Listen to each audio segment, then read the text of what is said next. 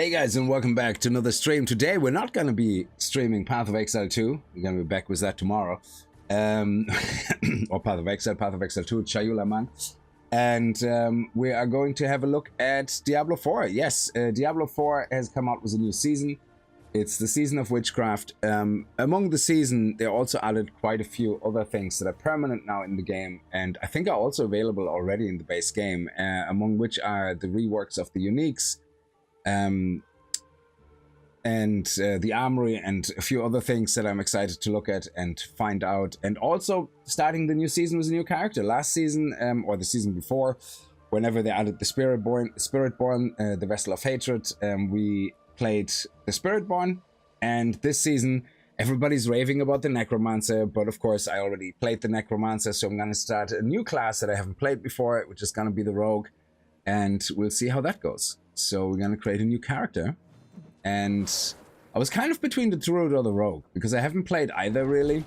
So, yeah, let's go and start looking at the Rogue.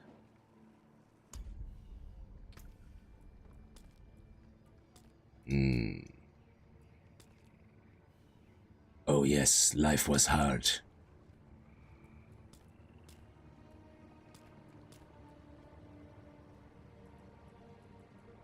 Goes the glassy white eyes.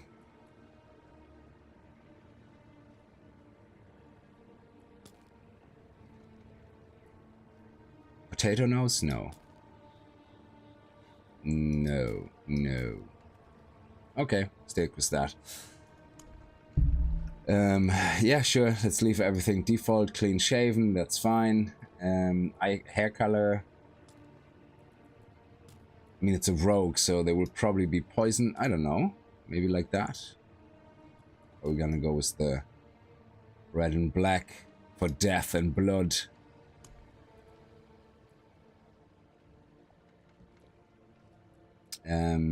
Yeah, we don't need eyeliner. We're a grown-up person. Spike chain. Oh, don't hate me. Spike and chain? What is that? That's, oh, jewelry. Nah, we don't need jewelry. That's just, you just get the enemies' guts and blood stuck on it, so we don't need that. Inmates ink. Sure, we leave it like that. Will we make it blood? No. Ooh, look at that.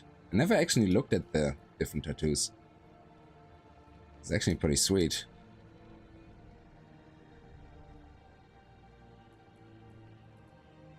Any tattoos under the giblets? No? Okay. It's gotta be a seasonal character.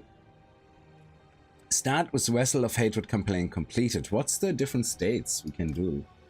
Original campaign, start with Vessel of Hatred campaign. Oh, okay, so yeah, we start completed, I guess.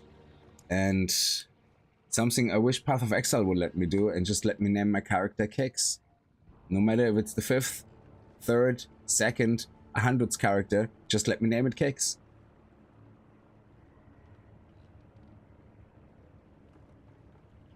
Mom says before I say says it's your dad. Kona, how are you? Hey Games, how are you doing, my friend? I'm doing fine, thank you so much. Were you streaming today? If you were, I hope it went well. I was not here, so I was actually out on site today, geez, in the car like for hours. So I had to go for a quick catch-up nap, and I feel a lot better now, which is great. Just uber tired from driving so long. It was a bit stressful, actually. I drove this morning, and it's fine. I don't mind driving, like, at all. It doesn't stress me out, but it was dark, which is fine, but the road I'm driving is like, you drive 120 kilometers per hour, which is fast enough, but it's dark. And on top of it, there was complete fog, so you could see only about literally the lines on the street, maybe 3 lines in front of you, you could really only see. Even the cut eyes of the lights on the road were just gone. And luckily there wasn't really much, but every now and then there was a truck you overtake, but then you have these morons coming up behind you at 150, 160, like completely over the speed limit. The lights just appear in your back, in your mirror. And I'm like, I can't even see where the corner starts. pitch black, fog, and then it started raining on top. And I'm like, I was so stressed out by the time I got to work. I was like, that is crazy. Because it only started getting bright when I arrived close to work, like at around just 7:45 or something. In the morning, it's like, shit, man, I can't do this. Like, this is just crazy. Completely freaks me out, like that type of driving. It's like if there would have been a sharp corner, which there wasn't, I kind of know the road, you know, I would have been dead. That's it. Okay, so we're gonna start, well, we're gonna start hard, I guess, and then we'll go from there. So I never played the rogue, which should be interesting enough in itself. Because I have no clue, really. And that's what I like about playing new classes, not having a clue at all, looking at the skills and go, yeah, that sounds nice, that sounds nice. I mean, in Diablo, I think it's made a little bit easier with the ability to, I think with the color coordination and all that, and with the, like, this is a marksman skill, this is a marksman skill, this is a marksman skill. This is a cutthroat skill, so you can see things like that being marked, and it just makes sense, you know, in a lot of ways that, oh, these things work together, or this one is chain marksman, impurable. I know they have that in Path of Exile as well. It's the skills, like, you know, being marked with different things like AoE, physical, and all that. But I'm just saying it's, so it's kind of like straightforward as well. And the skills you pick, you know, the type of skills, the ultimate and all that is all kind of based on, you know, which circle you pick it from, and then you get into the Paragon board. So never having to play the monk. I don't think I played a monk before. At least I don't think so. I don't remember playing a monk. I'm a rogue. Sorry, the monk. So I think I must have played a rogue in Diablo 3 for sure, but I don't think I did in Diablo 4. Okay, so we have 12 points because of reasons of our map. Oh, okay. Welcome to the Battle Pass. Let's not buy anything yet. I usually buy the Battle Pass with coin after I completed it, so I get everything else that I kind of, you know, in the end. But we'll see. Okay, that's good. And I think I completed the Battle Pass last season, or the season before. Okay, that looks scary. That looks like something strange. Kona, yeah, you were streaming. It went okay, I guess. I'm getting a bit burned out with Skyrim. I love the game, but it's a bit glitchy. I also get my haircut today. Oh, you got your hair. Oh, very good. Very nice. Nice and relaxing. Let me go into the map and here. So let me claim all this. Yeah, you can see I played through a lot of these. I didn't 100% complete it. I got most of the Paragon points unlocked. Some of the maps I still have to kind of work on, but, you know, it's effort, so.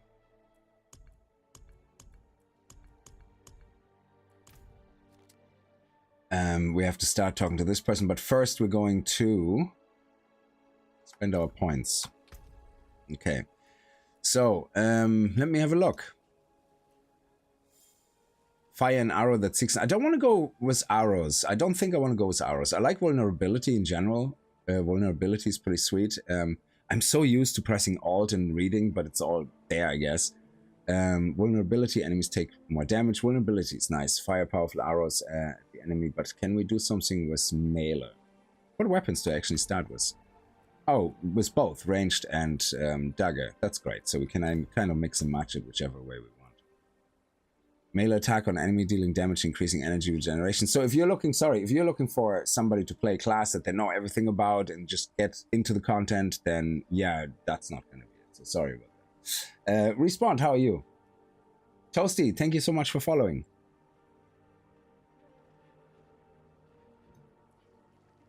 Invigoration strike, melee and attack and an enemy dealing 7 damage, increasing. I like AoE stuff as well. Quickly stab your victim. Oh, unhindered. Characters can move through enemies and their movement speed cannot be reduced. Quickly stab your victim for 5 damage and shift, making you unhindered for 4 seconds. Ooh. Yeah, I don't understand that lucky hit chance actually still not in this game. Melee attack an enemy dealing 7 damage, increasing energy regeneration by 40. Yeah, let's go with unhindered. That can't be bad. And again, we can respec all that whenever we want, which is great. So, while blade shift is active, gain 20% movement speed. That's always handy. While Blade Shift is active, you gain 15% resistance to all elements and reducing duration of incoming control impairing effects. Casting a skill other than Blade Shift empowers your next Blade Shift. Yeah, okay, let's just go with something simple. And might as well put 2 points in straight from the get-go. Twisting Blades. Impale an enemy with your blade, dealing 12%, making them take 8% increased damage from 3 seconds. That's good for, I suppose, individual. This requires dual wielding. Very nice. What do we have here? Unleash a flurry of stabs, slashes, and strikes an enemy in front of you 4 times. So this is nice for AoE. We're going to try that. Yeah, it would be nice to actually see what imbuable actually means. Imbuable. Casting Flurry has a 40% chance for it to apply vulnerability for 3 seconds. Each time Flurry hits an enemy, it deals increased damage for 8 seconds. Okay, that's good. Casting Flurry dashes you to the target and heals. Oh, nice. So we increase damage or heal? Let's try the heal first and see. Go with that. Oh yeah, the different type of skills. What is this? Basic skills deal damage and are always available to cast. Core skills spend the resource. So this is the resource gatherer. This is the resource spender. So with this one here, we gain resources. And with this one, we spend those resources. Okay. Doesn't have any cost associated though. Unless I'm not seeing it. Energy cost there. Sorry, energy cost 25. And with this one, we get a certain amount of energy, I suppose, using it. Let's see what we have here. More AoE. That's channeled. Channeled to large knives of surrounding enemies, consuming 1 charge per second, and each knife dealing damage. Attack speed increased. Done rather than attack speed increases damage done rather than number of knives thrown. You gain 20% movement speed and 10% dodge chance while channeling Dance of Knives. Oh, that sounds very interesting. Shadow Step. Become unstoppable. Characters and quickly moves through the shadows to stab a victim from behind. Gain increased movement speed. Dash forward and slash enemies for 11 damage. Oh, slash enemies. So it's all of them. Any enemies hit are slowed by 30%. So Shadow Step, I need to aim at a person. Dash, I don't need to aim at somebody, possibly. Yeah. Let's try to do that. Casting Dash increases your critical strike chance by 10. Dash has 1 additional charge, and charge's cooldown is reduced by 3 seconds. Oh, that's basically bonus. At the end of that, knock down surrounding enemies for 2 seconds and deal. Ooh, that's nice. So those 2 dashes for now.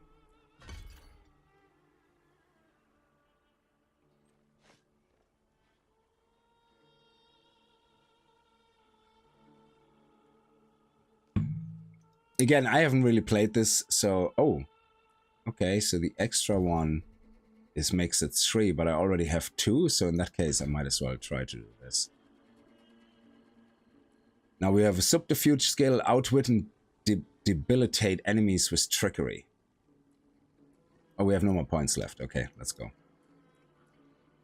So if you know the rogue, very well, then very good. Hopefully, I'm not going to do it injustice. We finished the main quest line yesterday and started the Bard College quest line today.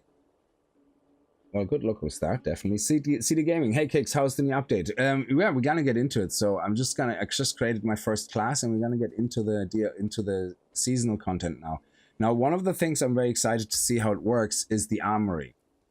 So they have a thing now, which I don't know exactly how it works yet, obviously, is where you can save your setup, including your passives and everything, and then can change into another setup. So you can swap between them depending on what you want to do. So obviously in the beginning, it doesn't really matter too much, but let's see. What is my main stat actually? Dexterity, I would assume. Increases skill damage, increases dodge chance. Okay. So I'm assuming all my class, oh, mercenary, what is that? Visit the den to hire mercenary. Oh yeah, that's the mercenary stuff from the last season that I played, which I don't know if it was the last season or the season before that. It was the season of Vessel of Hatred, which is actually pretty cool that stays in the game. So you can travel to the den right now. That's actually pretty sweet. Maybe we should do that. Oh, seasonal content? Okay, equipment. Do I not get specials as the rogue? Oh, is that it? Overview? What is that? Overview? Oh no, I thought that was the armory.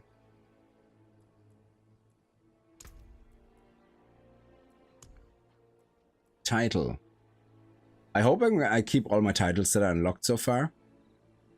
So I always like to be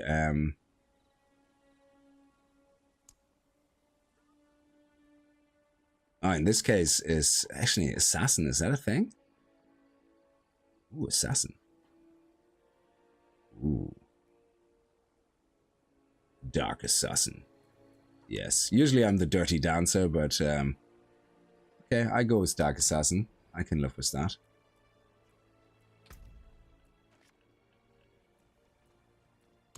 Okay, let's go. Let's talk to who we have to talk to. To get started with the actual seasonal content. Sorry, I'm wasting a lot of time, I guess. Where's that person? So you are the Wanderer.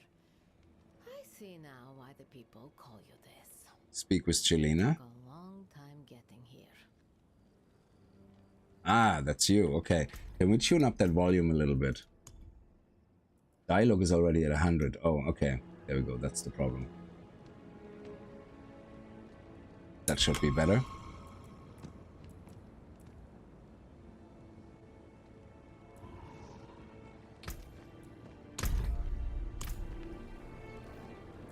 And who might you be? The people call me Witch when they're being polite. But my name Hey, is Slow, how are you? Coven. Good afternoon to you as well. I have come to this vile city in search of a head. One that belongs to the Tree of Whispers. Not yours, of course. But this particular head will prove difficult for me to collect alone. Okay. I propose a deal. Help me to find this head and take it back to the tree, and I will owe you a witch's debt. What say you? Do I have a choice? Well, I could not play the seasonal content, I guess. So, as far as I understand, so the Tree of Whispers is basically that tree where you constantly hand in when you collect all the whispers, you know, to get like the extra rewards and all that. And that tree is missing all its heads or something, yeah? So they give you powers, these witches. There's, I think, three. I don't know if there's three factions or just three witches. And you can pick between the different powers and then level them up, I guess, and enhance them with other skills as well. Nick and Nash, how are you? I had a rogue 2 seasons ago. I believe I enjoyed it. Oh, that's great. Yeah, so I believe that any class really can be a lot of fun in Diablo 4. I think I played the Necromancer a few times. Actually, I deleted most of them, but I left my first character, my Necromancer, and the Spiritborn from the season I left as well. Everything else I might have dabbled a little bit, but then deleted it. Didn't really get too deep into them, but I thought this time I'm gonna go as the rogue and see how that works. Hidden Truth, how are you? Kona, the glitches are getting to me a bit of streaming tomorrow. Hopefully, no more game breaking bugs. Well, I hope that will be so. So, but fingers crossed for you. Geronimo, be careful when porting back to town. It's been DCing me when I do. Oh, okay. So that's good to know. Well, if we have to get back to town, I guess. You know, we'll see. But hopefully, it won't happen that often. Then come with me. I can sense the head close by, but it is difficult to locate in all of this noise. Okay. We must search until I hear its voice clearer. I also don't play the PTRs because I don't like kind of ruining the seasons too much. I remember trying the PTR once, and then I thought, no, I'm just gonna get bored of it before it comes out. So I hear it. This way. I can tell you where it is. I have a circle on the map.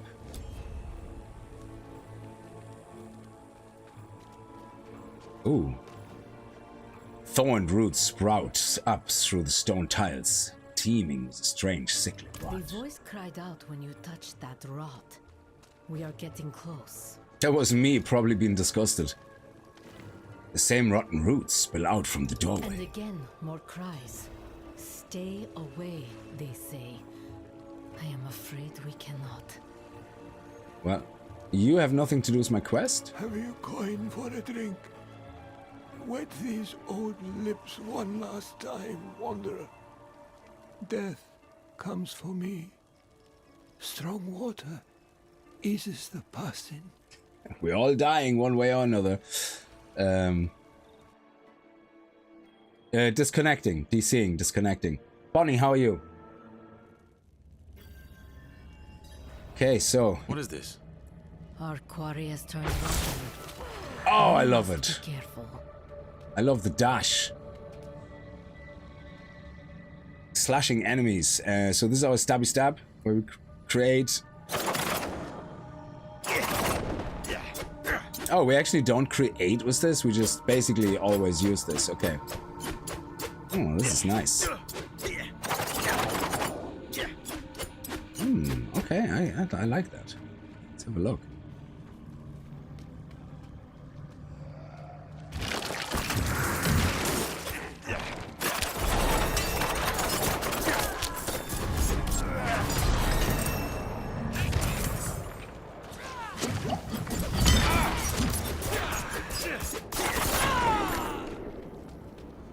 Okay.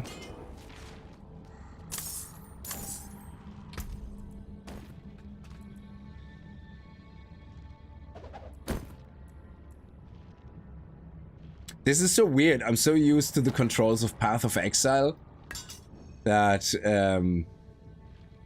I have to look at the description like to see what the controls are.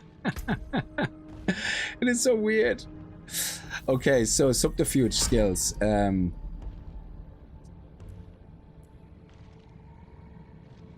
Skills outwit and debilitate enemies with trickery. What do we have?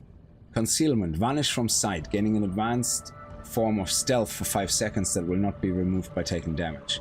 Concealment also makes you unstoppable. I love unstoppable stuff and unhindered stuff. Using an attack skill during concealment will break concealment. Ah, okay. And then we have smoke grenades. Throw smoky concoction at enemies that deal 16 damage and dazes them for 4 seconds. What's the... Ooh, what is that? Dark Shroud. Dark Shroud, surrounding yourself with up to 5 protective shadows. Gain 8 damage reduction per active shadow. Each time you take direct damage, that damage is reduced and shadow is consumed. Each active Dark Shroud grants you 5% movement speed and also has a 15% chance to not be consumed. While you have at least 1 active Dark Shroud, gain 10 critical chance. Ooh. You heal for 10% of your maximum while in dark. That actually sounds pretty cool. Let's go for heal. I like to go for passive stuff in the beginning. And then we go for damage stuff. That sounds interesting. Is there a cooldown? What's the cooldown on this? 20 seconds.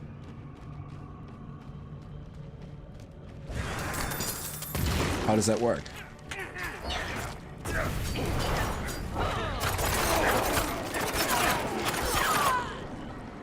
Okay, anyway, either way, we're killing things very fast. Maybe we go up in difficulty.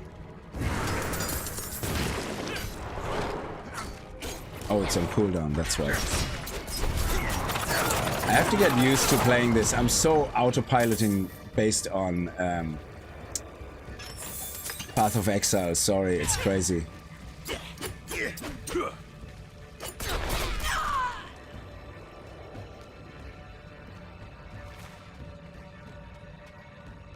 Like, I'm pressing 1, 2, 3, so weird because it's like that's where you heal and use mana in Path of Exile. So wow, it's amazing, your muscle memory. It's going crazy.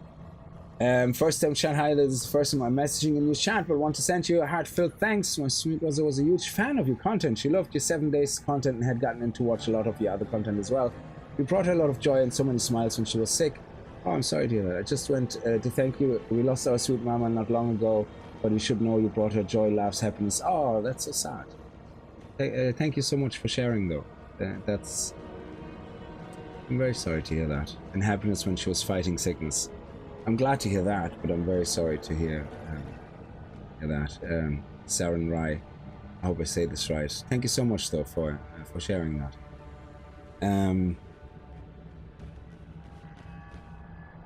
I completely forgot about this game. Bonnie, yeah, I don't play Diablo either.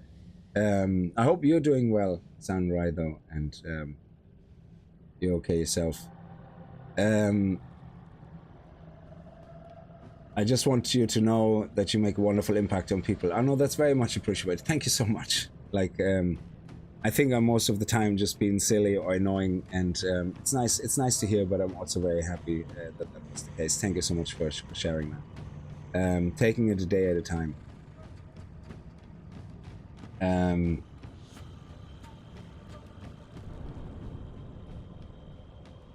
Bonnie, this is Diablo. Yeah, so with Diablo, I usually play it and then I get really into the season and then I forget about it.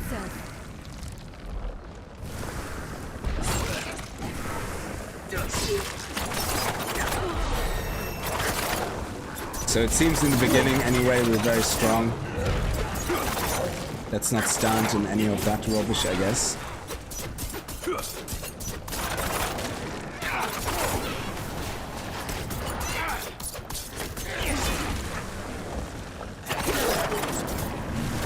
Let's not stand in this, I guess.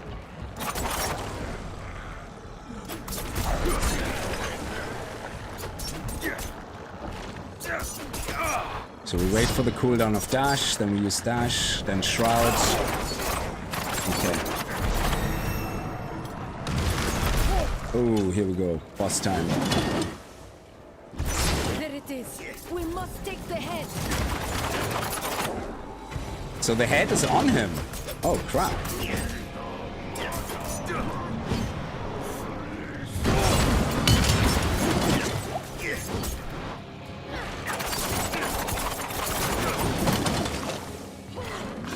Do I probably want to kill these guys.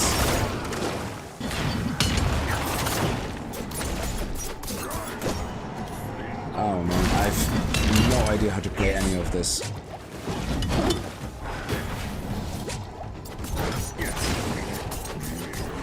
He has a huge shield.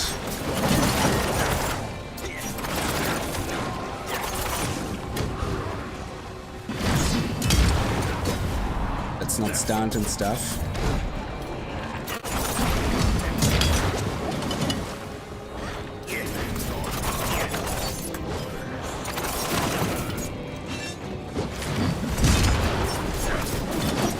Okay, slowly chipping away on the shield.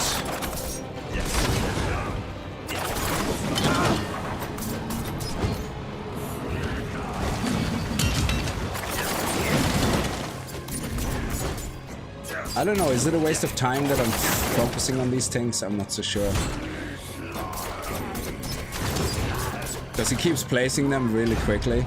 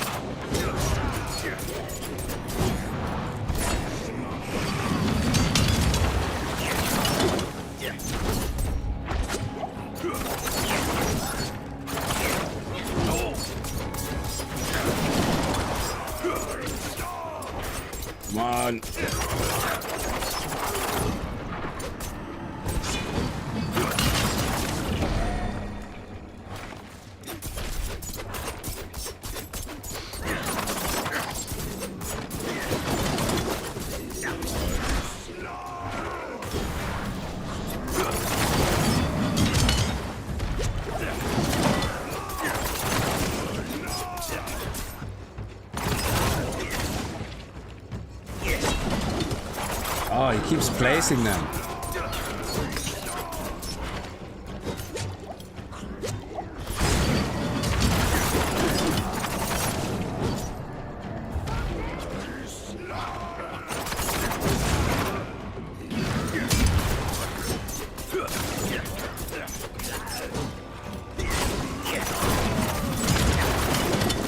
So keep my dash for when he actually does stuff.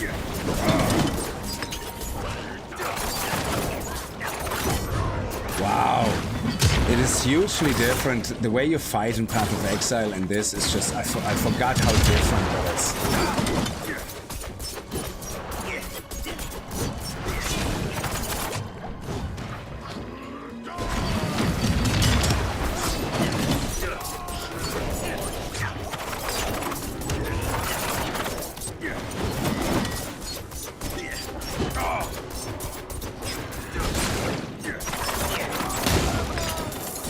So I'm assuming they made it so that it's quite easy enough because you keep getting potions like to heal and all that. So let's see. What build are you going for? Pinner, I have no idea about the rogue. I'm kind of going completely blind into it, and I'm just looking at the skills and see how they work. I kind of like the idea of something like spinning around me and doing damage for me. So, but there's always a huge difference between mobs and boss, you know, but this is all the damage we have right now, the blade shift. That's really the only thing we consistently have. And I'm kind of slowly now getting, okay, so I use this for that, I use this in this situation, this in that situation, so we're slowly getting there. So, let's see what I have to upgrade on the bow, which I don't actually need. Let's replace that. Let's keep the dexterity, actually. Dexterity is our stat, I would assume, as... keep the blue stuff. Okay. You owe me an explanation. What was that thing? I apologize for not telling the whole story, but I thought it better to show you what we are up against. Yeah, the left click is just something a skiller can use all the time. The Tree of Whispers. By who or what, I do not know, but it was attached to dead flesh, and this rot was allowed to spread. Okay. It was not the only one either. Please return this head to the tree and see for yourself what has happened. I will give you my teaching as promised. Okay.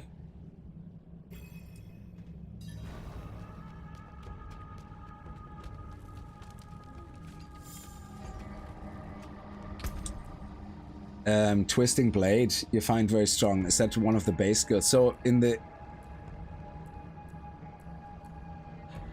So the base skill is a skill, that's the one on the left. I can move them wherever I want, by the way. I just, you know, that's just the default, so I just get used to that. And that's it. So the default, you're allowed to execute that all the time. And in this case, using Invigorating Strike actually also increases damage energy regeneration, which is our resource energy. Which might actually be better if we use that. Let me see. This one deals... But it makes me unhindered. Well, I may not need that. So we could take this out. And put that in. Oh, can we not take this out? Why can we not take this out? Why can we not take the rank 1 out? Oh, because of that, yeah. So... if we use that, then it puts it here because I already hit a skill here, but I can obviously assign this to here instead. And this then helps us with the energy regeneration. Yeah, so we can try this out. It's a bit slower.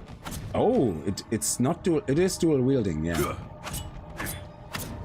Oh, we have a sword. So it doesn't have to be daggers. Oh, that's interesting. So I wonder if it would be faster with daggers. So let me keep the simple dagger here for a second.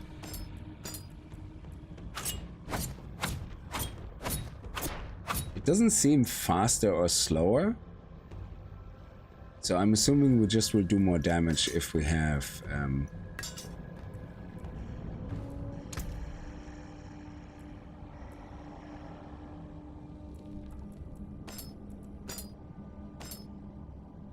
Oh yeah, we can see the weapon speed 1.2, 1.15, so that's obviously 1.15 attacks. It's the base attack speed.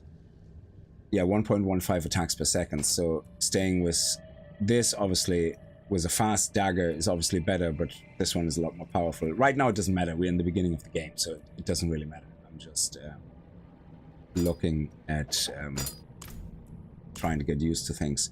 Damage is reduced by each shadow. Okay, so there we go. Might as well leave it maxed out. And then we have 2 more skills. So let's see. Flurry, Twisting Plates. So you're saying you prefer Twisting Plates. The flurry is nice. Twisting blades is that AoE. Impale an enemy with your blade, dealing 13% damage and making them take 8% increased damage from you for 3 seconds after. But where's our AoE coming in then? Unless that hits actually everybody.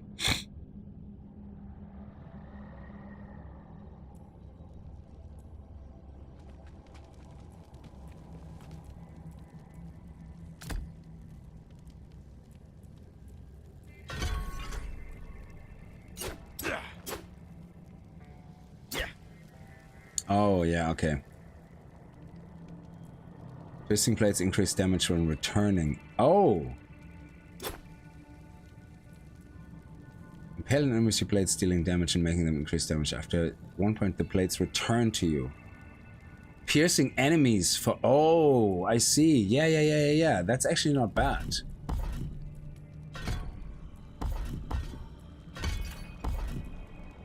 You always need a minimum amount of points when you to keep what you have here, but I like that I can do partially respecking like that. When your twisting blades return, your active cooldowns are reduced by 0.1 seconds per enemy they pass through, up to 2 seconds. Or enemies are dazed. Enemies cannot attack or use skills, but are still able to move. Well, that sounds cool. So... yeah, I'm not gonna get into any of the supporting ones yet. Skills, not yet anyway. So, but I do like the dash. We're gonna keep that, and we're gonna put an extra point in here. And which one do we take from here? While Dark Shroud has at least 1 active shadow, you gain critical strike chance. Critical strike chance right now is not really that amazing, I think, because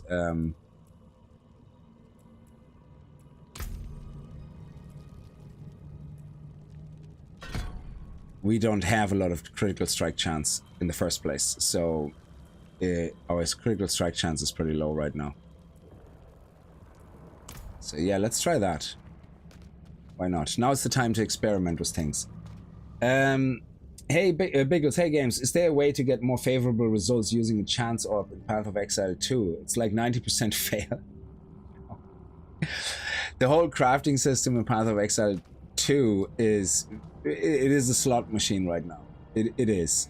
The only thing I have to say though, if you use an Exalt Orb, there is, I think from the breaches you can get an orb to drop that allows you to activate it in your inventory, and while it's active, you get a suffix or an affix, or a prefix added rather than random. So it's still random what you get, but you can kind of control if it's an affix or a suffix, or prefix or suffix. It's a total... like crits are great, yeah, but I think in the beginning we just don't have really... like our crit chance is probably... like, yeah, it's... I think right now crit chance building would be completely wasted in the beginning. I think it's one... crit chance in most ARPGs, I think it's one of those things where...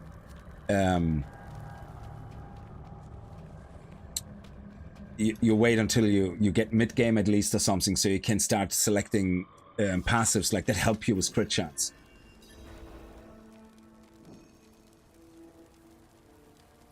So yeah, I'm really excited to continue playing our Marauder in Path of Exile 1 actually, because I heard that the crafting system in Path of Exile 1 is, like in comparison, is pretty amazing. And I've seen actually some, I didn't understand it, I was watching like without sound some video while I was working on Path of Exile 1, somebody playing a Marauder. So I don't know the skills, so I'm not copying anybody or any skills or anything. I was just looking at basically, oh, what, you know, how does it look like when somebody plays that class that knows what they're doing?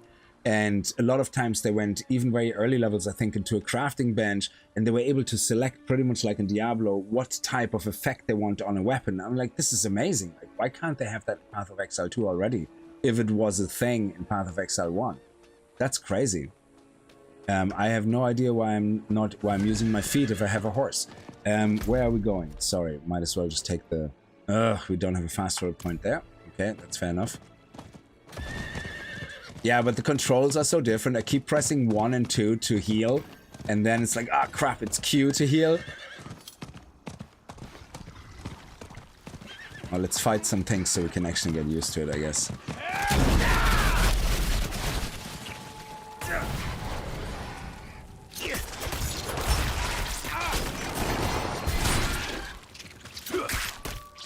How does it come? Oh, that's how it comes back. It comes back from the enemy.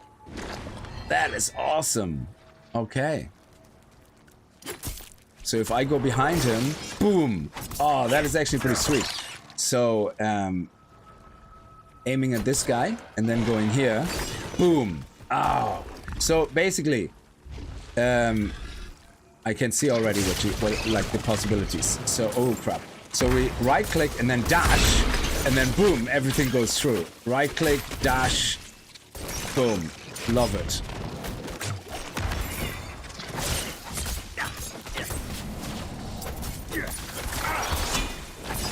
Yeah, and the guy's dead. So we can actually stab a guy multiple times, dash through him, and then on the other side, everything is getting hit on the way back. That is actually pretty cool. I like that. Logistically, that sounds actually pretty cool. D4 just dropped another patch. I'm in Oklahoma, USA, by the way. Geronimo, hi. Yeah, I'm playing through GeForce Now, so any of the patches, usually what happens at some point, I'm gonna get kicked out.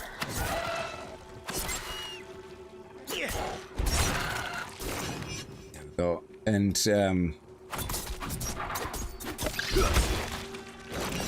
oh, I love that. Yeah, that's it's a bit of a technical thing. You have to know what you're doing, as in place the daggers and zoom through. Like, yeah, that's pretty awesome.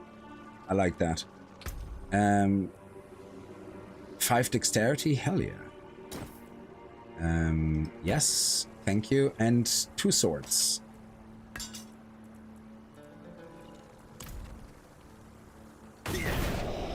Yeah, keep the shroud active at all times. Yeah, that's pretty sweet. You can see why you like it. Oh, let's do an event, actually, yeah. Let's see, where's the event? Enter a Shrine of Terror.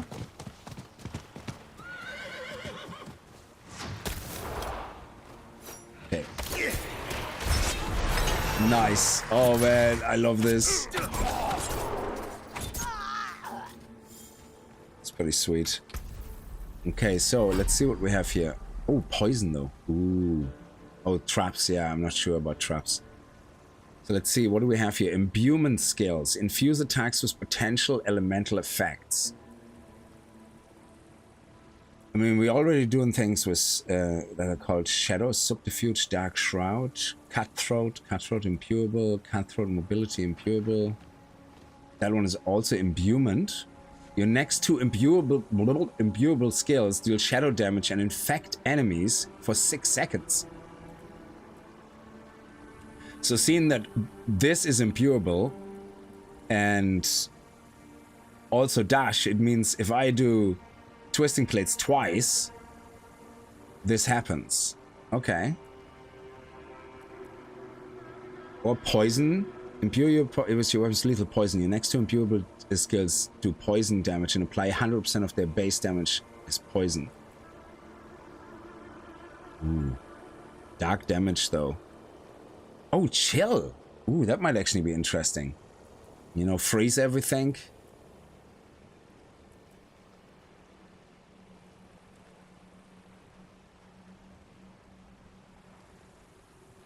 No instrumentals for me today. Okay.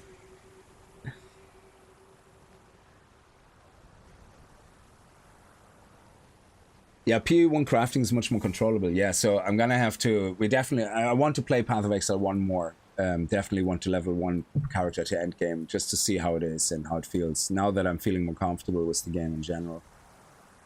So we could either do poison or chill. Chill sounds nice. I mean, we could.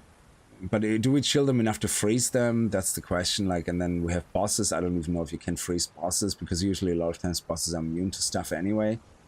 If the infection expires before the enemy dies, it will deal 12 damage to only that enemy. Oh, okay, so it doesn't explode or anything. Can we change that? You have 15% increased critical hit chance. Well, let's try to do that. Critical hit chance. Okay, so 3, and then I do bam, dash. Oh, they're already dead. Okay. I need to test it on something that's a bit stronger, I guess.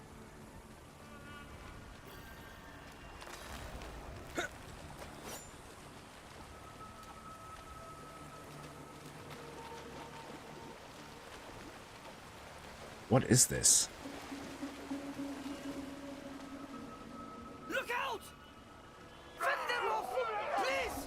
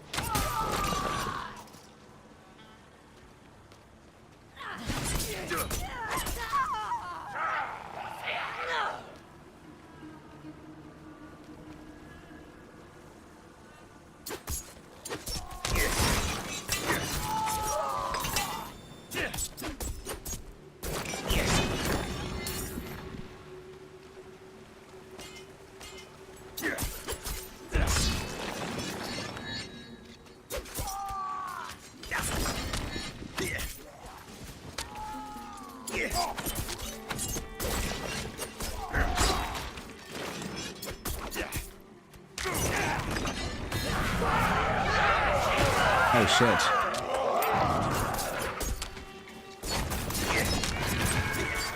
Be gone, Ben!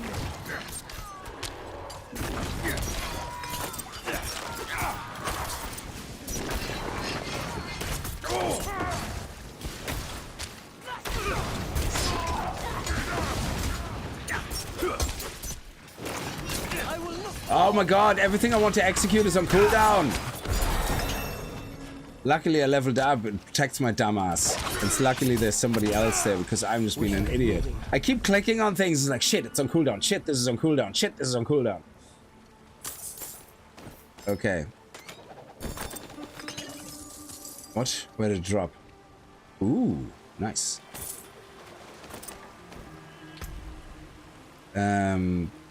Okay.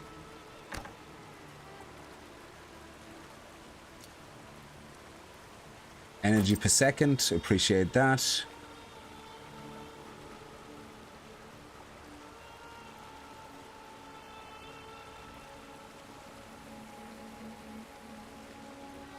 Let's go with a fast dagger again. So I'm assuming that the swords have more critical strike damage potential.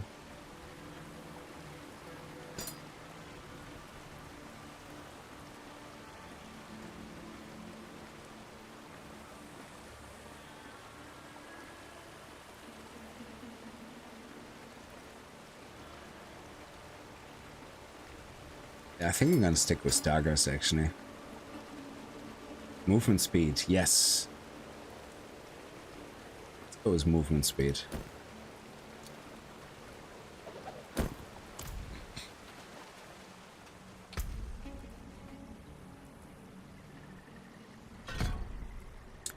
Shadow impute damage makes enemies vulnerable. Oh, that is good.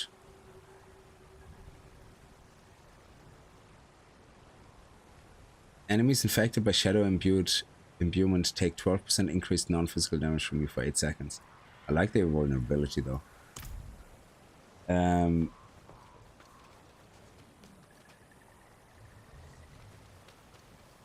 Let's get out of here.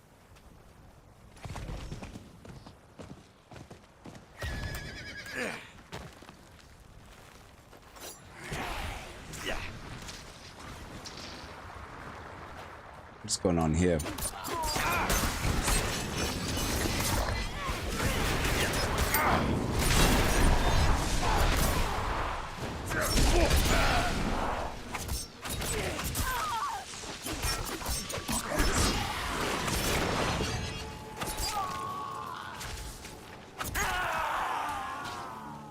Is that it? Do we get anything? No?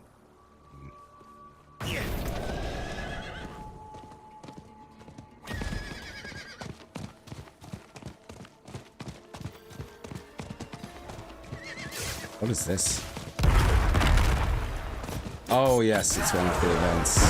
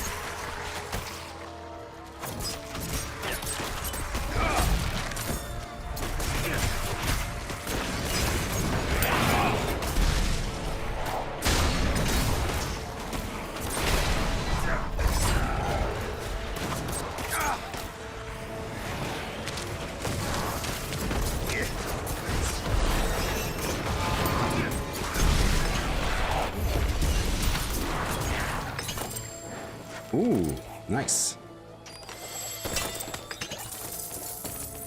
It's like playing Diablo for the first time again. Like, I feel like such a noob. It's actually pretty amazing. Maximum life, maximum resource? Yes, sure. Yeah, I'm not gonna use swords. I'm just gonna stick to daggers. I like the speed of them.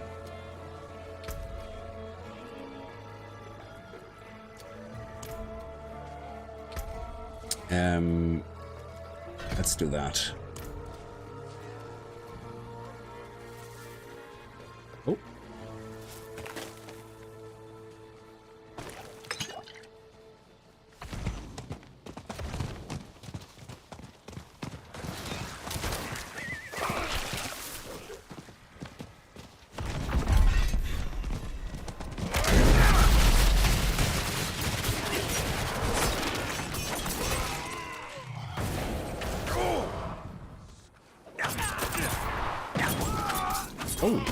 What is this?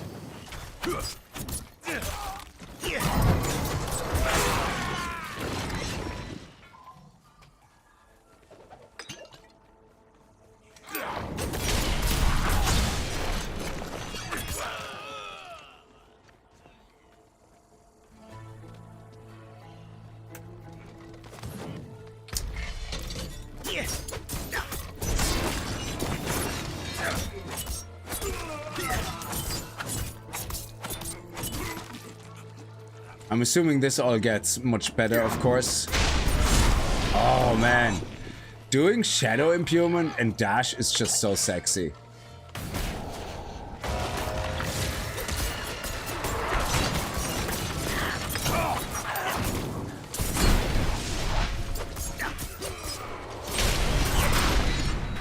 Oh man, this feels nice. I don't know half the time what I'm doing yet, but it feels nice. Josh, Toon Army Philly, thank you so much for 18 months of G4K Apprentice. Very much appreciated. Hey, Kickz, hope you're well. I'm doing fine, thank you. So weird watching you from the same time zone for once. Oh, you're in the UK? Visiting the UK? Well, I hope you're enjoying your time. That's amazing.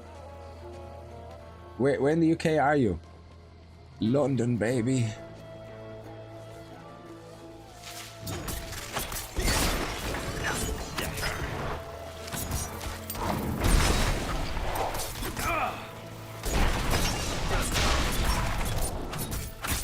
In Newcastle, okay. Yeah, I don't know Newcastle. I know Newcastle as in off Newcastle. You know what I mean. I don't think I actually finished this event. Sorry, I'm taking my time to get to the destination. I'm getting sidetracked by events, you know, and trying to get back into the game. So slay all enemies in the abundance. So there's somewhere an enemy left, I guess. Let's see.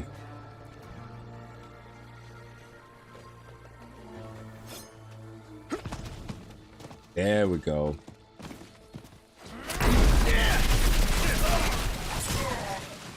And here we go with the boss now.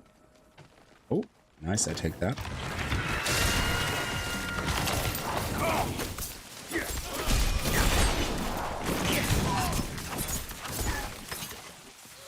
Was that it? Easy.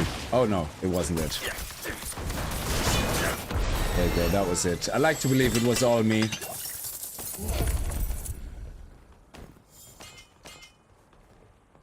Well, the wicked. Nice. Look at this. Experience and money.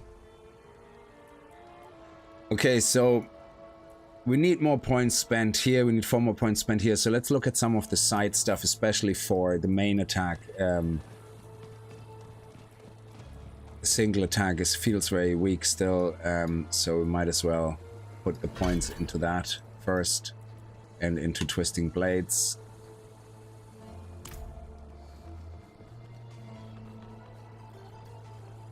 You know, always every time somebody's first time in the UK, I always have to think of Friends. It was the episode where they went to London. I said, London, baby.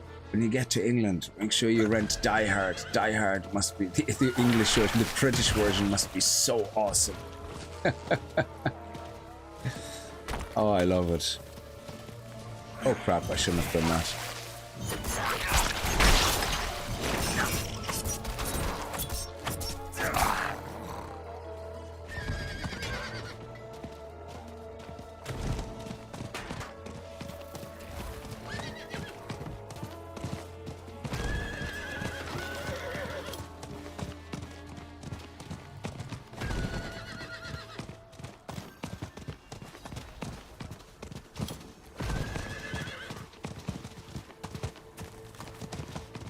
And we need to pick up all the herbs for the potion upgrades. Ooh, hello, event. Nice.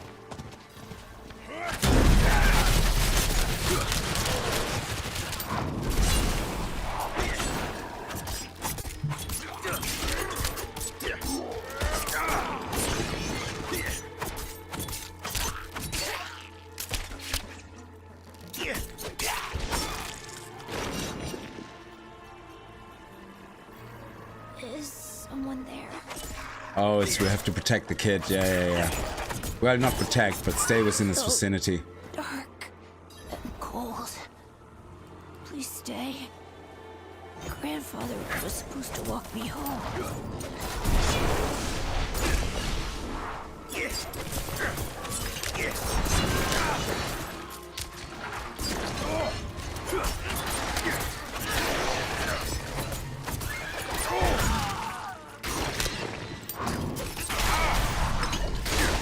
Nice.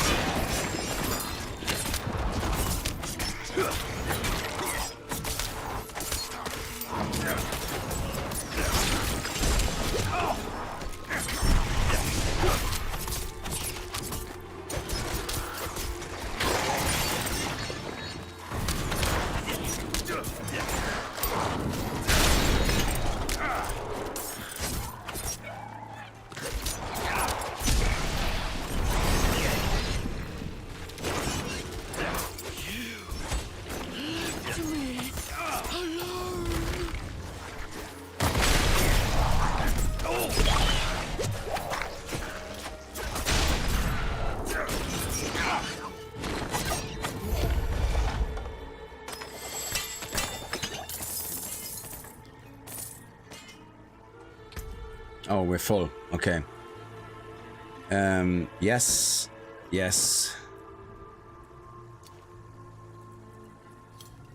So let's ride to the next town and just ignore everything else.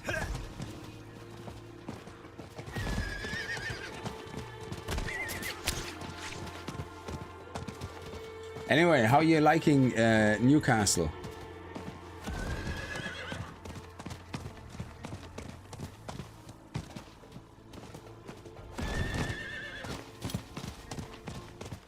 A bit of stuttering there, loading in the new area.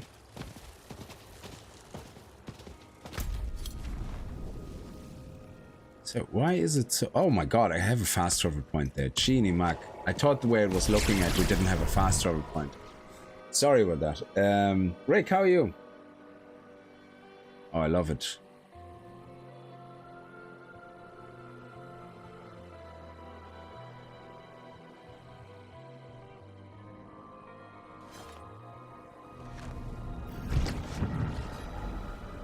Could have gone straight up there. So let's sell everything or break everything down. Let's see. Here we go.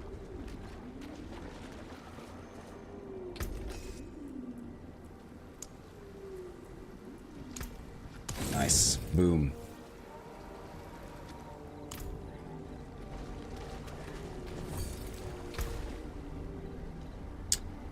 And let's put one in here.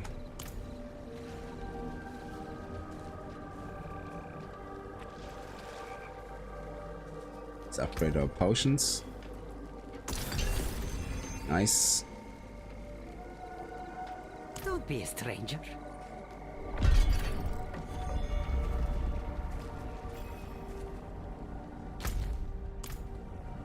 Let's talk to the lady. There we go. Good. You have fought the creatures of hatred. Yes? We fought them too. Here in the swamps. But in the end, they reached the tree. And then the heads went missing. I have tried to call the Coven every day since I discovered this, but none have yet answered. So, I found you. I will teach you now the witchcraft I promised. Use it to follow what remains of the tree's whispers, and seek the missing heads. Do this, and I will teach more. Okay. You enjoying it so far? It's crazy, been here a week and barely rained. Oh, that's good. Crimson, how are you? But came with friends, so last week just watched some football and this week relaxing out on the coast. Oh, that's nice. You think creatures of hatred took the heads? It is true that hatred attacked the tree, but I did not feel its presence in that house in Geakul. I felt only pain and fear.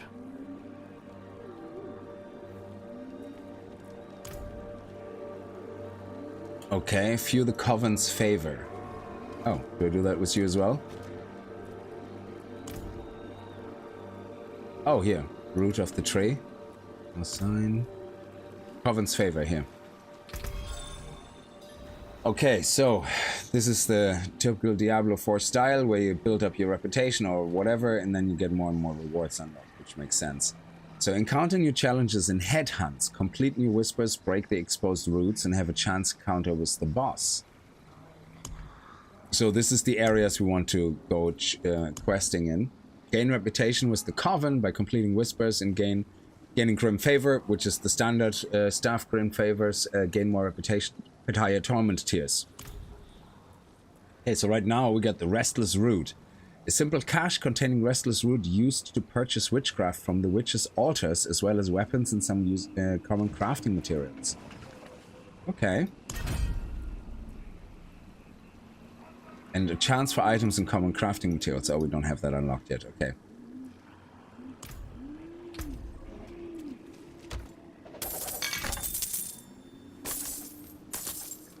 Oh, yes, the elixir. I completely forgot about that. We should always have an elixir on us active. It doesn't matter which, really which, as long as it's active. It gives us a buff for 30 minutes to get more experience. Always should be having that on. And Altar of Witchcraft. Oh, Genie Mac. What is this? We have 25 Restless Rot.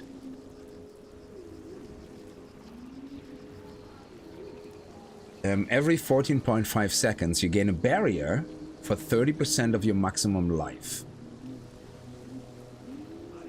The first time you damage an enemy, you contaminate them with Aura of Lament. Enemies within are slowed by 70% and each grant you 3 primary resources each second. If its host dies, Aura Lament transfers to a new one, retaining its duration. You can only create an Aura of Lament once every 30 seconds, only one may exist. Well, that's nice. Poison Frog Servant. You summon a poison frog to repeatedly attack enemies, dealing 101 poison damage over 3 seconds. When it dies, the frog explodes for 242 poison damage. That is a guaranteed critical strike. That is awesome. An aura of siphoning surrounds you, dealing 20 poison damage every second. For how long though? An aura of siphon surrounds you. How long is it active though? Or is it just in general? Oh wow, this is an active aura. We definitely have to try that. I wonder if I can change them once I selected them. Every 2 seconds you summon deadly fire bats that swarm enemies for 51 damage across 11 total attacks. Up to 22% chance to inflict Hex of Flames. When you damage an enemy afflicted with Hex of Flames, you deal 9 additional fire damage to them. Oh, that could be good for boss fights then. I'm kind of between these two. What's the cooldown on that? You summon a poison frog, repeatedly attack enemies, dealing 100%. This could be very good for boss fights and for...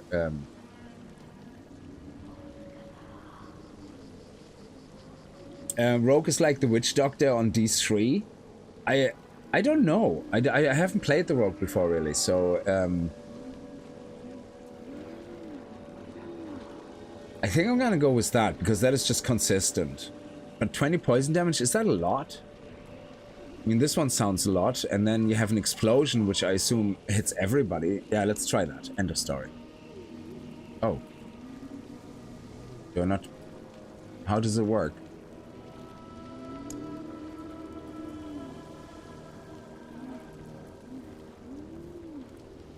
Oh, okay, sorry, I just right-click, I'm an idiot. You've been gifted with the power of witchcraft. Equip your power in the witchcraft tab of your inventory. Upgrade your witchcraft in your inventory by pressing F on a witch power. Oh, you press F, okay. Upgrading power spent your restless root. Rot. Upgrade your witchcraft in your inventory by pressing F. Restless rot drops from headrotten enemies commonly found in headhunts. Oh, so I can probably enable multiple. So I don't have any more. So how do I equip it? Assign? Oh, here. And how do I summon it now?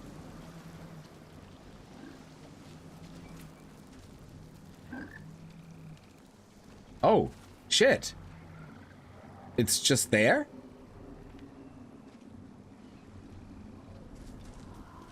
Look at that, Frogger. I love it.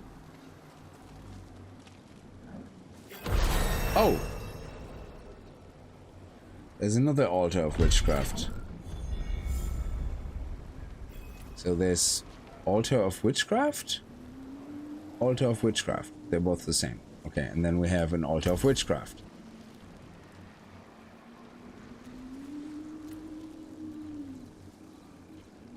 There's no difference between them, is there?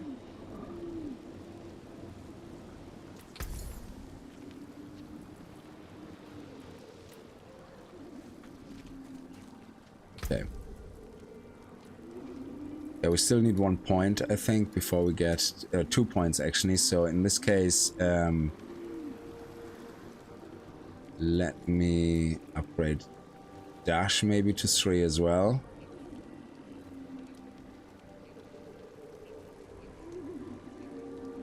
Lowers the cooldown, which is pretty... Oh! Gain 4 increased damage for 4 seconds after evading.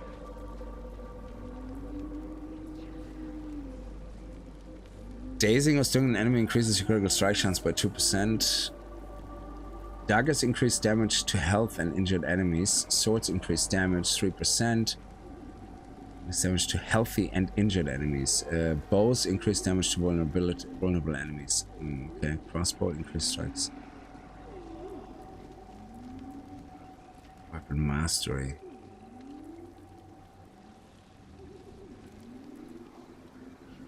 Evading through an enemy dazes them for 2 seconds. Your evade cooldown is reduced by 0.2 when you daze an enemy. Okay, evade is basically just our space. Interesting. What do we have here?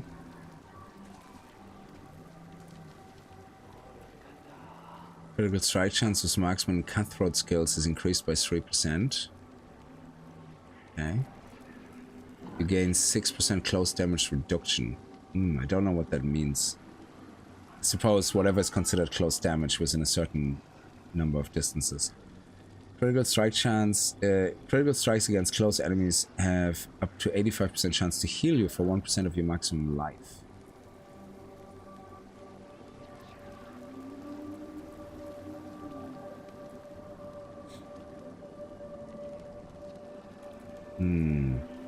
Should I spend any points already on some passives? I don't know.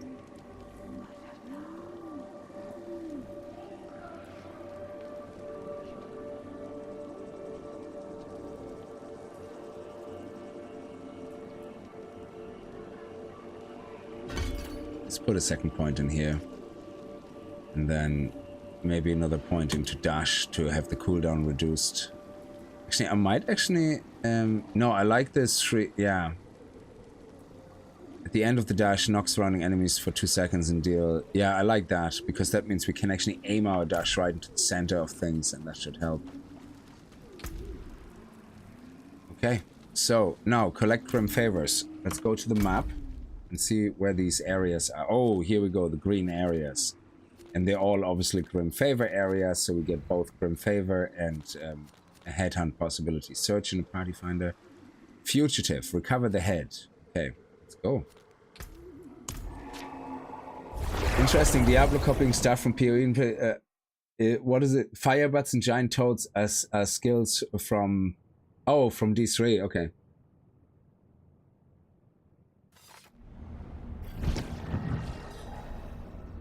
I don't think there's anything wrong, like games copying from each other. I think there's nothing wrong with borrowing, well, not borrowing, with implementing features that work well in other games. It's the same reason like when, say, a new MMORPG comes out and you can find some similarities between, say, that and World of Warcraft. Yeah, you will find that a lot because World of Warcraft has implemented so many features that are kind of deemed standard at this stage, and it didn't come up with a lot of them either. Like a lot of the features World of Warcraft is using are probably coming from Ultimate or Online or, you know, some of that stuff like you have seen before in some kind of slightly different version. And so I think it's good. If it's not broken, don't fix it. If something is very popular and people like it, absolutely. I think it's perfectly fine to, you know, to use that feature. Okay. But if you blatantly copy like designs and, you know, and you just change a little bit of the color, you know, it's like, okay, now you're really just copying, you know. But I think if you own it and you kind of build on top of it, that's always nice. What? Slay Headrottens. Okay, 150 Headrottens. Okay, let's go out and start working away on that. I like the frog. The auras seem very really interesting. Poison is good. I don't know if poison is good. 20 just doesn't sound like a lot of damage, so I wasn't sure really.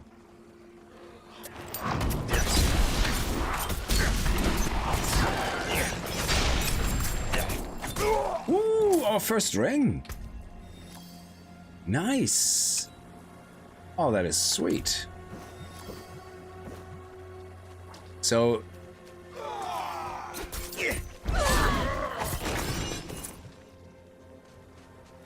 Oh, okay, so let's collect these guys.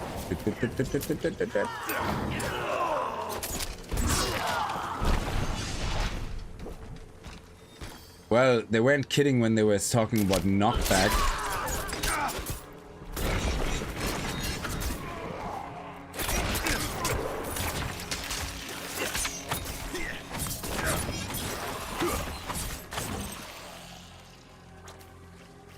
What is this? What are you? A return with 10 grim favors. Okay.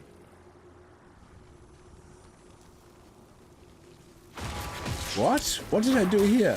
Oh, we follow this dude. Okay.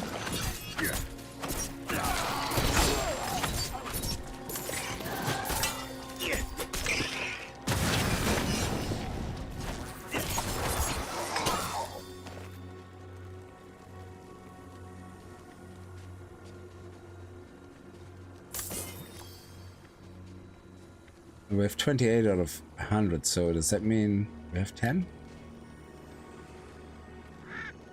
No, it says return with 10 grim favors. We have, do we not? I'm confused.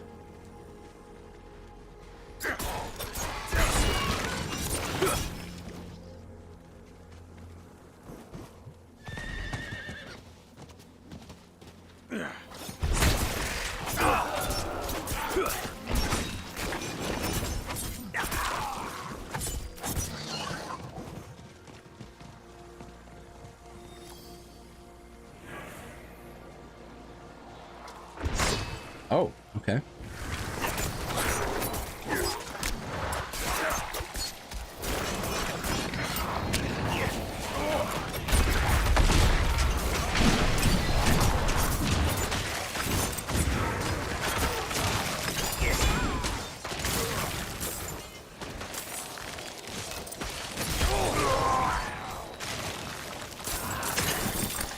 Okay, other people just killing everything. Okay.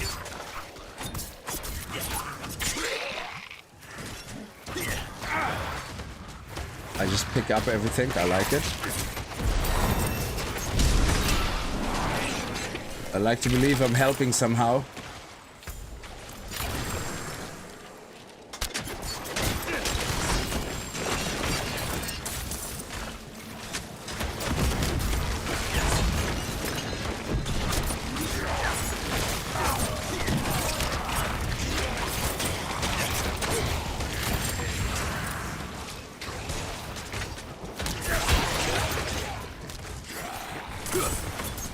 Oh, we got another ring.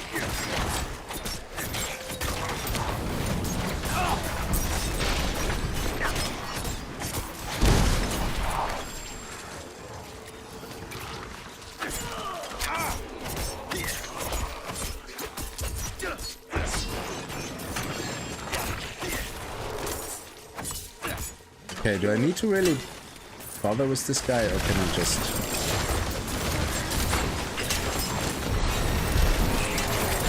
Wow, I have no idea what's happening, but I'm glad it is happening. Okay.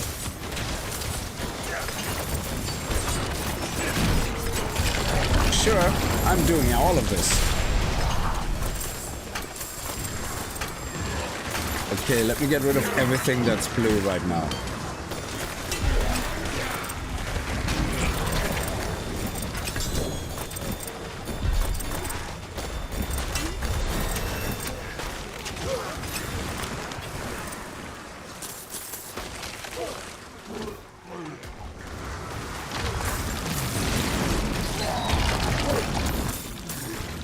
Oh, we got a purple sword, a unique sword.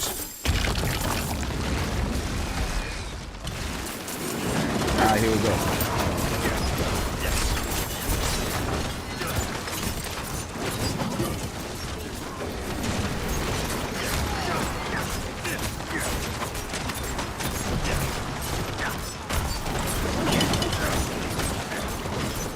Begone, vermin!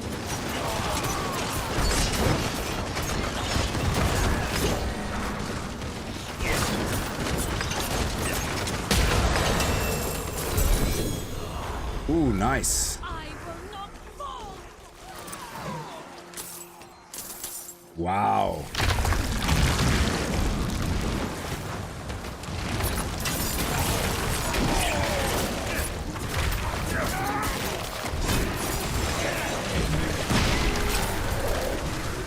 What is happening? I have no idea.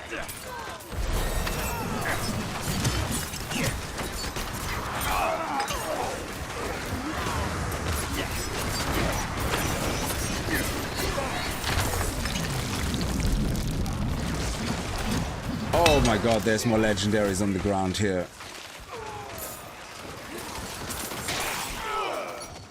Away, you fiends! And resources. What is this over there? Uprooted. Yeah, I thought we already finished this. Okay. This is the... Oh, here we go. This is the boss with the head, I guess.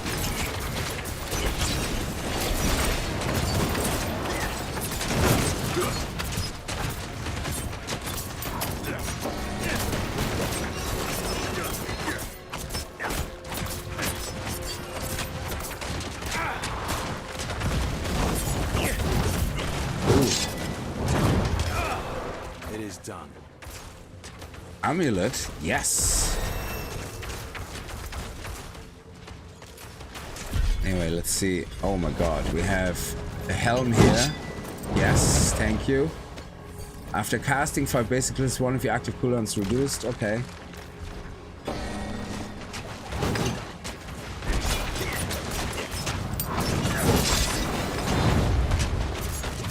Oof.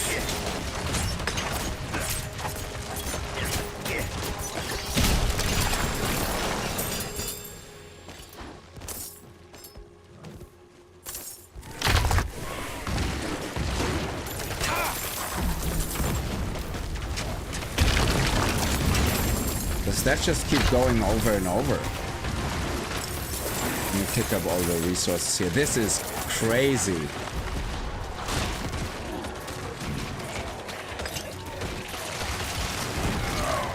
Oh, what is that? A rune. Nice. I'm so full, it is crazy. And it just keeps going. Okay.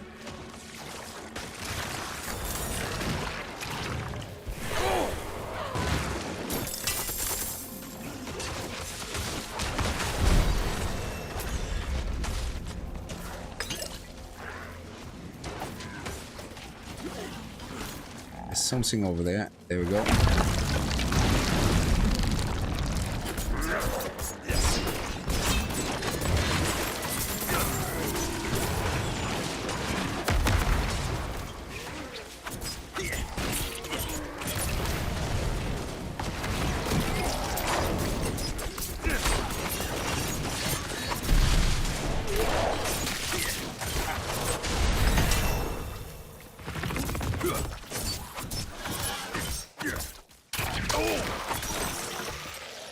Genie Mac. I was the MVP in that fight 100%. Yeah, I carried all of them. Oh, there's another one of those things coming. I have no idea what's happening. I think this is what I always find so confusing about Diablo 4. In a lot of things, I have no idea what's happening. I'm just like, okay, people are killing shit. Let's just get involved and let's just do shit. Yeah, absolutely. I think I'm helping. I don't know. It feels like I am.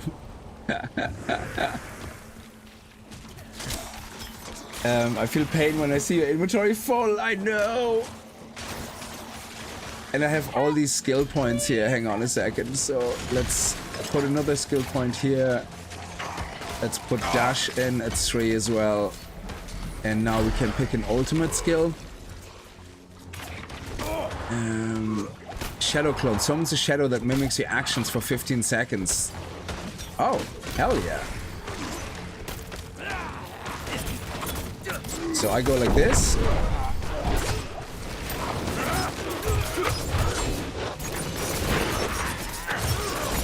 There we go, look at that. Teaming up with myself.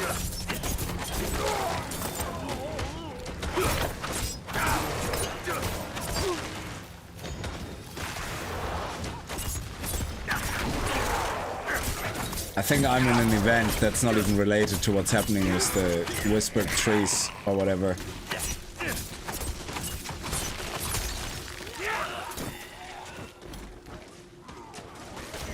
I'm getting a lot of resources here though, which is great. A lot of vile crystals. Oh, runes. Yes. Gimme, gimme, gimme.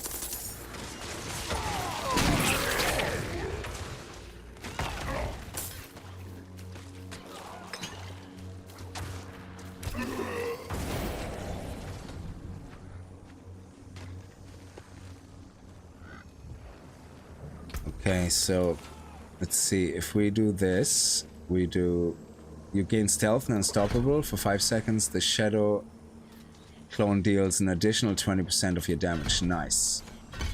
There we go.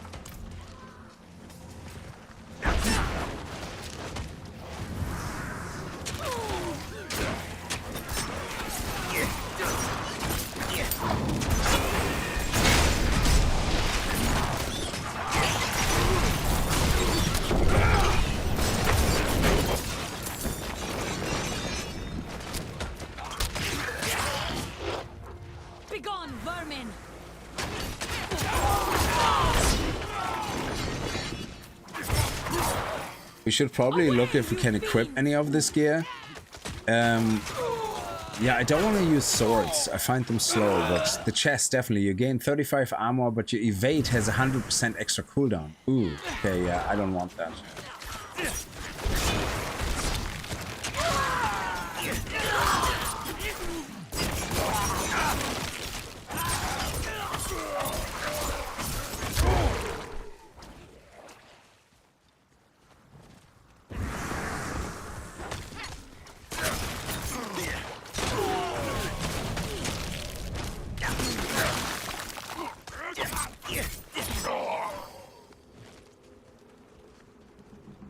Now you're like at 5 events at the same time. I know, it's so confusing. Oh, hey. Where are you going? That's another event, is it? Oh, great.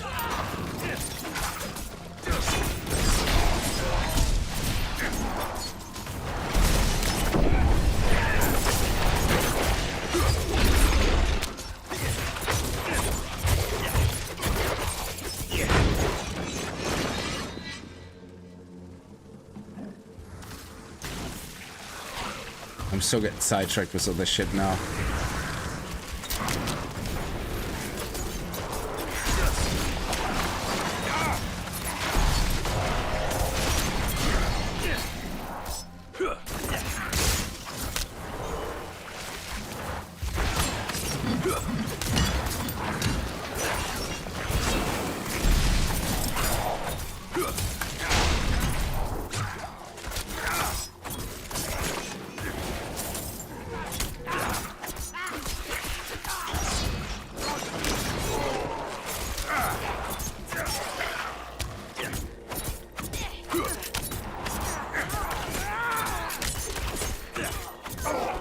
Oh, actually, there's the action here.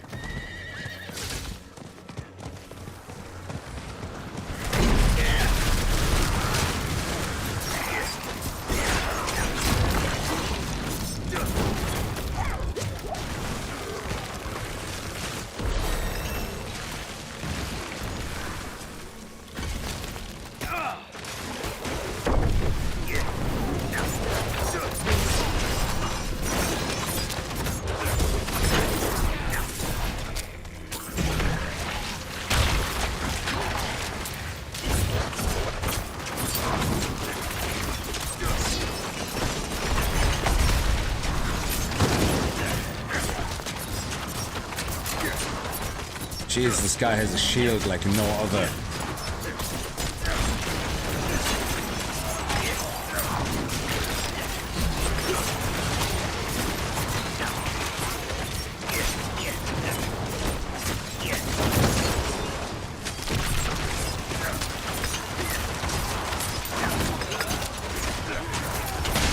Yeah, I killed him. It was me, all me.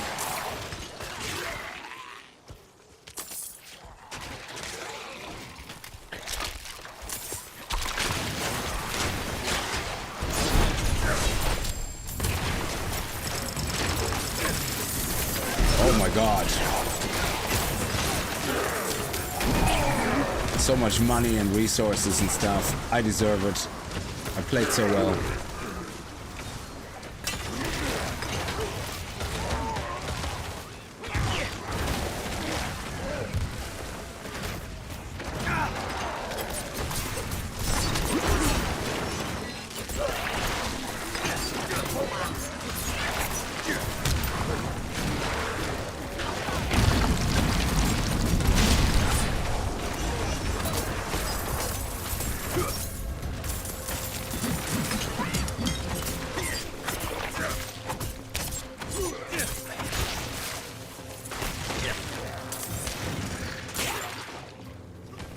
Is that it? Oh.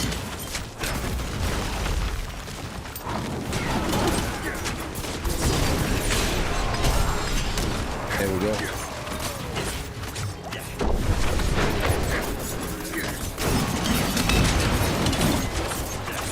Oh, he's actually the headhunter boss. Okay.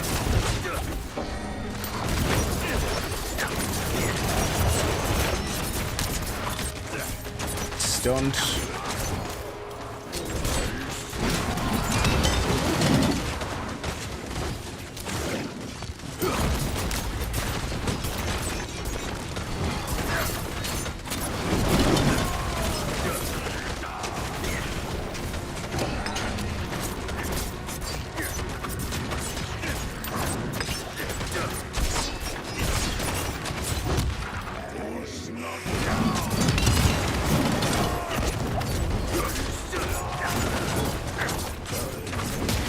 Killed him. You're welcome. I carried everybody. Ooh, there's a bow. An elixir and a tribute. And oh, crap, I want this bow. Let's throw this mask out and take this bow. A manuscript. Oh no.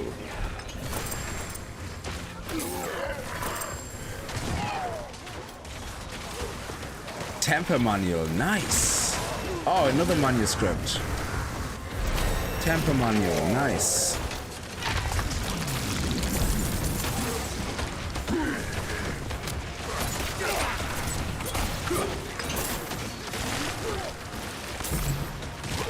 Anything else? I don't want to miss any of those temper things, no. There's so much loot, I just can't keep up. Okay, let's see if we can just... Yeah, let's just go for a second. Genie Mac. This is like crazy. Sorry, Rick. You're helping. I think so, yeah.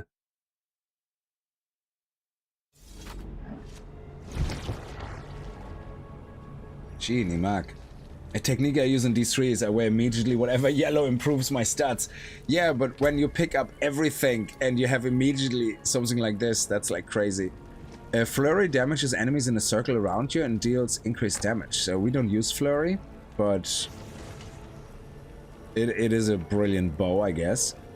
Up to 100% chance when hitting or killing a frozen enemy to create an ice splinter that fires away from enemies. You Oh, invite the wrath of not one, but thousands.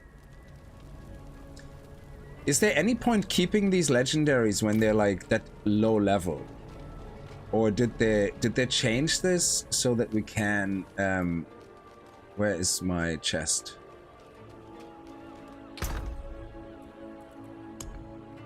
Actually, we don't have the money right now. Yeah, I forgot about that. Well, let's... No. Let's keep those. Store, shift. No, not... Oh, the controls are so different than in Path of Exile. Jesus. Store, right-click, okay. Okay, let's see. We have one new sword, which I really like. It goes strongest items top on the front. So the strongest crossbow we have is this. I don't use crossbows, I guess. Rare dagger, equip it. No, crap. Ugh.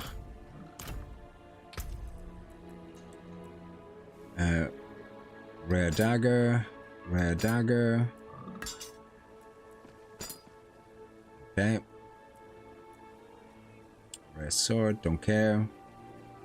Critical strike chance. Okay. Movement speed. 11.8, so we get extra movement speed. I like the extra maximum evade though, so...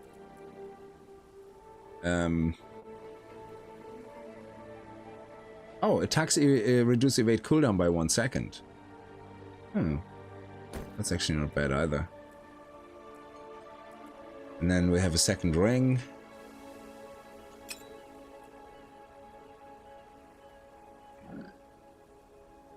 And then we have our first amulet here. And then we have a collection of amulets. Yeah, we're gonna open that in a second. I know it's painful, but check your shit and arm up. Yes, exactly. Well, apparently we increased a lot of our stats. So yeah, this is what I always find so confusing about Diablo. I think in Path of Exile, you don't have anything of this hyper progression. Yeah, this hyper progression actually is something that I really used to enjoy. And since I started playing Path of Exile, I'm like, why give me so much experience so fast? Just take it easy.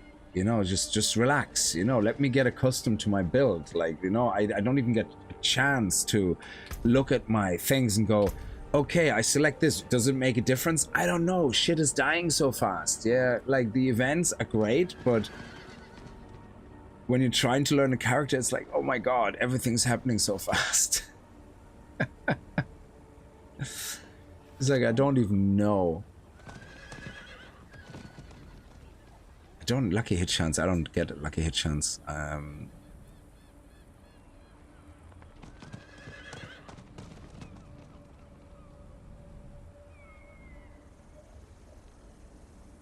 Oh, core or ultimate? Basic.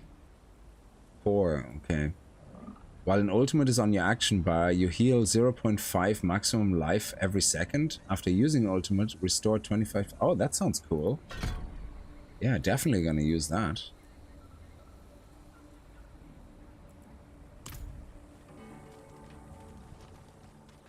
And now let's get rid of all that junk.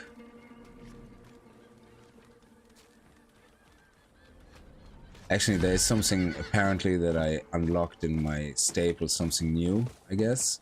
Let's see what that is quickly.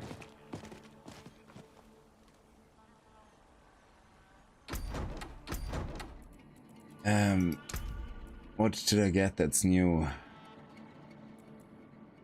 That's from the last season though. Season of Construct, Season of Construct.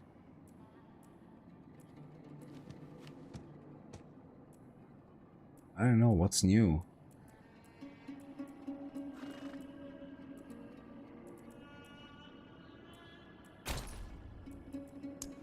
Oh, there.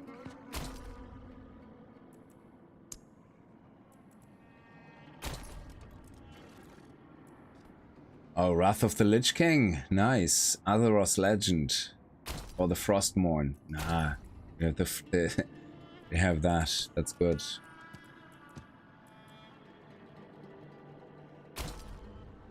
Yeah, that looks nice.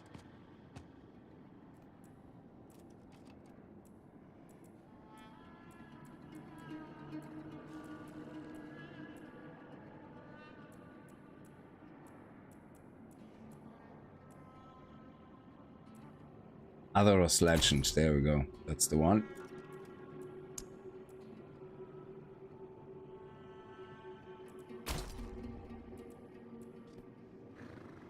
Undead Horse, Other's Legend. Yeah, that's the free staff because of World of Warcraft. Yeah, that looks actually pretty cool. I like that.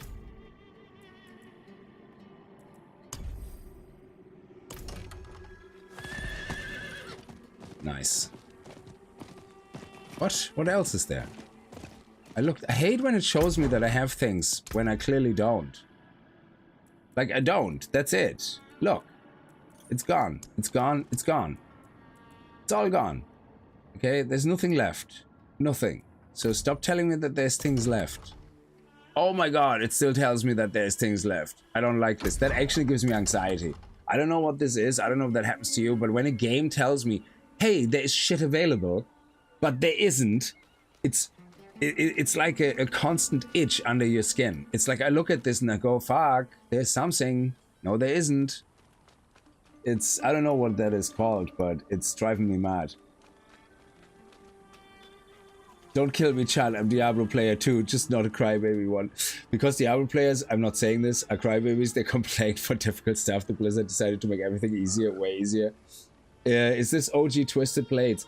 I have no idea about the builds. I'm using Twisted Blades because somebody mentioned that they're quite fun, so I just started using them. I have no idea about a rogue, so I don't even know if Invigorating Strike or Flurry is better. I think we're gonna switch to Flurry again because I have picked up this random thing that Flurry damages enemy in a circle around you and deals extra damage, so we might as well use it, I guess.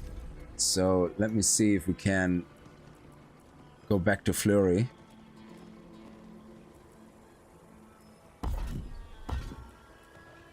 Let's get rid of that. Thank you. And get Flurry.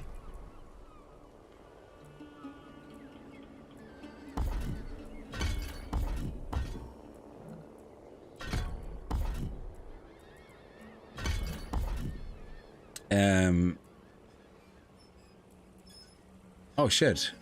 No, no, no. Twisting Blades. Oh, I did a bad thing. Crap. I did a bad thing. I thought I was doing something else.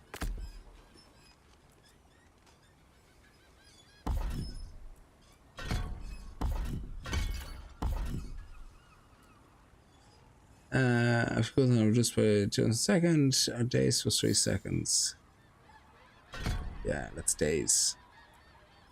Oh yeah, I thought. So Flurry is the actual main attack. Yeah. Sorry, I thought I was replacing my basic attack. Never mind. I shut up now. Thank you.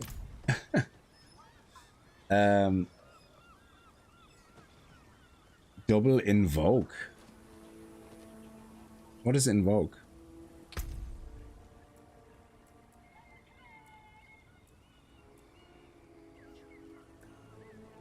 That's not any of the basic attacks. What is Invoke?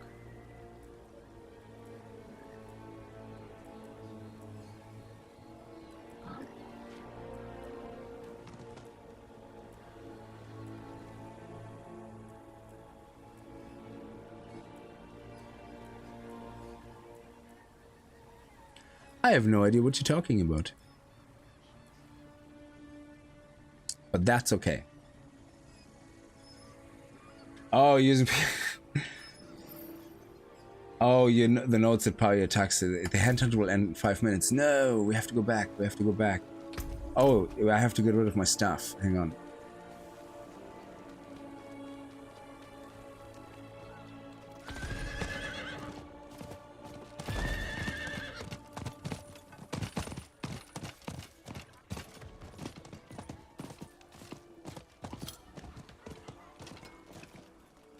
There we go.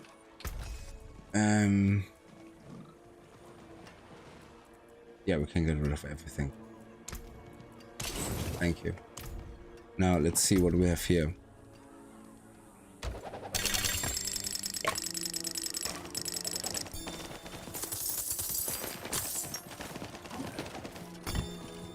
Wow. Okay. Nightmare Sigil. Amulet, amulet, amulet, amulet. Nice. Assassin augmentation. Resistance to all. That's great. Maximum life.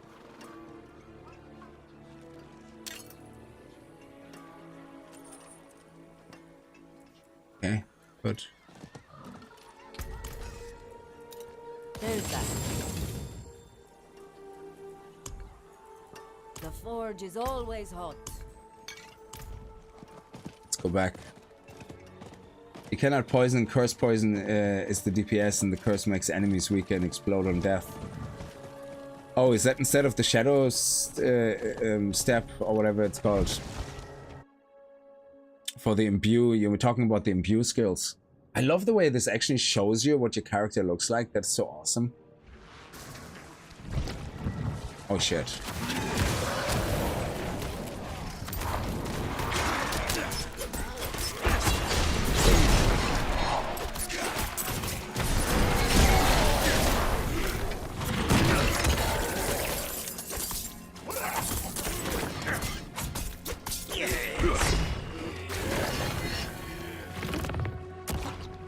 Now I can pick up all that other yellow crap that dropped earlier and get resources for it.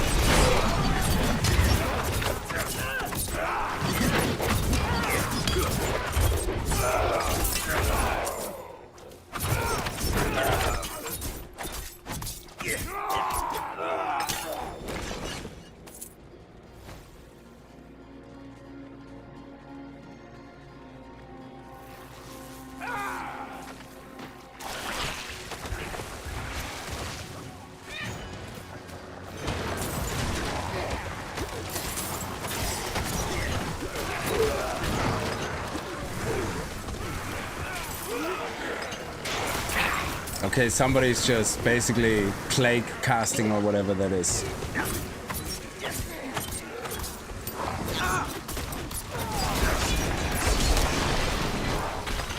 Let's do two things at the same time, why not?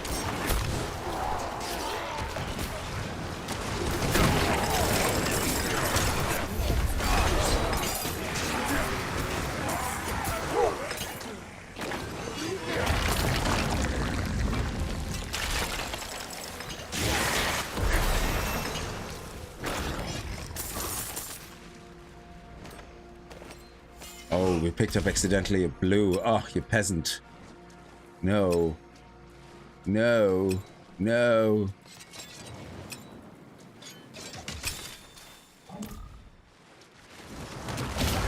Oh, nice. Thank you. Oh, another piece of chest armor? Okay, what's the pants about? Become injured while crowd controlled grants you unstoppable. Sure, I mean, they're better pants than what I have. When you cast a skill, you heal for life. Double this bonus while below 50%. When you cast a skill, are they not all skills? No? I mean, cast though? Or maybe I'm not casting anything. It doesn't matter. You take it. It does things better.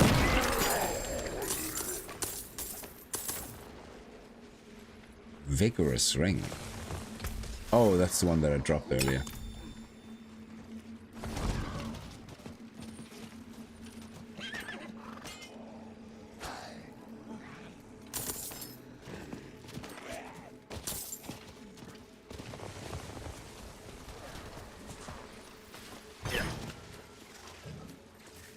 Back to the Raven Tree.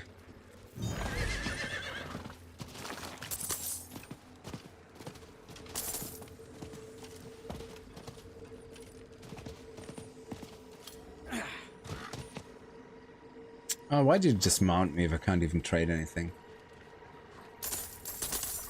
How can I see how much Grim Favor I have right now? Where can I see that? Oh, here. It's 3. So when I'm full, I can go there and... Oh, okay. So it's basically instead of me having to go all the way to the Whisper of Trees, I can go here to that thing, to the Raven instead. Yeah, that's actually a nice shortcut. I like that. So this is all finished now. So we have to go to the next screen area, which is here.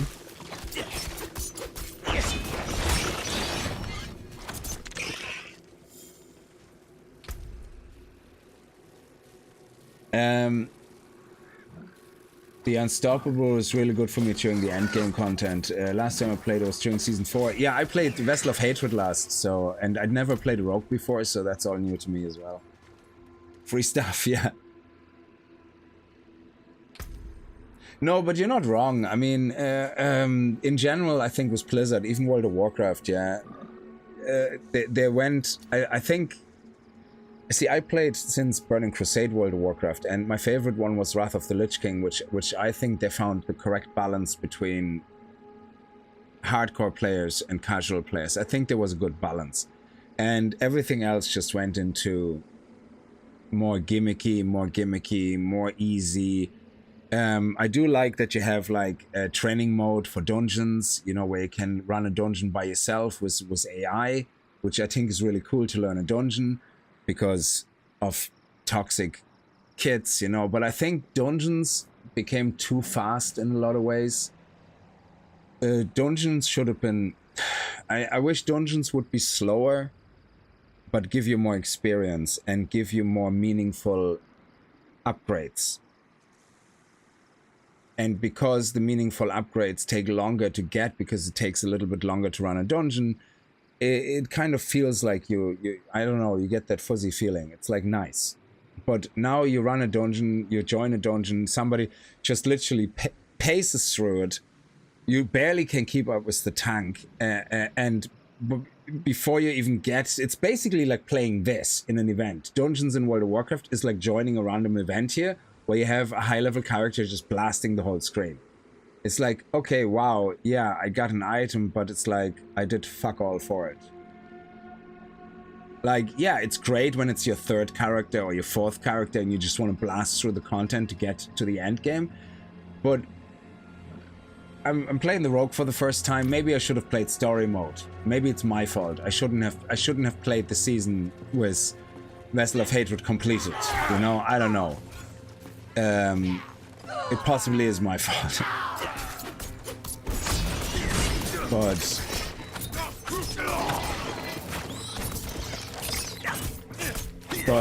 it feels like it doesn't feel as rewarding. Sure, you get a lot of bling and shiny things on the screen, but it's like, yeah, I might as well just click a button, give me all the free stuff, and push me to level 50. Just get me an upgrade token. I might as well do that.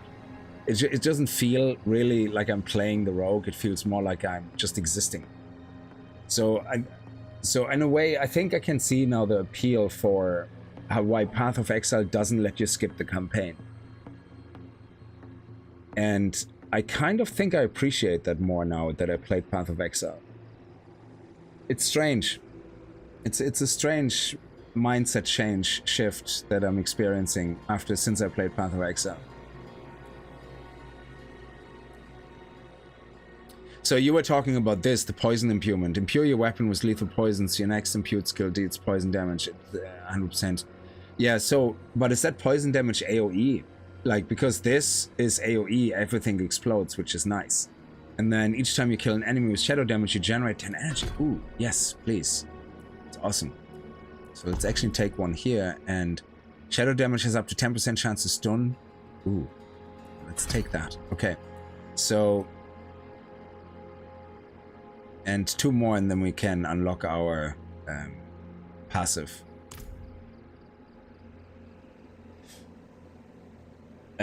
Same here, I really like how PoE put their story into the end game. Yeah, so...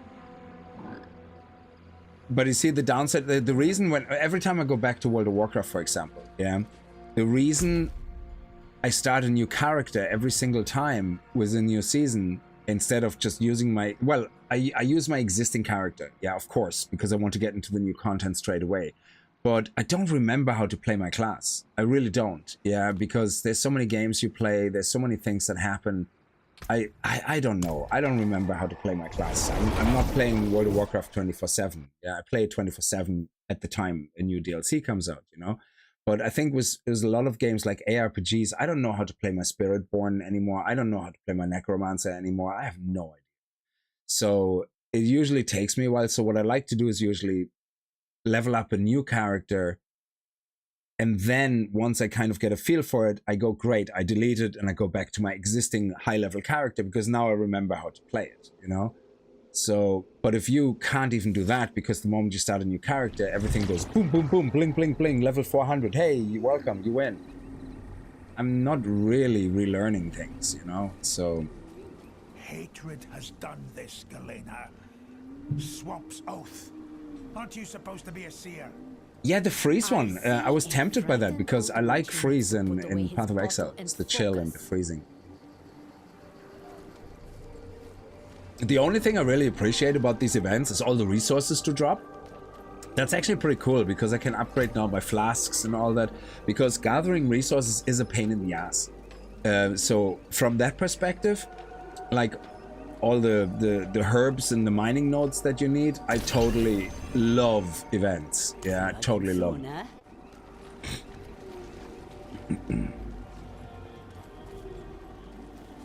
So, oh, craft occult gems? What? Oh, she just does gem crafting. I thought it was something special. Okay, no, that's okay.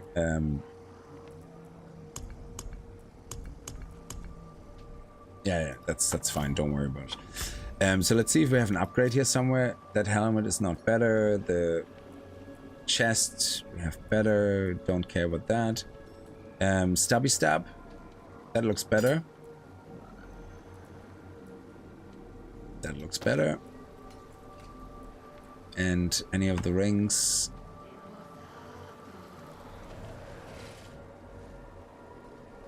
Um, 22 damage over time. Shadow resistance. We don't need as much resistance right now. Plus 4.5 damage.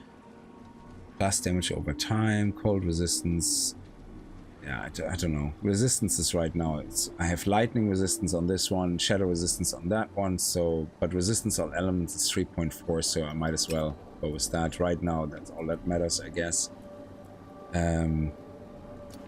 So now let me scrap all that. Also, for some reason, my chest is blinking. I think there's some items. Yeah, there's an item I didn't pick up. Thank you. Beautiful.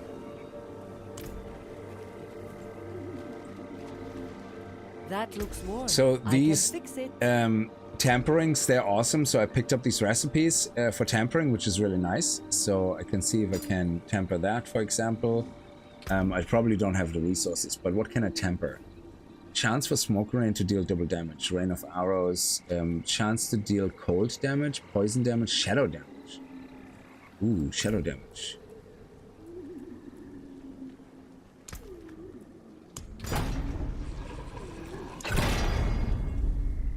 Ah, we got cold damage, doesn't matter, that's fine.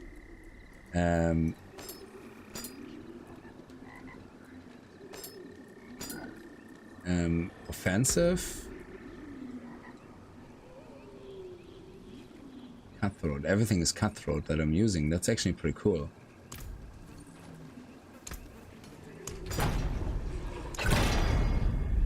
We got 12.5% cutthroat damage. Nice. I like tempering because it doesn't cost as many resources, really, to be honest, and it gives you a bit of an edge and an upgrade on your items, which is nice. Masterworking, we don't really need to do any of that. Forging. When can I do forging? Because I do like forging, alright. All items, yeah.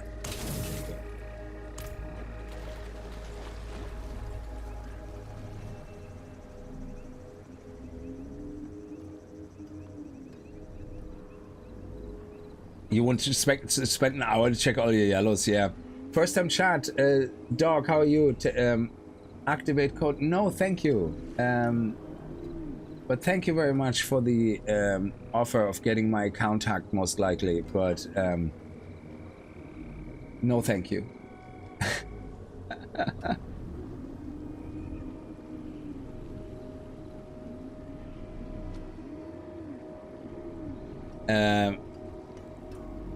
Yeah, sorry, Rick. I was a bit slow on that. I'm still getting reused to Twitch controls. Sorry, what's perfect for imbued skills? Yeah, so the imbued skills that I use is the shadow at the moment, yeah. But does the poison go AoE as well? Ooh, generate 30 energy, increased by 2 for each nearby poisoned enemy. Ooh, nice. Anyway, we're sticking with what we have for the moment and then go from there. So let's see what she has to say. They are. Wanderer, this is Kaden and Una. Oh, that's the other two guys, We will be yes. working together to restore the tree and punish whatever or whoever has defiled it. Is that not right, Kaden? We're the ones fool enough to answer the call, anyway. I reckon that includes you, Wanderer. Welcome to the Coven. Servant of the tree. Follower of whispers. Indeed. You are not unlike a witch, Wanderer. In payment for your efforts, we can make you more so. Choose from among our altars and lay down proof of your efforts. We will teach you our craft.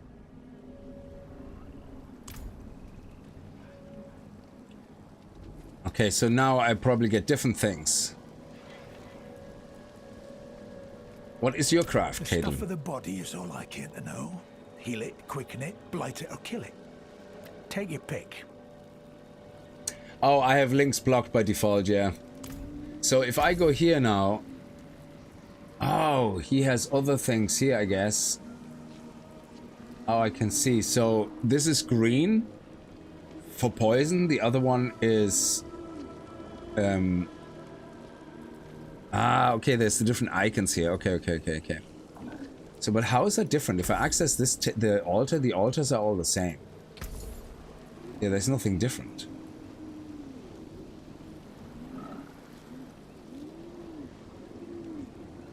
Okay.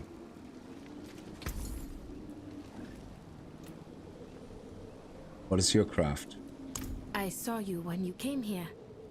With your friend, Loreth. You did not see me, though. Up in the branches. Maybe I can open your eyes to see the forms that hide in shadow, then draw them to your flame. Learn this, and you will fear no darkness. So shadow is for mobbing, and when you're cursed with shadow, and hit poison on a boss, you melt the boss. Oh, nice. Yeah, I have to get used to, you know, rotation. I always find myself, I'm waiting for cooldowns at the moment, and then just use my left click, you know, waiting for being able to spam my twisting blades, and then as soon as shadow imbued pops, I'm like, yes, I can use it. And then I use it usually with twisting blades, and then just dash through the mobs to get the extra damage from the twisting blades coming after me. That's kind of how I think it works anyway best, but I'm not sure yet, obviously. I suppose the best thing is to pop Impurement, then Shadow Clone, then Twisting Blades twice, and then dash, and that would do the most damage, because you're also doing the Shadow Clone, which does the same as you, which is great. So, why are the altars all the same? That's confusing to me. So, I'm, like, she has the purple flame here, which means she's the one that does all, like, these type of skills. The Hex and the Fire Bat, that would be her. But if I have access to everything on every altar, why bother giving me 3 different people? Like, what's the point? Like, why would I bother going through to these 3 different altars? That just seems weird. Now then, what must be done next? Now we must clean this mess, and then stop hatred from making another anywhere near the tree. The heads once spoke of a cleansing ritual From the days when the great serpent was young. Oh, one the that PTR evoked the complained tree's about that. Ancient name. They said Belith Okay. the Elder knew this name, but her head was taken to the fractured peaks. But I think was it defeats the sink. purpose having 3 witches. I thought you spent too much time around this damn tree. We are fortunate she has. I mean, yeah, it's more Wanderer, convenient to have a seek single this altar, Belith in the fractured but peaks and bring back her head. We have a ritual to prepare like, for. I think having everything now on one altar completely defeats the purpose of having 3 witches. Like, basically, it just made... It just seems it made the main thematic thing completely redundant.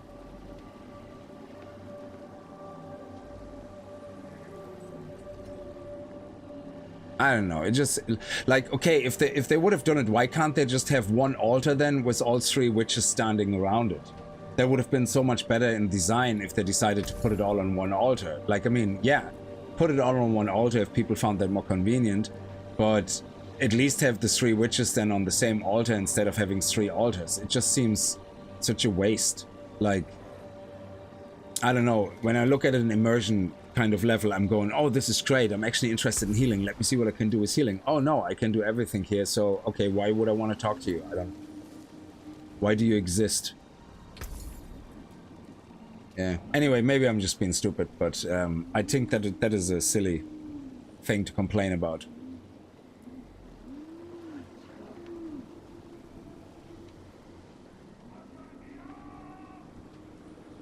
Yeah, maybe they'll remove the... But how many people really complained about that in the PTR?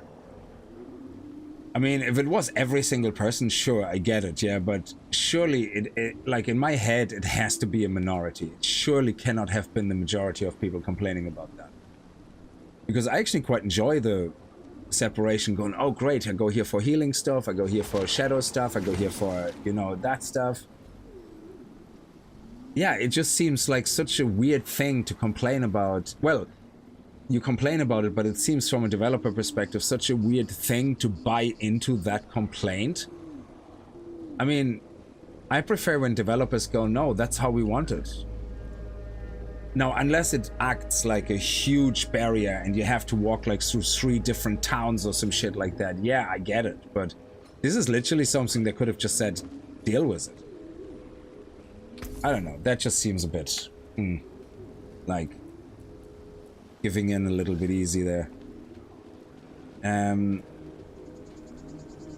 So we have the frog, which is great. Now pull and taunt enemies for 1 second. Oh, at rank 5, he pulls and taunts enemies for 1 second. That is pretty sweet. But let's see if we can get another skill. I'm gonna do the poison aura because I kind of want to see how that affects everything. And now that we can have that at the same time, that's actually pretty sweet. So we have both active now, which is awesome. And then let's see if we... Whenever you use a cooldown, you gain 1% of primary core stat per surrounding enemies. Well, I'm hitting the sack. Josh, thank you so much for popping in. Enjoy Newcastle. Have a great evening, Kickz. Thank you. You too. Enjoy the coast. Yeah, I actually think it adds to the feel having it all separated, which is the whole point of the theme. So I think this is really just somebody in Blizzard like, oh no, they're gonna play Path of Exile if we don't give in. I don't know.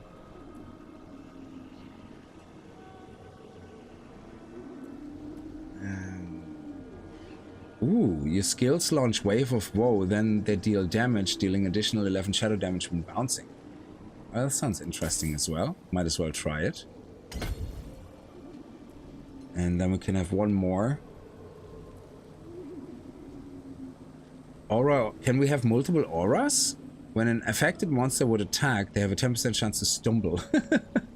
When you kill an enemy, your next overpower deals extra damage. Or overpower, yeah, I never understand how to trigger that intentionally.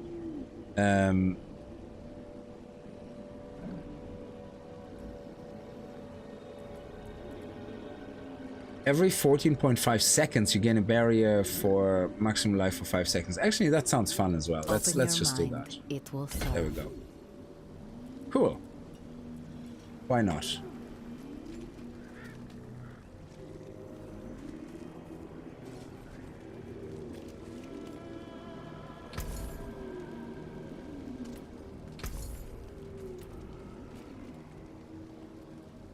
Why is this shining? Why is this doing that? And why is it the only one of the three that's doing that? My completion anxieties is starting. It's like, why are you telling me there is something when there isn't anything? Okay, so let's go. We have to go and...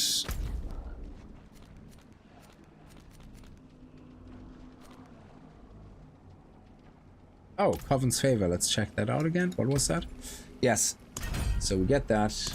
We got that, which is automatic. In the name of the tree, receive a new seasonal side quest. More witchcraft. Unlocks more witchcraft powers for purchase at the witch's altar. Oh, should have taken that first. Okay, let's see what we get. Chance for items of common crafting materials. Okay.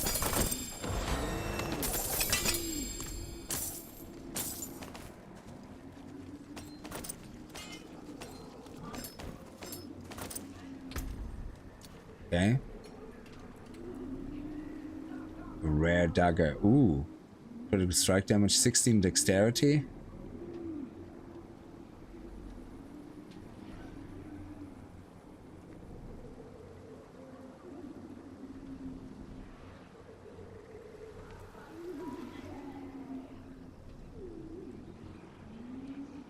Two or five. Let's go with the dexterity, I guess.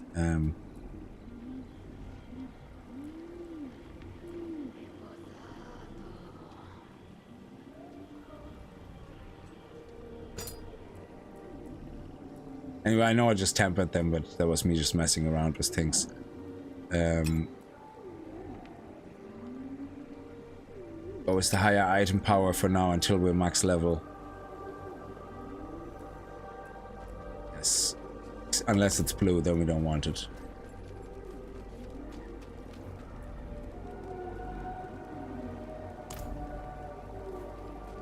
Oh, that's the occult, yeah. Sorry, I thought it was... Yeah, another thing I wish is that... I wish I could see the name of these all the time, not just when I hover over it, because I have such a hard time. I have to look always at the map where they are. It's so annoying. I wonder if that's something I can turn on in the options somewhere. I have to check that out.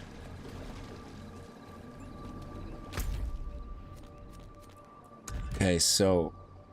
Oh, rogue specialization. Oh, interesting, yes. So this one is there, but this one, where's that?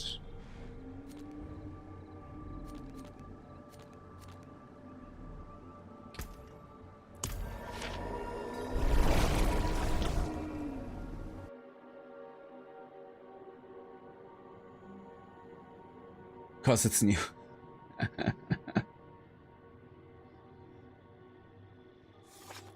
So do I see the auras actually around me?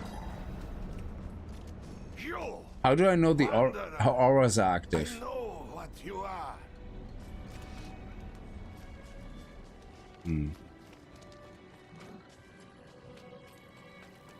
Let's go crazy. Let's see how quickly I die.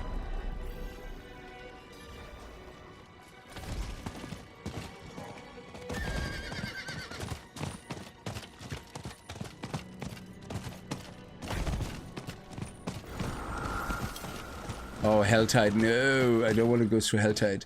Speak whistle to begin unlocking potential. How do I, where's that? Oh, okay. Let me get to here first, okay.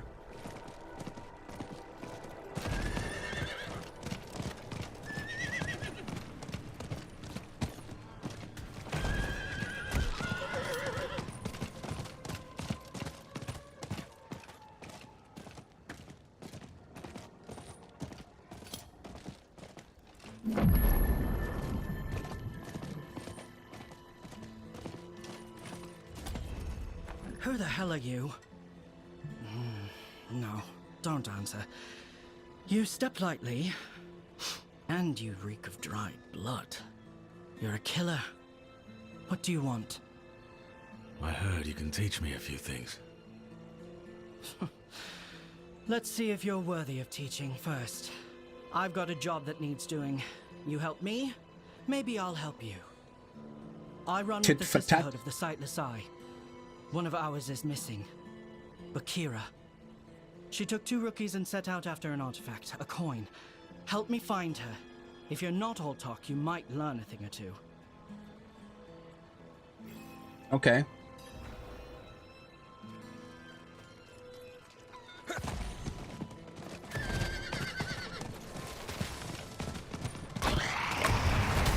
Oh crap.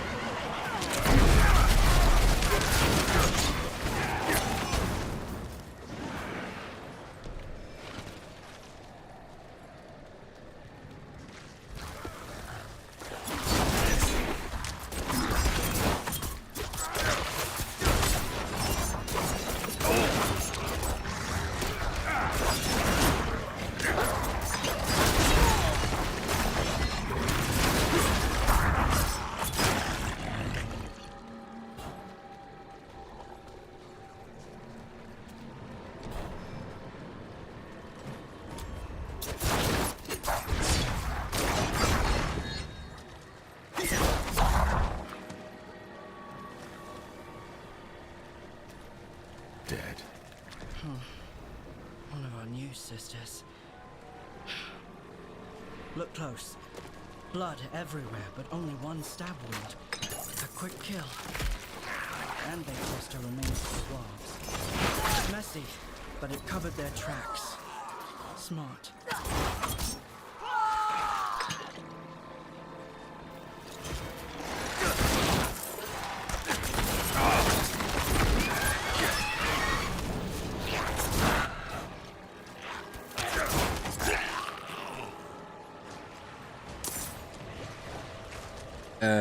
Oh, I have to go down here.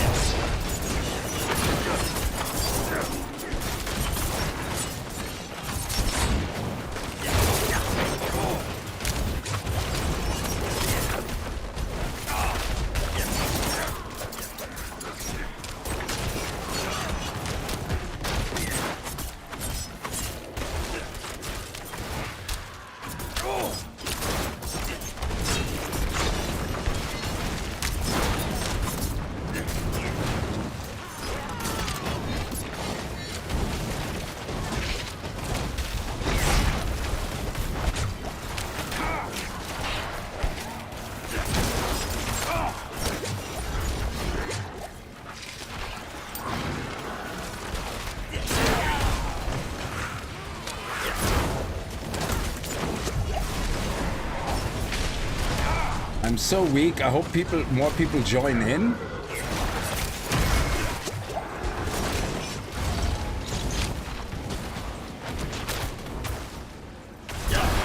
Yeah, I don't see anybody else being here. Why am I the only person here? And why is my quest right in the middle of all this? Oh, there's another person there.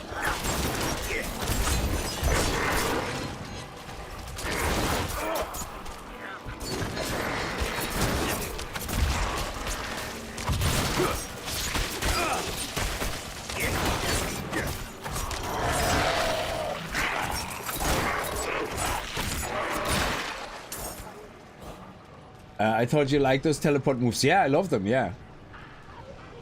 No, but I prefer dash because Shadow Step requires me to target an enemy. I don't like having to target an enemy. I prefer just being able to dash because then I can use it as a random movement thing as well.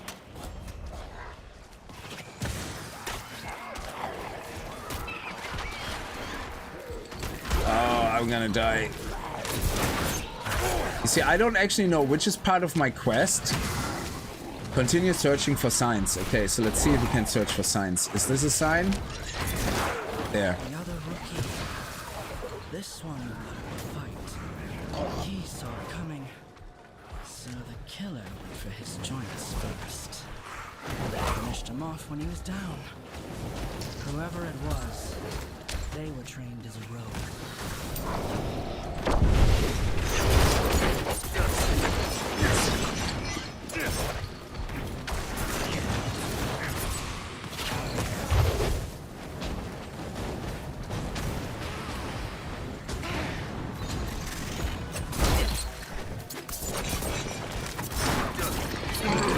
Gotcha.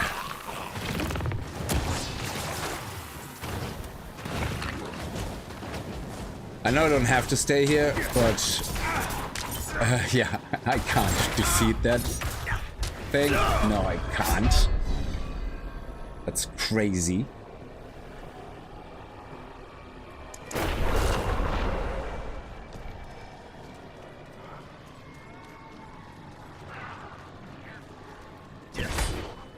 Ooh.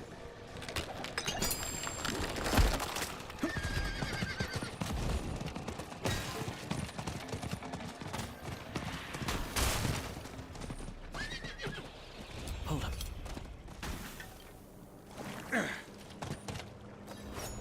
It's not just the killer we're after. The coin's dangerous too. It bears a hole in the middle. When you look through, it shows you others' weaknesses. But it also drives you bleeding mad. Don't know who we'll find in there for sure. If they've got the coin, they'll hit you where it hurts. You better be ready. Okay.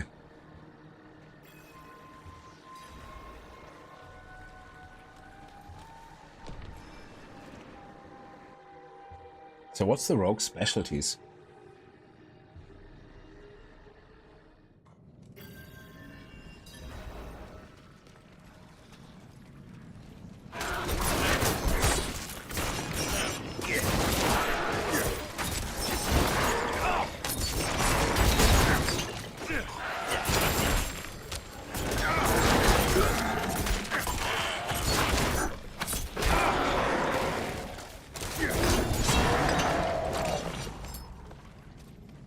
Is that my two auras?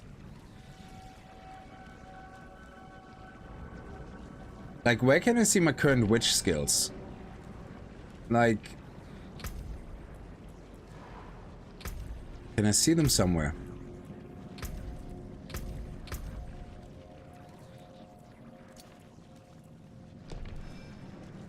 I mean, it would be kind of nice if you could see them somewhere.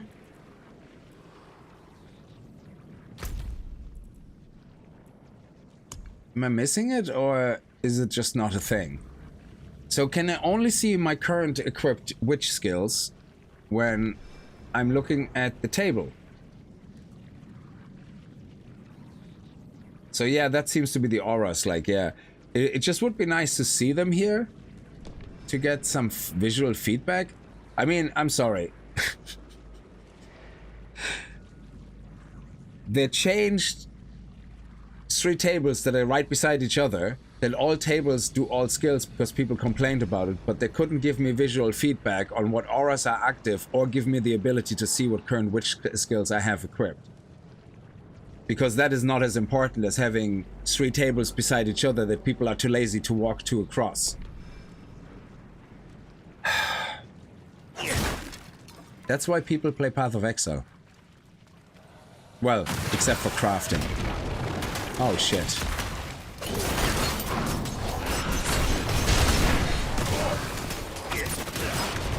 I'm sorry, I didn't mean it. I didn't mean it.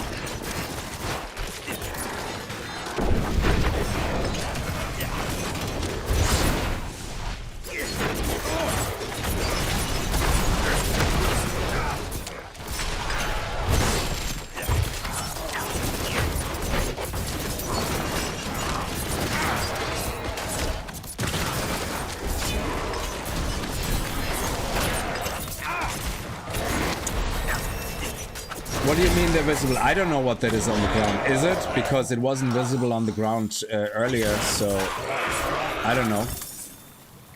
Also, they have different strength if you level up, so they get stronger. So anyway, I'm not looking for alternative solutions.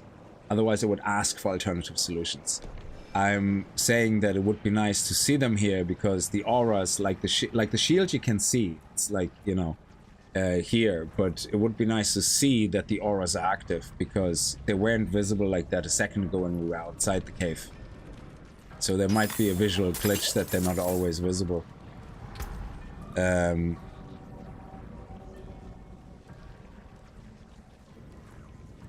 Yeah, maybe, I don't know. Yeah, I mean, I can see the barrier here, so, which is good. I like that. It helps me too that I don't always have to look at my character, so this is nice. And vice versa as well, that I don't have to look here all the time because I can see it on my character. Let's go for another one in here. And I think, yeah, one more then. Okay.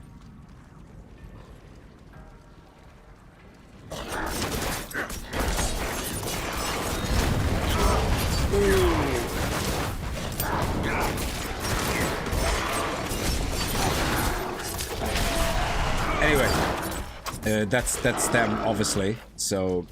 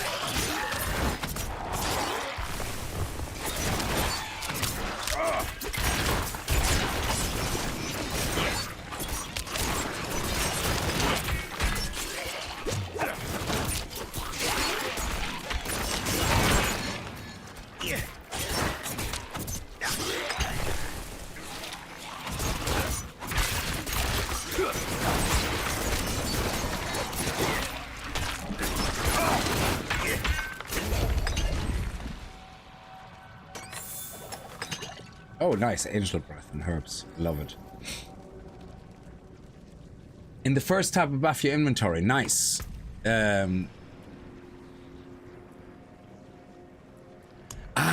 That's what that is. Thank you so much. Because I did not look at this. I automatically assumed it's for items.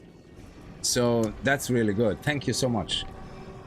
Because what I was missing is, I like that you can see the auras, but what I was missing is, you know, the strength. So I was kind of wondering, and I can probably upgrade them on the fly then as well. Oh, that is so sweet. Thank you. That is really, really cool. Because, yeah, I was wondering how much damage the auras make.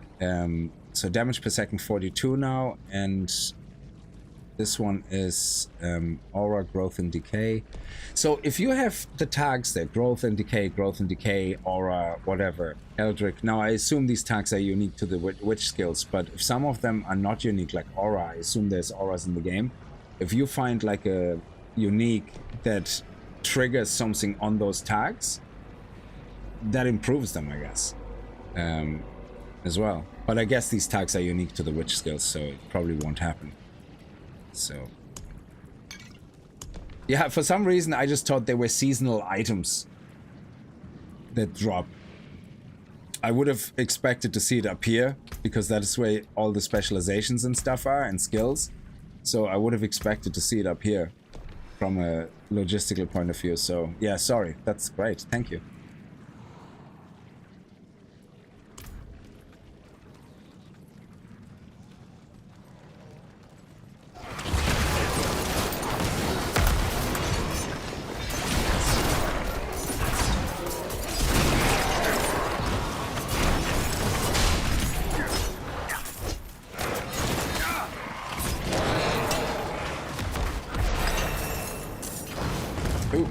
Stand in the fire.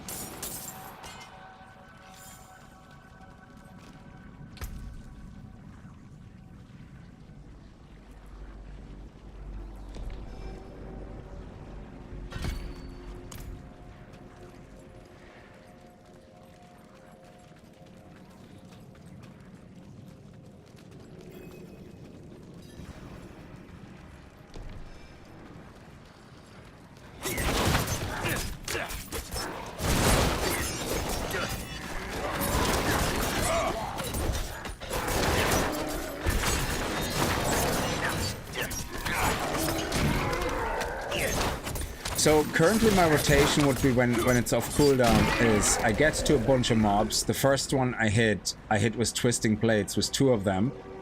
And then I dash through the group. Thank you. So is there a cooldown actually? This one has a cooldown because it hits 10.8. Is there a cooldown on the other one? I don't like that I have to aim at a person, but theoretically I can press shift and execute it. So I don't need a person, unless it only triggers on a person. Let me see, where is it? There. So... let me see. It also has a cooldown. I like the vulnerability.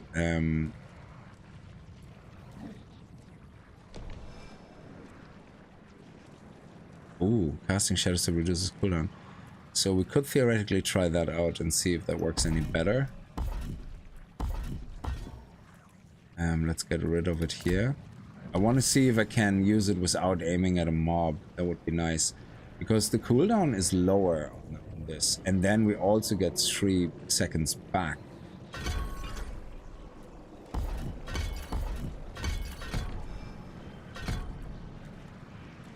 So, can I use it? No. Can I use it shift? No. Yeah, okay. Yeah, so.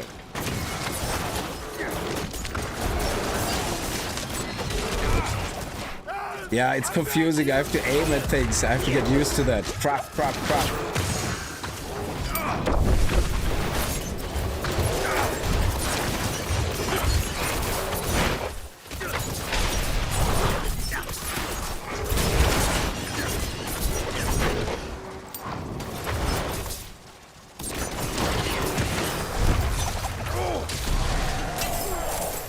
But does it does do damage when you hit, isn't it? Shadow Step deals 300% more damage. Becoming unstoppable and quickly moves through the shadows to stab your victim from behind. 183%, 96% damage. So this would be good for bosses as well. I don't know. I think I prefer dash for now, but because with dash I also can hit into enemies. It's just that the cooldown is higher.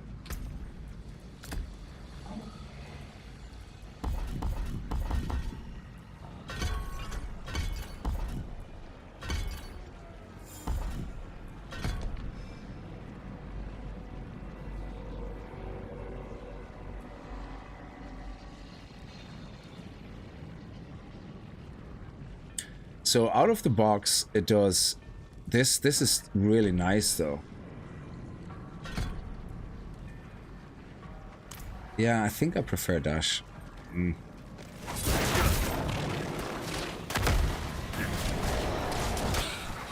Akira.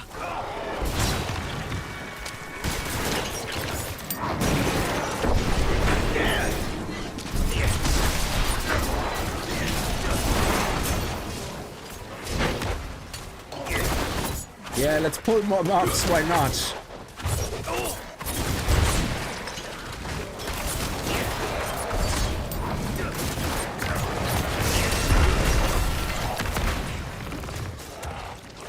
You're a saint.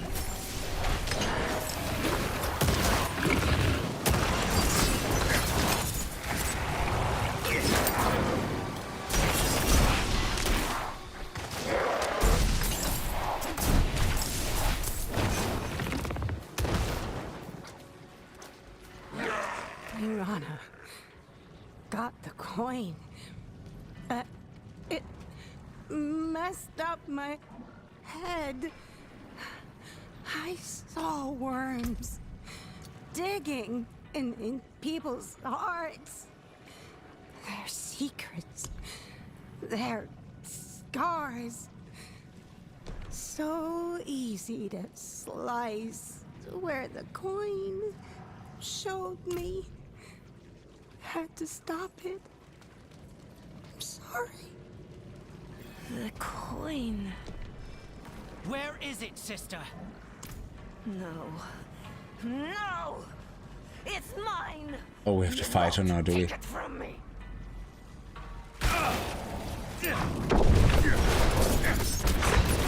Leirana, I tried to kill myself. Stop this fight from ever happening. For all the good it did, you were a fighter to the last. You taught me well. Mr. Astro, sorry I missed you saying coming in. How are you? What a waste. Okay, so speak with... Yeah, okay. What happens now? You and me, we're done here. You saw masters in action. Bested one, even. I can't teach you better than that. Okay. As for Bakira, she needs a burial. I'll see it done. And the Sisterhood should know of the coin. Let them figure out what to do with it. You did good. Be smarter than she was, all right?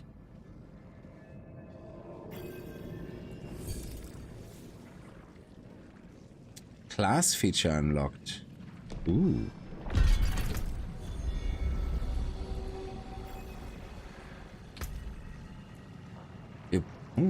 Your basic skills now generate combo points. Core skills consume combo points for additional effect.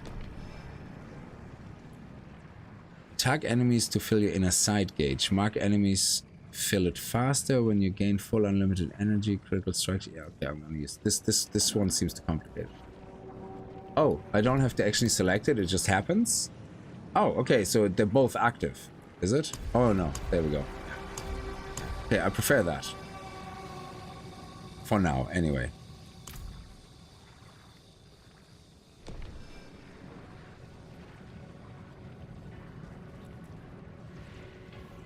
Oh, nice. Extra damage. Sweet. Wouldn't have made it without you.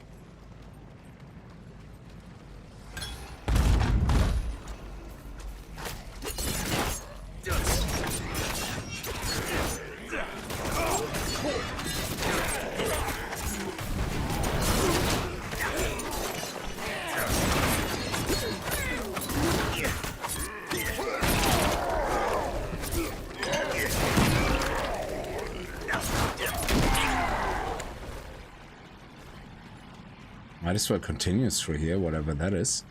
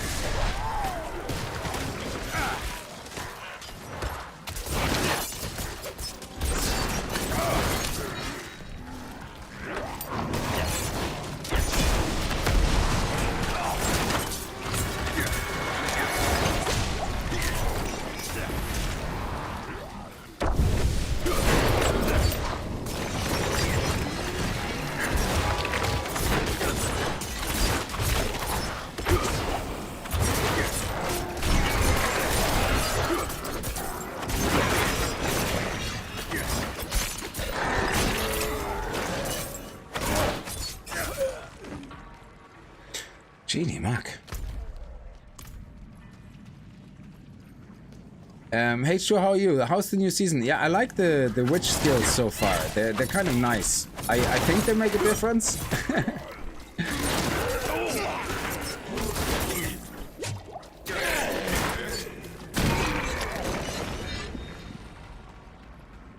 So there's a boss here after all.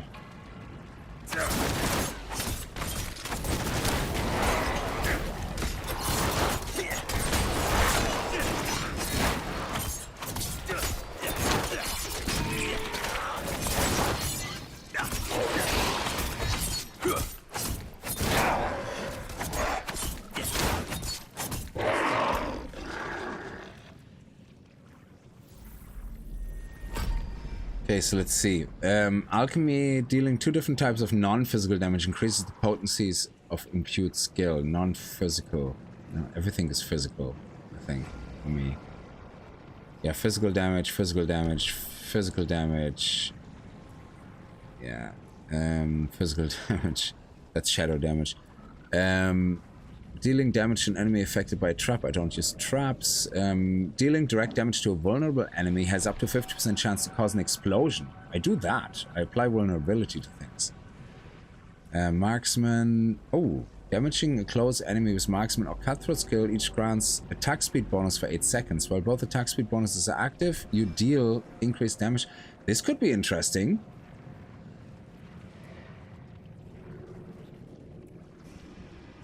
Because I do...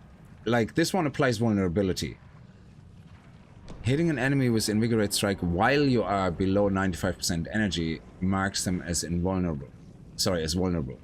So we can apply that very easily. So this one here, close quarter combat or victimize would work really nice.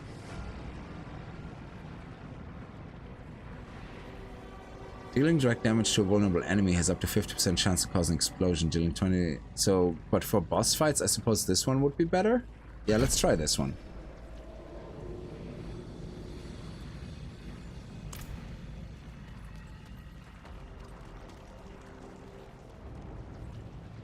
Oh, yeah, I was just about to ask, like, how did you...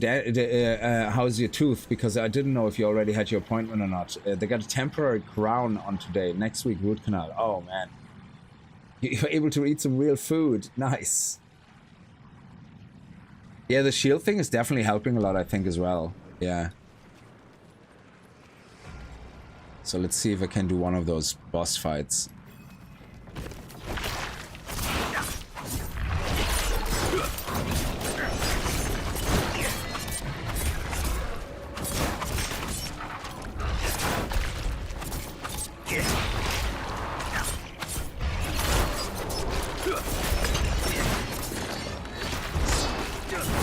Oh, quick.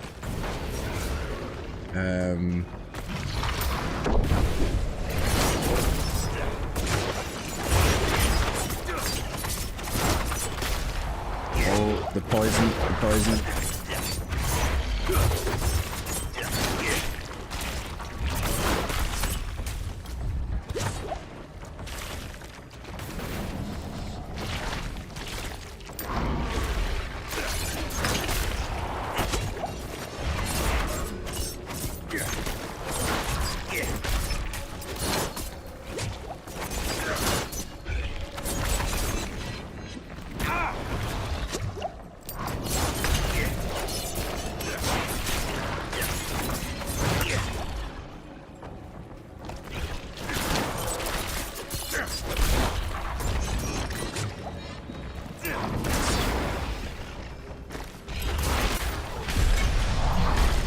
I don't think I fought this in any way, shape, or form actually nicely. I just didn't die, I think.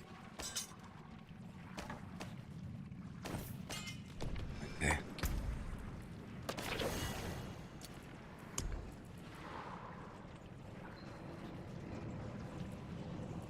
Let's see. Oh, yeah, I'm trying to remember runes. Invoke the necromancer, invoke the sorcerer, gain critical strike chance for 5 seconds up to 25%. Requires 25 offerings. Stun grenade, stunning and dealing damage to enemies. Ooh.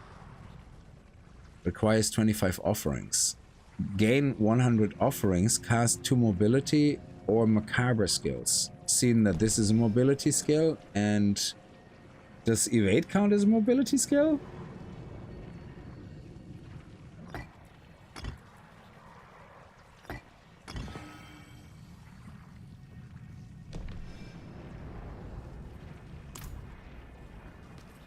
So if I do this and this, boom boom, I love it.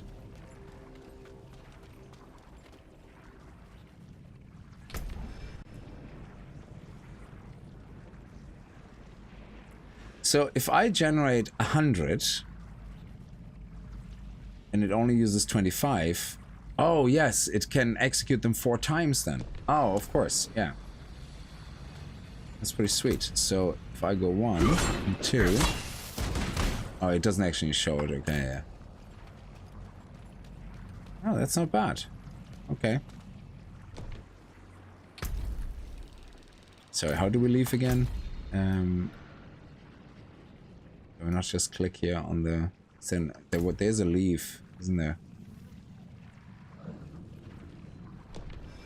How do you access that again?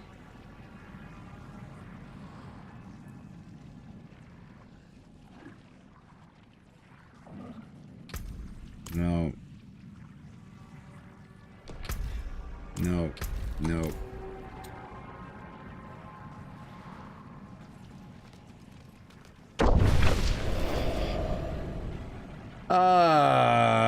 What is that shortcut where you see the things? N, that's the one. No, that's not it either.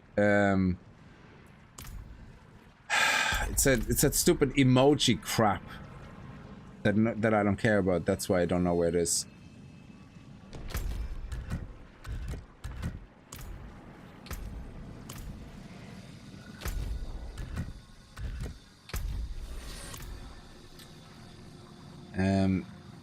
Hey, Easy Dom, how are you?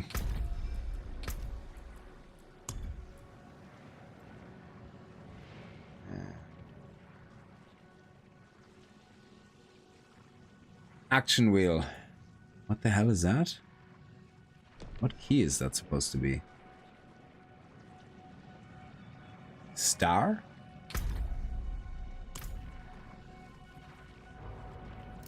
Oh, yeah. I have it all the way over there. I actually, because I so don't care about emojis, I put it completely somewhere away on my numpad because I don't care about it. And now I realize, oh shit, they're very clever. They put the leave dungeon on the emoji bar, so you happen to use constantly emoji bars and go, oh yeah, might as well start using emojis. Very clever there. Trying to get me psychologically attached to emojis will never happen. Never. Greetings. Ah, so sad. So we did the rogue thing now, so I can go and do this now.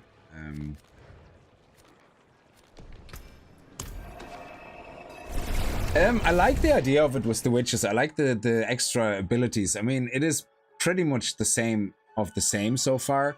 What I'm actually more excited about is the changes with the armory and everything that I still can't figure out how to do them. Maybe when you max level or something, you can save your layout somehow, unless they didn't add that yet. Is it part of the wardrobe? Wardrobe. Armor, items. Confirm look, that's ensembles. Default look cannot be saved. So ensembles is just transmogs basically.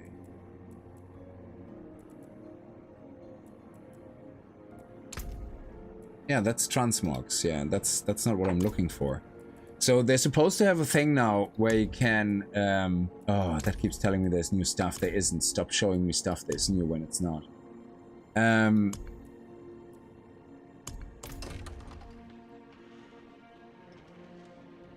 So you have to go to a specific city. Okay, yeah. Because that's the whole loadout change. Passive interesting. Tutnik, how are you?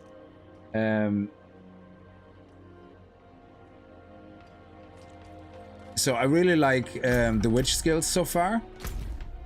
Because they're oh my god, escape.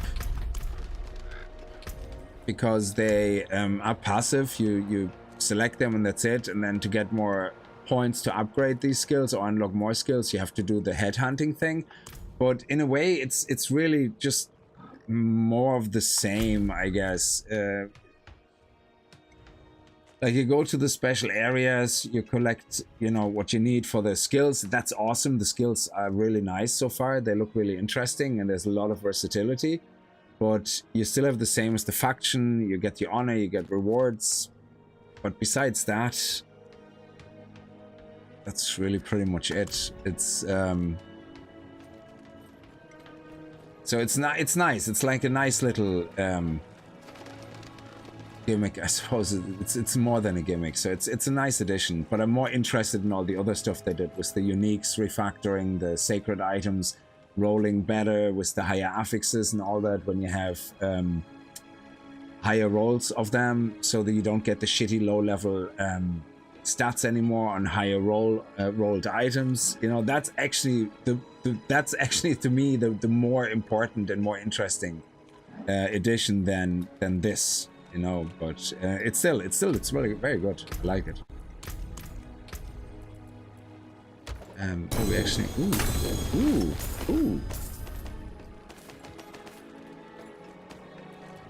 We have here. You automatically drop a smoke grenade at the end of dash. Smoke grenades reduce dash's cooldown by... Oh, I like that. Thank you. Nice. Subterfuge cooldown reduction? That is awesome. Dealing damage to enemies affected by... Yeah, I don't use trap skills, so... The skills are nice, but the mechanics are the same, but country point, it's Diablo. Yeah, exactly. So, want to kill new bosses and get new loot. Yeah, it would be nice if... I don't know. I really don't know the answer to that. I haven't played Path of Exile, so I don't know how to compare it to Path of Exile seasons. In Diablo 3, I don't remember a lot. There was like a theme as well. I don't know really much about... I don't remember much about the Diablo 3 seasons. But the frog is really cool. I like the frog, yeah, because he does damage. It's like a little toy. But from the previous season, we can still access... where is it now? Here. Let's actually do that. The mercenary. So I wonder if it remembers what I unlocked in there. So... Sorry, counterpoint, but...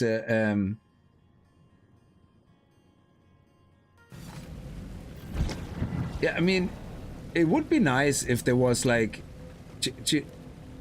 Where did I see that? Do you know, Torchlight Infinite? I think it was that. They have for each season... I don't think it's that amazing of a game, but for each season they have this unique skill tree. Yeah, which is really nice. And... I suppose if Diablo 4 had something like mapping, yeah? Like you have in Path of Exile in the end game. What would be really nice is that you have a little bit something like that, and then once you get to endgame, you have like your own passive tree, like Atlas tree equivalent, and unique bosses that you can fight through to get, you know, to aim for something big. Yeah, that would be nice, unless they have something similar like that at the endgame here. But then, you know, they already have it. But that would be nice. Around your age, I think you two will be friends. Won't she be scared of me? Let me see. So, do you guys... Ooh. How does this work again? I am mercenary. List reinforcements. Ooh, yeah. Let me see. I'll watch your back.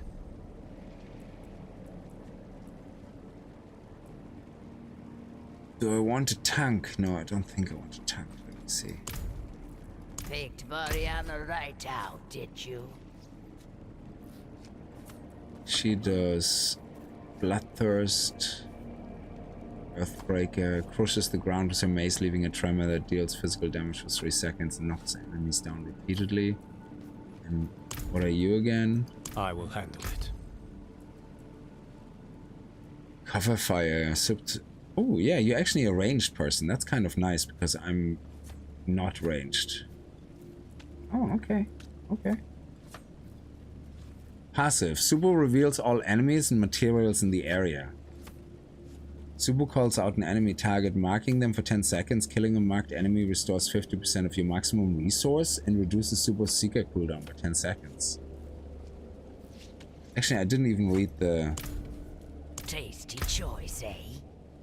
You and Varana stack Massacre together on kills. Certain stack thresholds grant movement speed. Oh, that's nice.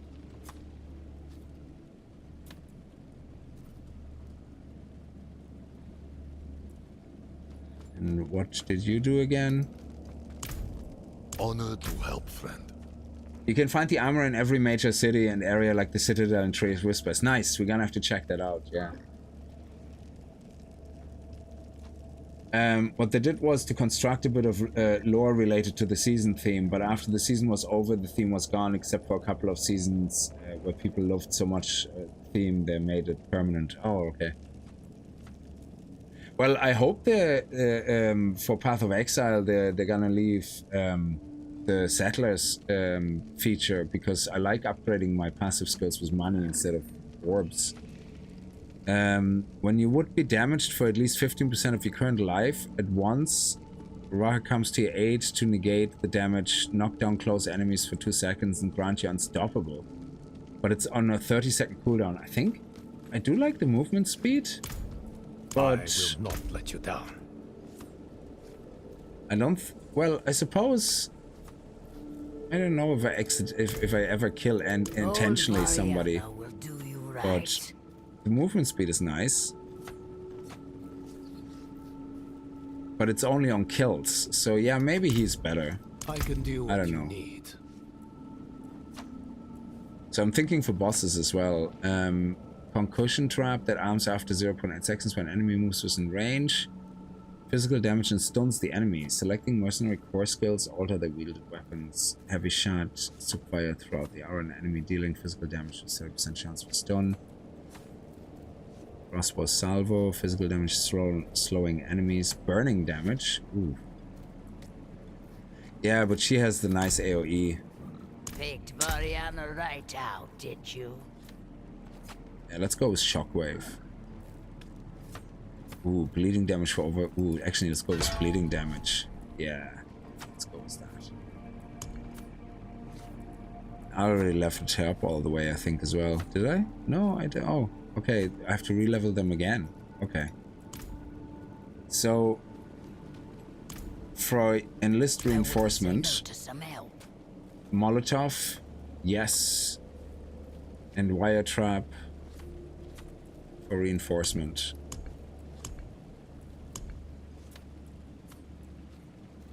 What is your reinforcement? I wouldn't say no to some help.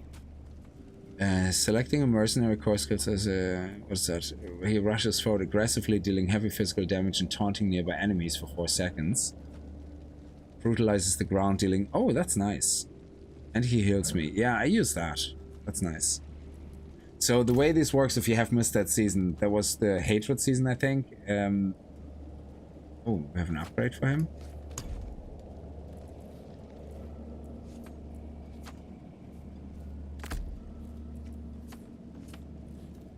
Sign an opportunity for when the mercenary... Oh, yes, sorry, now I remember. Yeah.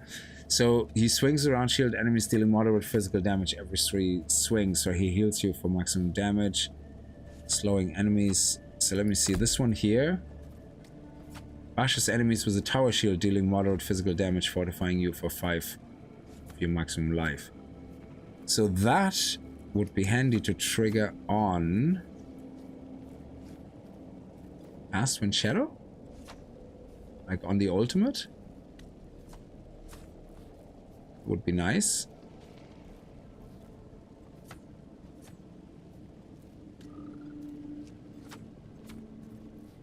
Oh, taunting nearby enemies.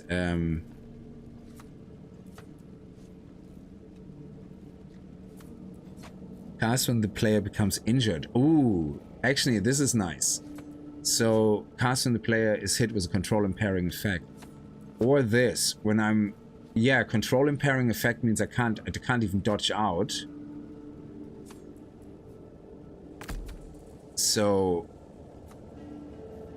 For him to give me... To fortify me...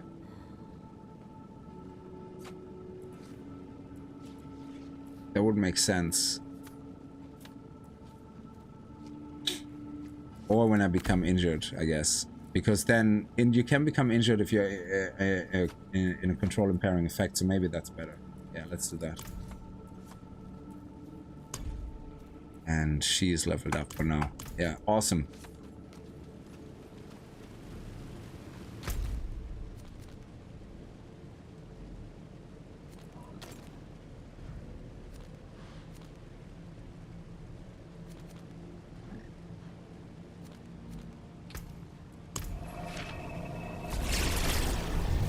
After 29 seasons, they decided they were tired and they were not creating anything new, so they started repeating the themes on the season. I suppose in a way you have 29 things you can cycle through. I'm sure people have like certain favorites. Ready for a massacre. So is the armory, is it that tree, is it? No, that tree is the tree of whispers. Where's the armory here?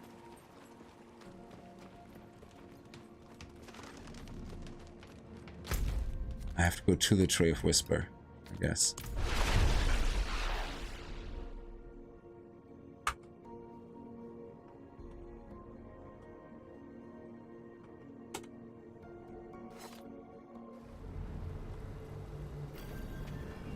Where is it? Which of the many icons is it?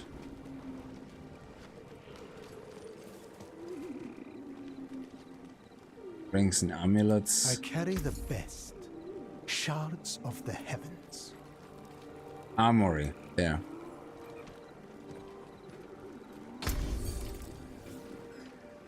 The armory allows you to save, load, and name your favorite builds. Loadouts include equipment, skills, mechanics, and paragons. Save your current build. Yeah. Oh, look, it has the skill points and everything. That is pretty sweet.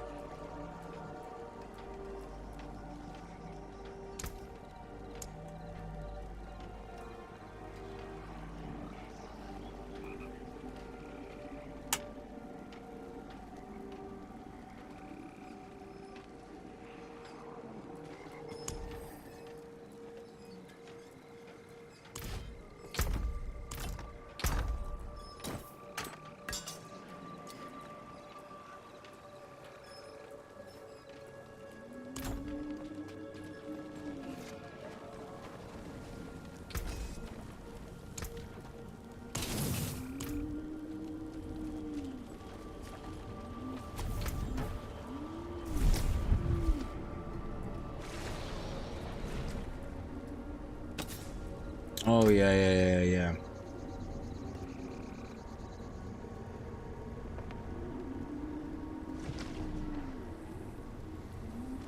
Oh, I remember now. Yeah, they changed that also in the Vessel of Hatred. That was a really awesome change, that you could get more and more of these effects and they would stack up. Yeah. Salvage a legendary item, the aspect of higher roll to upgrade. Yeah. I remember that now. That's actually pretty awesome. Don't be a stranger. Come back soon.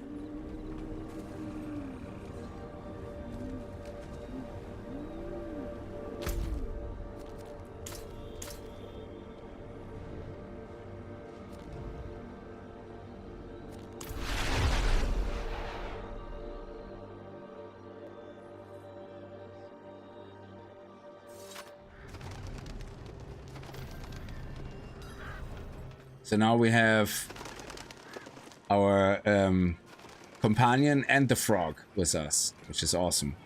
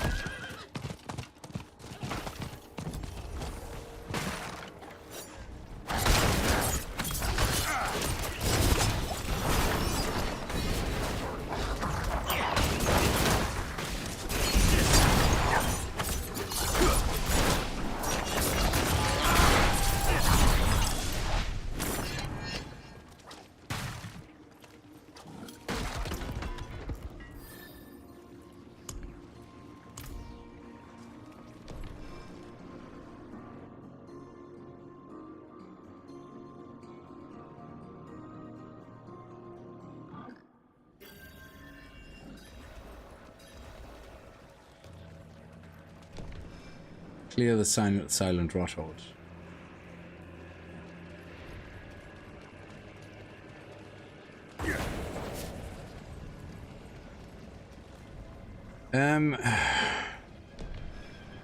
Reduce or resist. I don't have any resist, so that's fine. Ooh.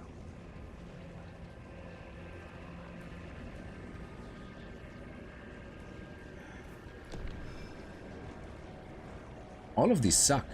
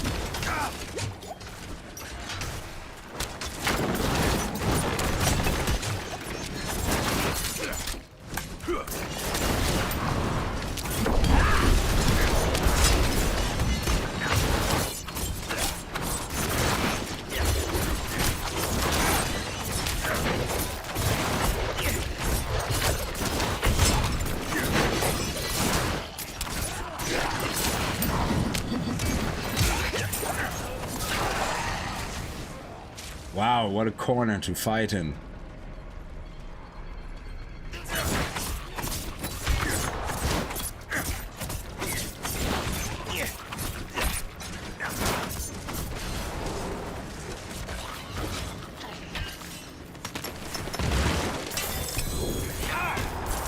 Ooh, nice.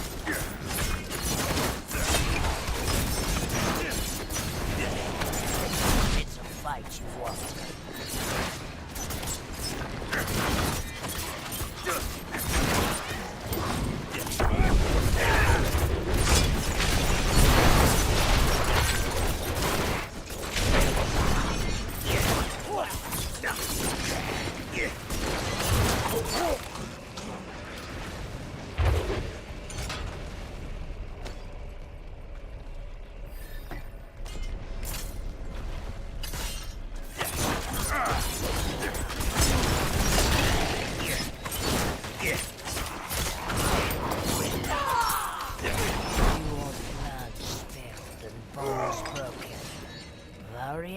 Your girl.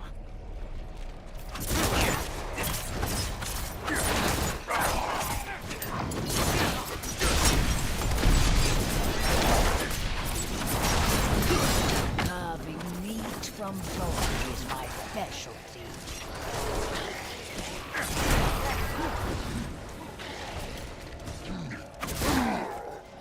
So when the frog dies, how long before the frog comes back? Oh, he comes back there a few seconds later. That's nice.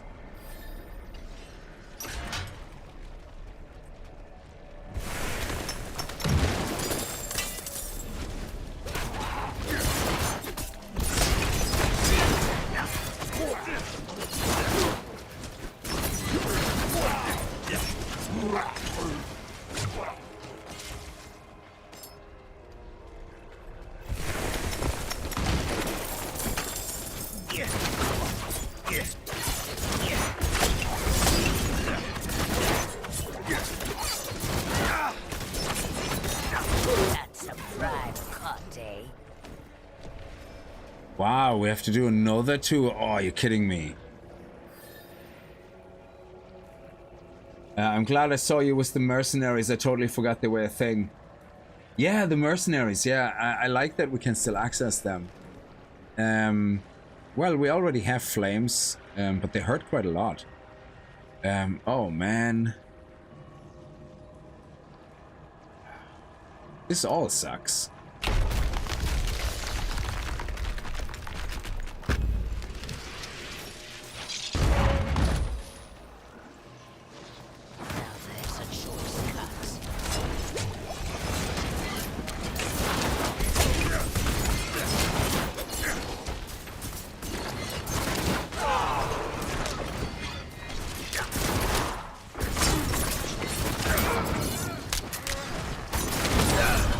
Yeah, I mean, how am I supposed to, like, I have to pick something. Like, dude.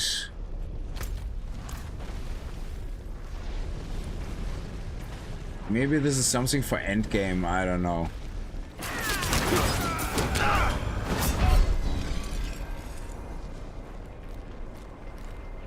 Yeah, so I don't think this is something for me to do right now. I think the level requirement for this must be really high.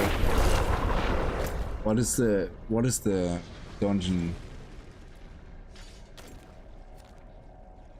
It doesn't say a level. What's the level? The area level? It doesn't say.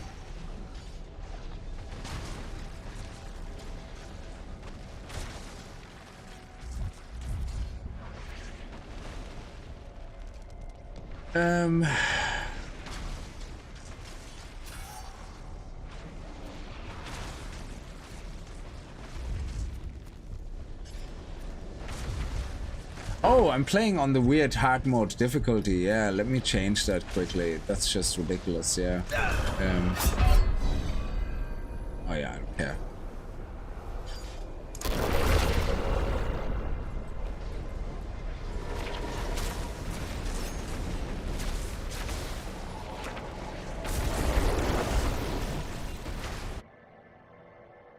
I completely forgot about the difficulty increase that I did that. That's probably why I'm getting killed so quickly.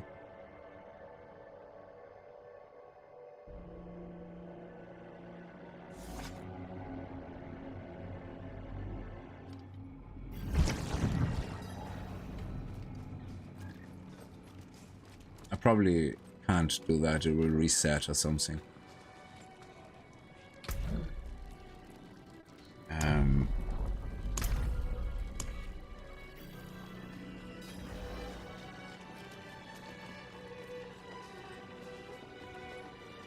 Yeah, it's gone. Ah, fuck.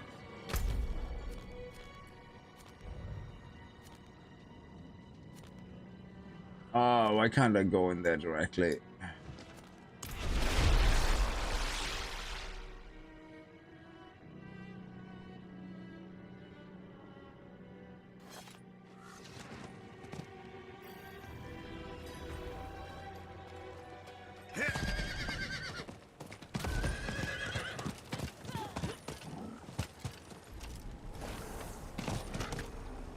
Stop dismounting me if I can't actually exchange anything. That's so stupid.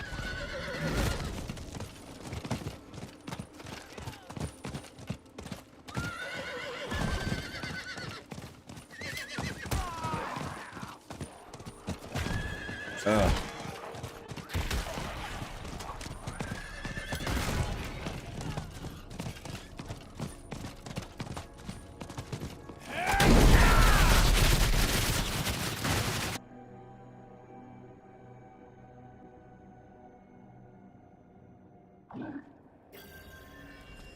Hopefully this will be a little bit easier now.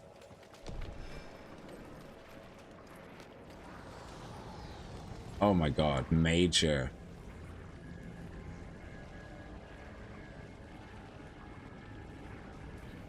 Sure. This is actually like Path of Exiles, the Trials of Sakuma. Oh, no, the Trials of Chaos.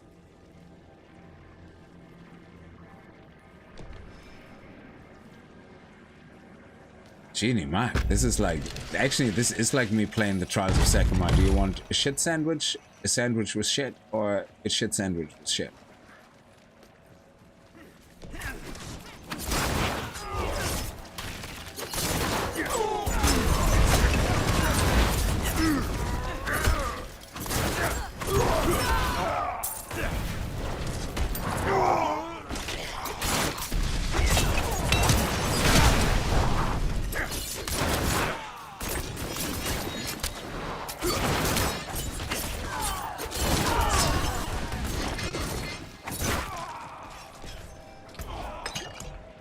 Oh, nice. Can I upgrade the aura? Yeah, deal more damage with the aura. Let's do that.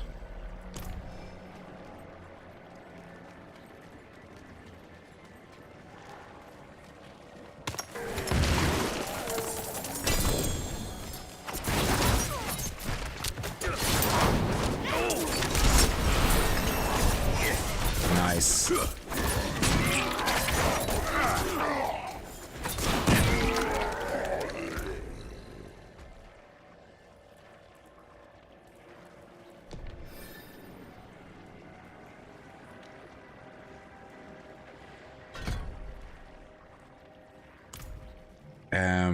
Also, I think I found a dagger.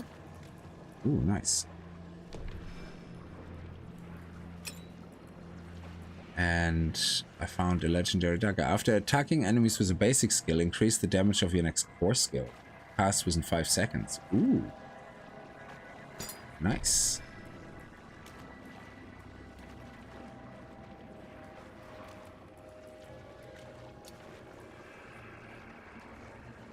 And we got a better dagger here as well. And we get some better clothes. And sure.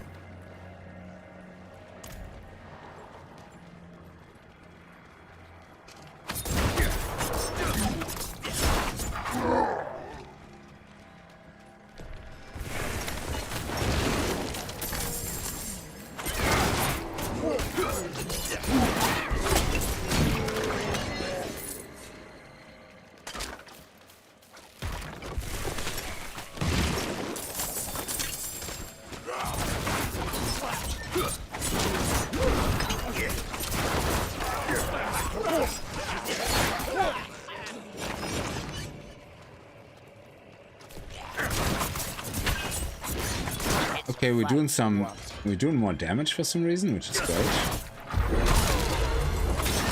That'll come up like any other.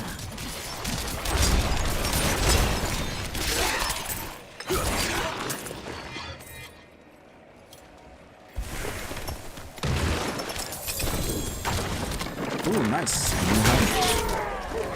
Oh no, no, no. I accidentally clicked on something.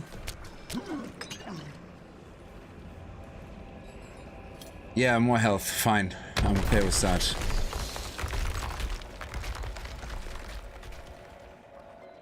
No, not more damage. Oh, but the fire hurts so much.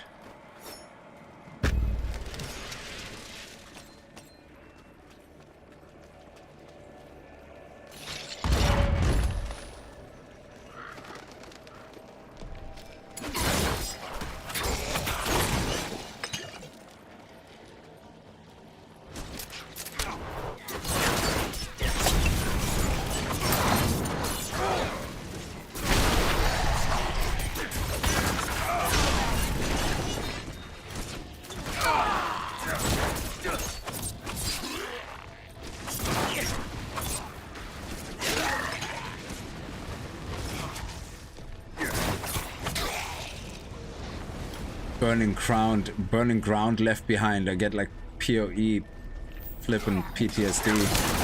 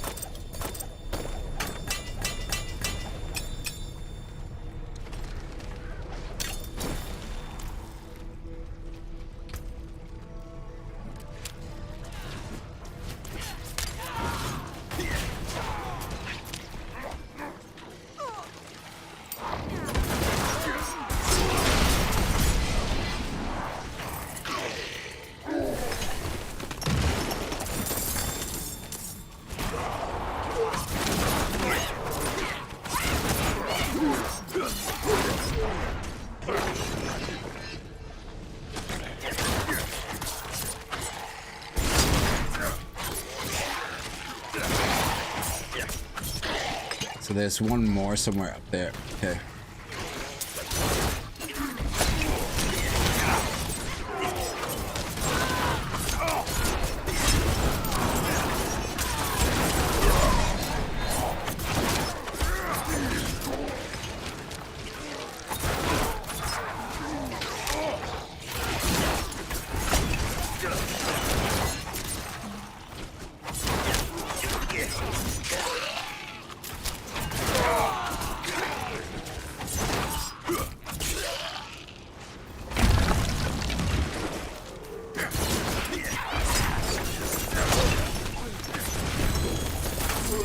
Ooh, nice shiny boots. I love it.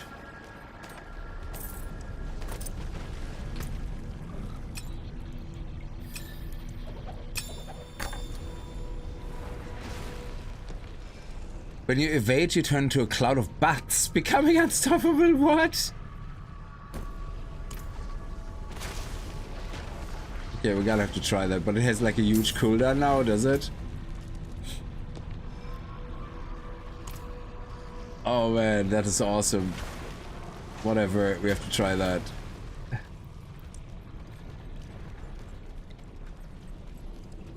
We turn into bats.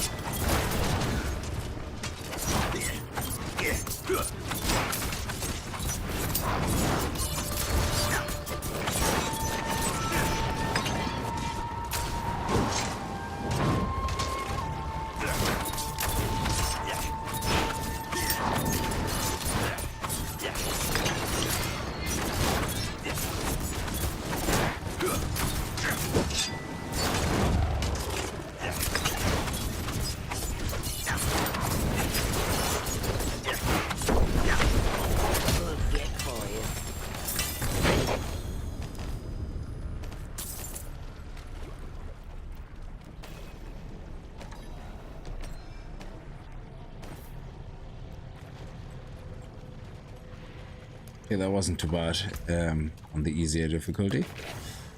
It is a better bow. Smoke grenades has a 6% chance to create an arrow storm. Okay, cool.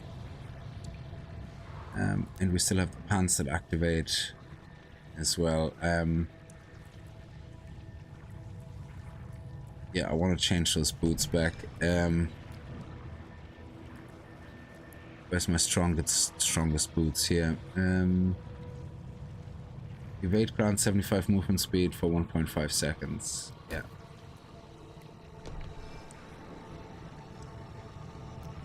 But this one has permanent +1 evade and extra speed. Yeah.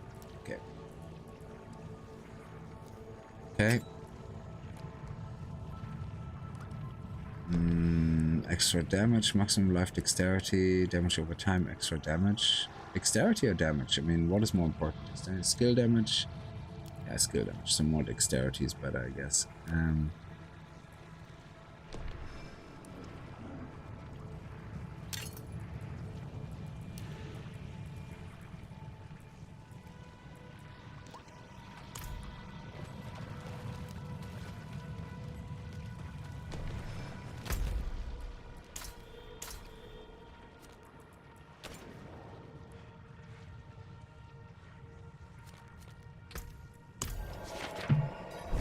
See you later, H2O. Spiritborn. I don't know. I enjoyed my Spiritborn quite a lot when I played it during the Vessel of Hatred. It was quite nice.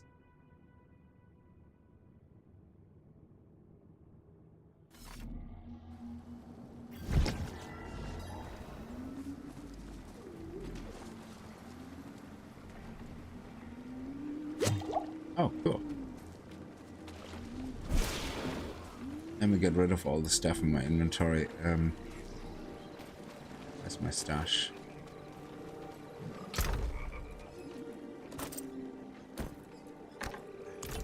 Let me resave my... There we go.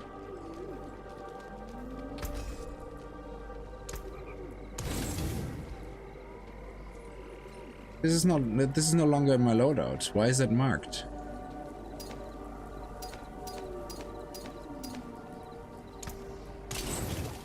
Don't ruin all that work.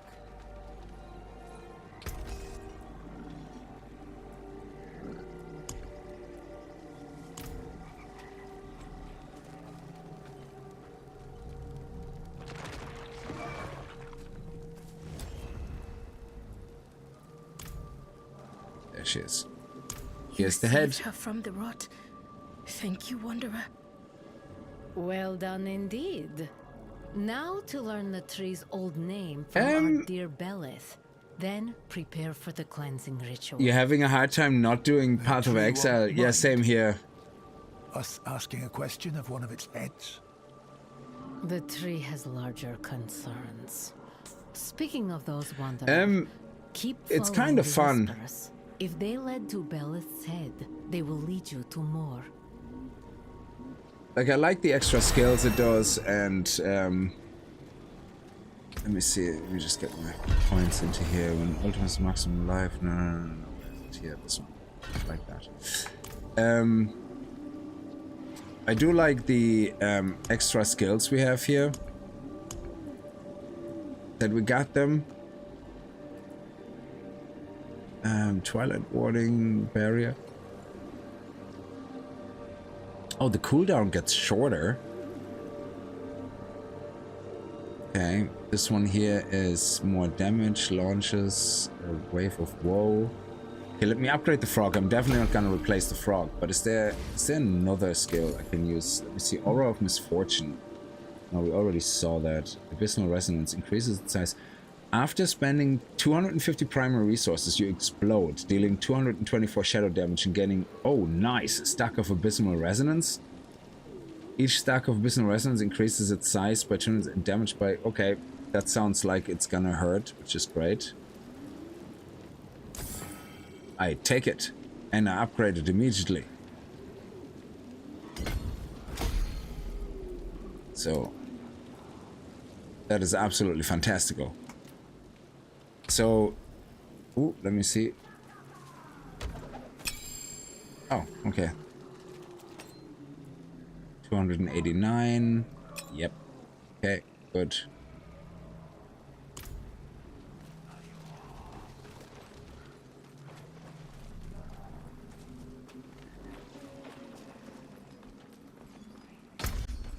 And I like the armory.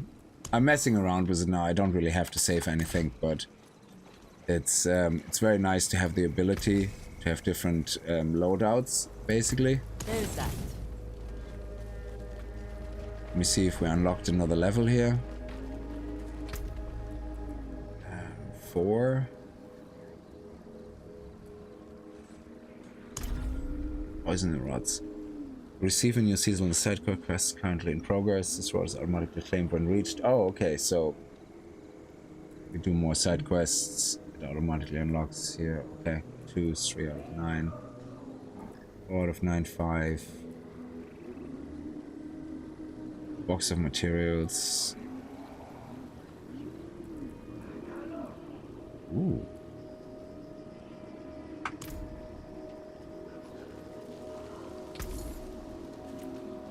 Speak with Galena by the Tree of Whispers. The ritual is prepared. As for the rest of us... I am ready to summon a puzzle of worms to defend a horrible tree. Join us in the ritual circle, Wanderer. We will begin. Yeah, I'm gonna continue Path of Exile 1 tomorrow probably, and then after that we're gonna go back to the Chayula Monk. The Chayula Monk is interesting. It's definitely weaker than the Invoker Monk, but I was actually amazed when we switched to poison damage with the extra chaos damage boost, that the guys we fought actually melted down pretty quickly. Like, they weren't quick. Like, we would have done Invoker at the same level, we would have already killed the bosses twice as fast. But it was still nice to see that it was much quicker than I thought it would be. So I think I might have more fun than I thought with the Chayula build. But it's definitely weaker, you know, but it doesn't mean you can't play it, you know. I mean, playing a weaker class is fine, a weaker setup, as long as you can beat the content, you know, and you have fun with it. Oh, what did I miss? Sorry, perform the ritual.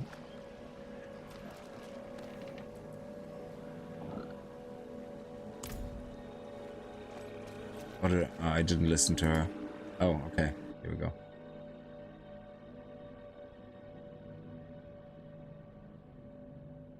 Remember you now, the forgotten tongue, and speak the tree's old name. Aya. You. Un. The Coven stands before the tree. Wisdom and memory of the swamp. Wanderer, invoke the tree's forgotten name, and prepare to defend this circle. Hatred will be coming. Oh, I wasn't listening. Aya. You. Un. Is that right? Carving meat from bone is my specialty. Trace the ritual circle with the Nungarian blood. How do you mean? Oh, okay.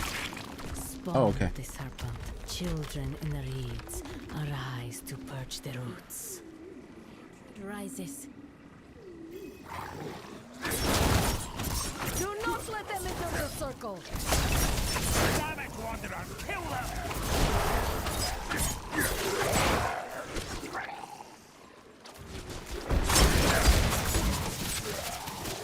Spawn of the serpent, children in the reeds.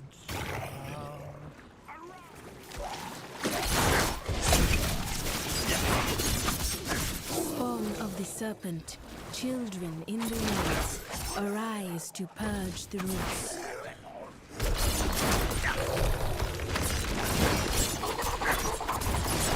Your blood spilled, bones broken.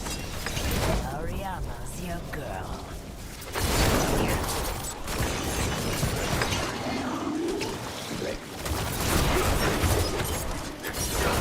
That was the last. The tree is cleansed. Oh, nice. Another dagger? Leave the ritual circle. Sweet. I don't use flurry, but still, it's pretty sweet that we got another dagger. Speak with Kalena outside the ritual circle. Okay. Where is she? Oh. Okay.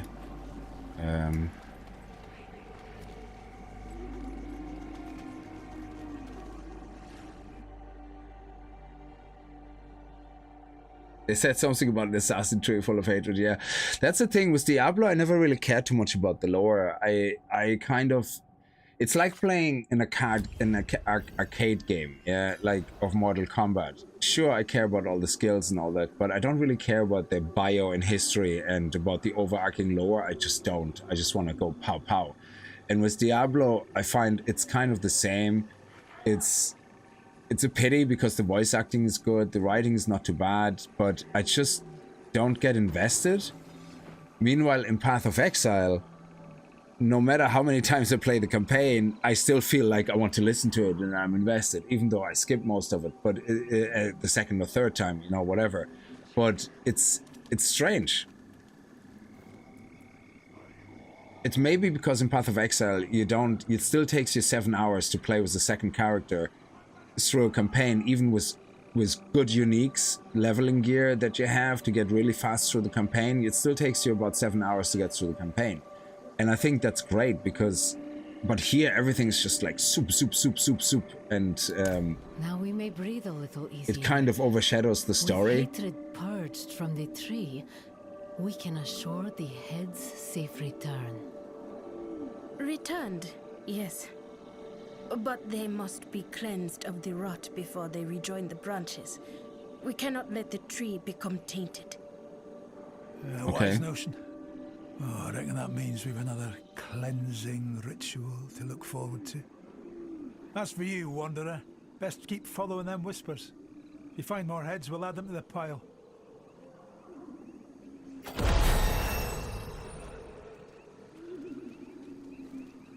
He makes it sound so unimportant. Yeah, you find more heads, we add them to the pile.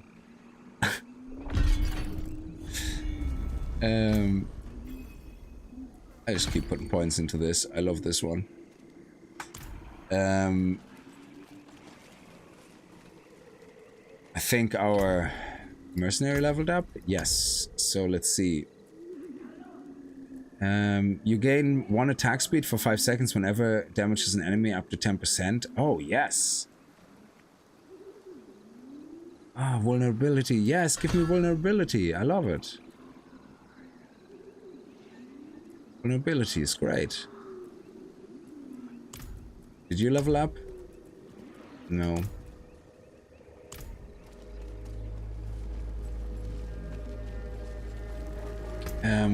Did we get any more points? Ah, only 12. Okay. Got a cash.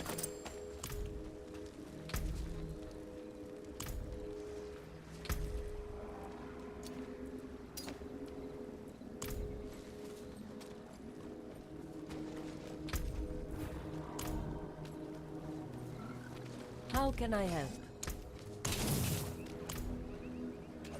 So now I destroyed an item that was part of my loadout. What happens? It says the item is missing. Okay, fair enough.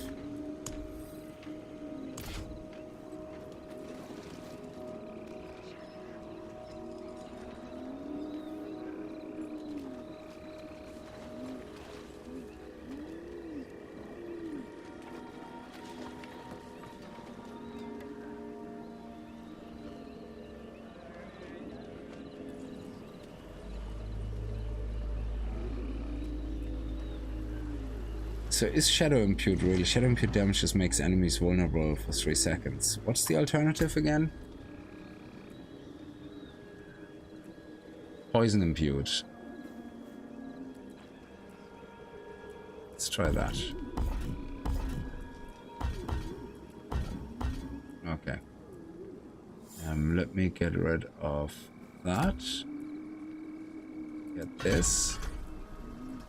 And this. Casting Poison Impute generates 30 energy, increased by 2 for each nearby poisoned enemy. Okay.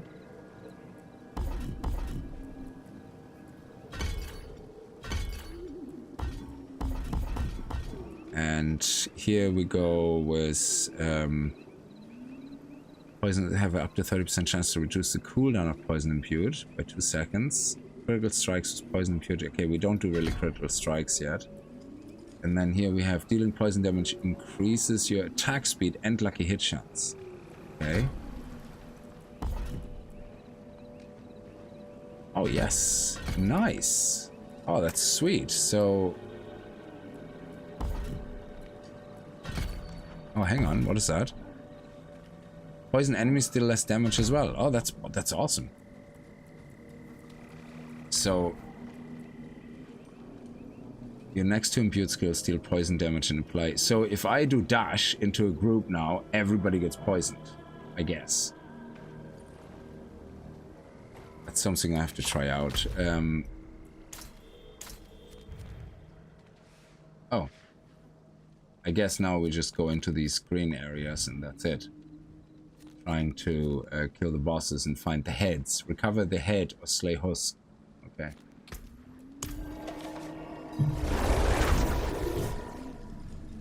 Oh yeah, the skill points are free to reassign, absolutely.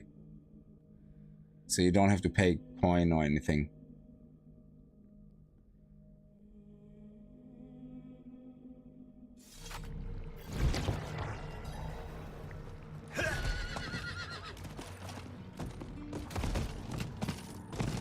Oh my god, why is this such a weird camp? Get me out.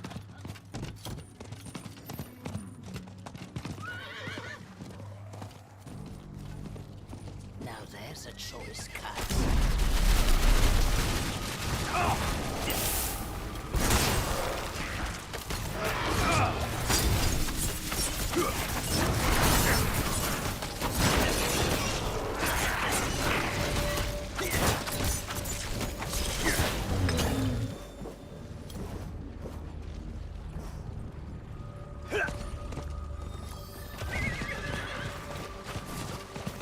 Oh my god, I don't like this environment. I like open plains.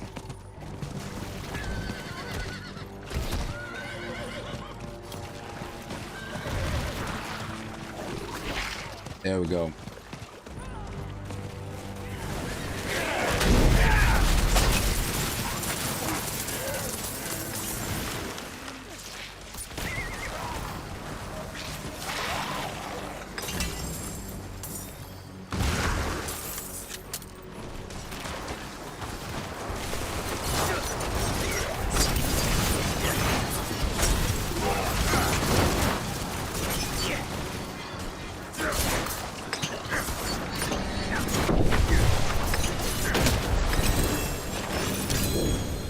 Dagger, amulet, pants. Nice.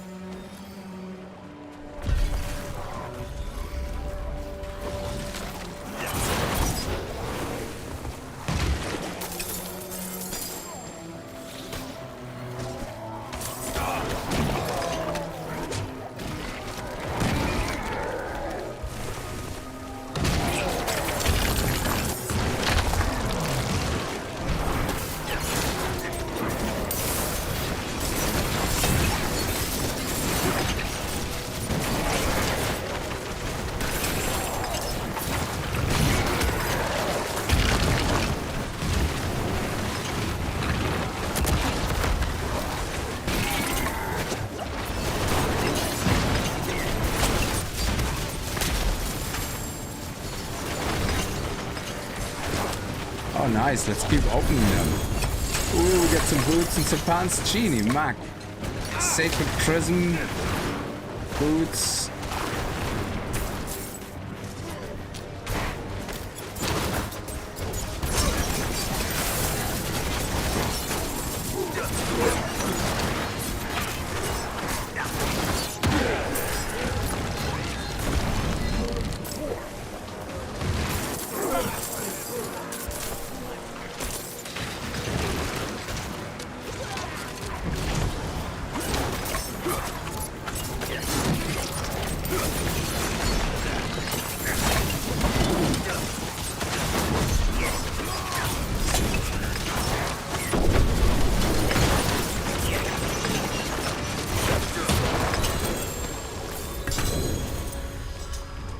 Wow.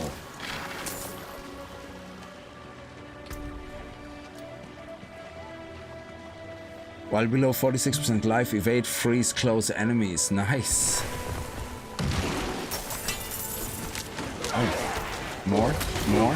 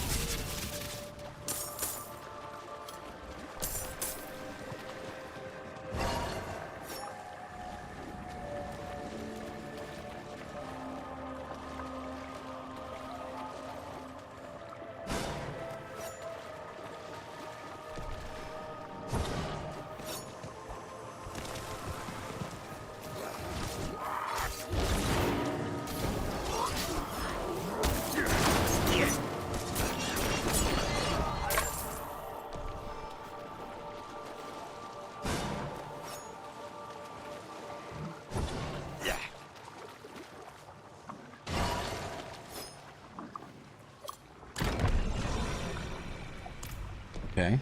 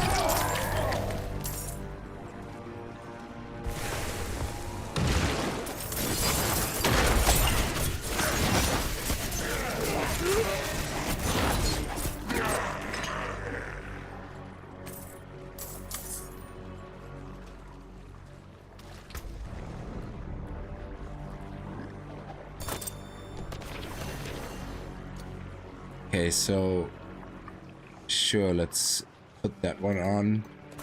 What about that?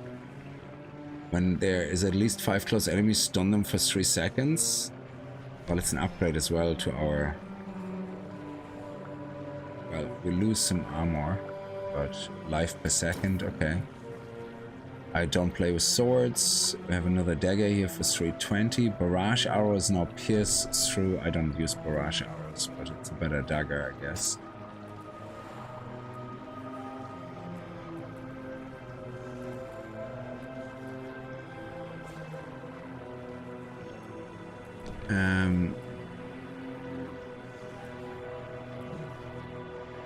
Damaging an enemy has up to 20% chance to daze. Okay. Better boots. Your grenade skills count as traps. Whenever you arm a trap, a drop grenade. Increase movement speed for 3 seconds, but there we don't use any grenades. It's a fight you wanted. Nah.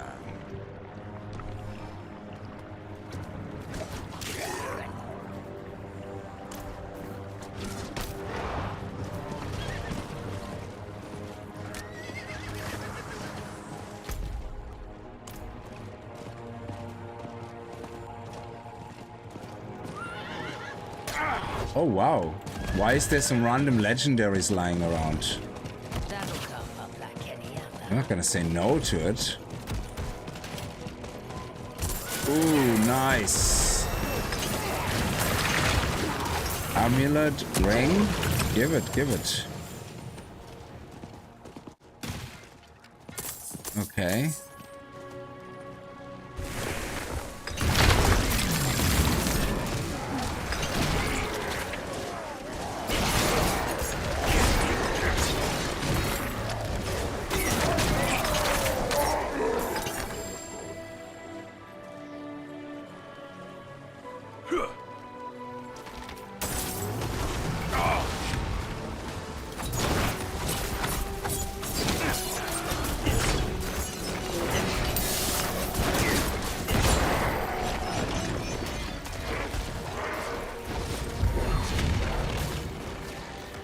Oh, there's another legendary over there. It is done. Sure.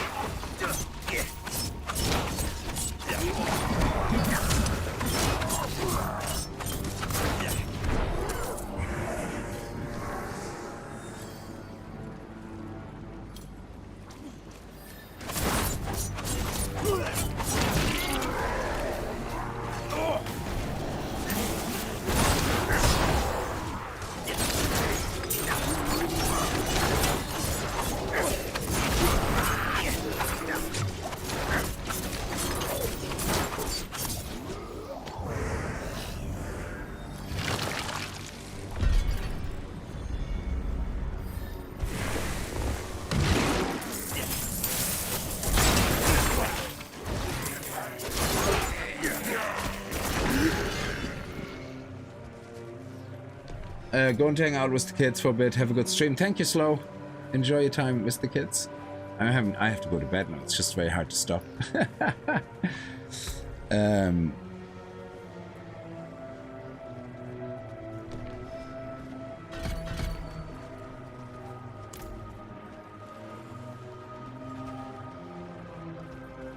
So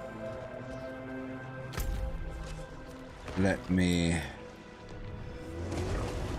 head home.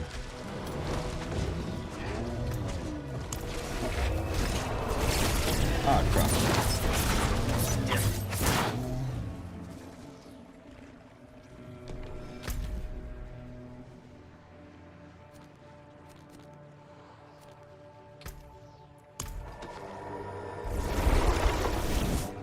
My mercenaries leveled up, which is nice.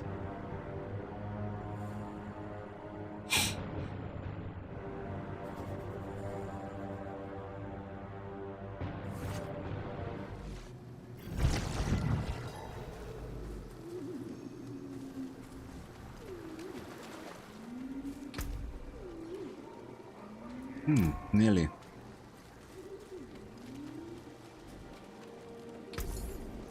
Nice. So 75 is the next level, so the frog definitely level up. There you go. Nice. And let's see what else. Oh yeah, can I take the runes out? And rings. Attack is a lucky hit. Well, that's a better ring, so I'm not gonna argue about it. It's a better ring, not arguing about it. I prefer the movement speed on this though. Well, this one has an extra evade as well, and it's a much better boot, but we don't use grenades, I guess. Yeah, whatever. Amulet 320, 318. Deal 30% increased damage while you have a barrier active. Actually, this is really nice because I'm not using grenades, but I do have a barrier active automatically every now and then, which is nice.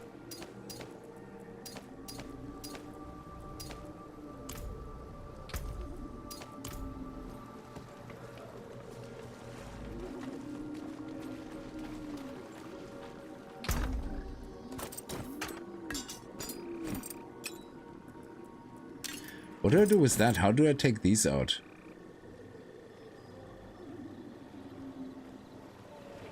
I think I scrap it or something. No. Did I get my runes back? Oh, I did. Nice. Ooh, that's sweet.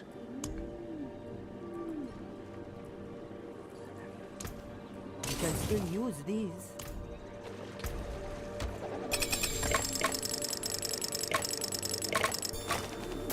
Genie Mac, that is some box. Wow.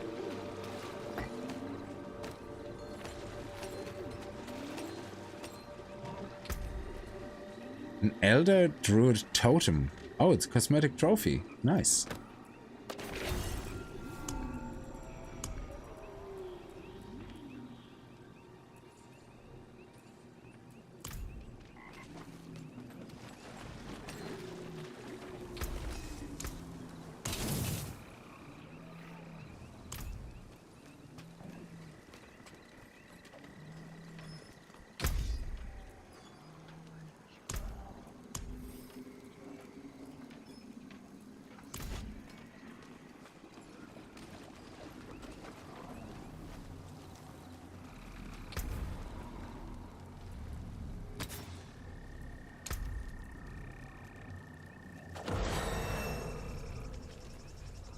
That's the only one I have.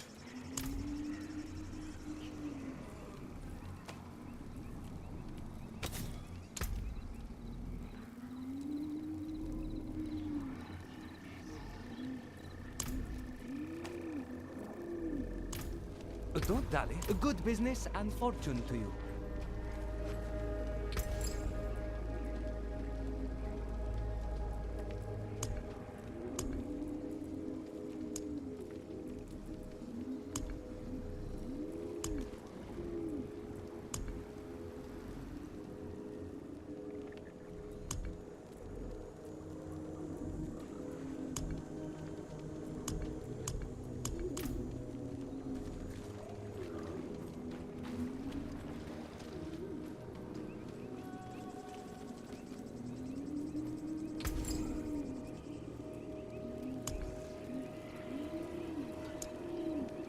Oh yeah, we can convert runes. I forgot about that. Gem fragments. Jewelry crafting. Oh. What? What is that? I haven't seen that before.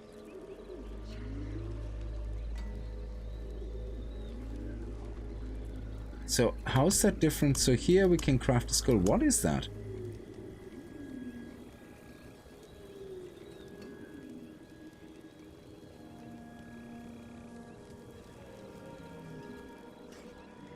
So we craft amethyst fragments from what? What?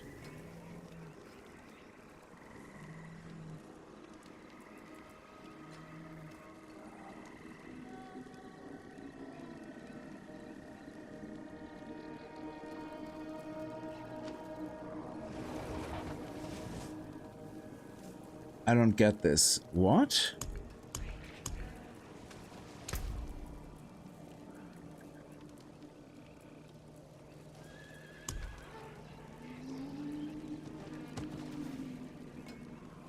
So we have all these fragments, but we can craft fragments from... What is that? Amethyst crafting?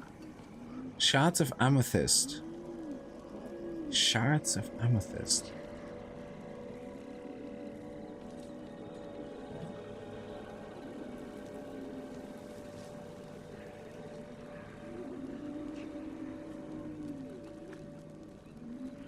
Oh, okay, so shards is something that drops, I guess?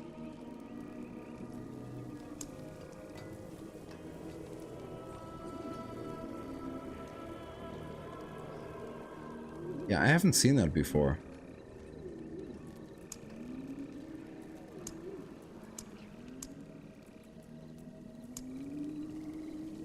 Yeah, they don't show up here as resources, the shards. It's very strange.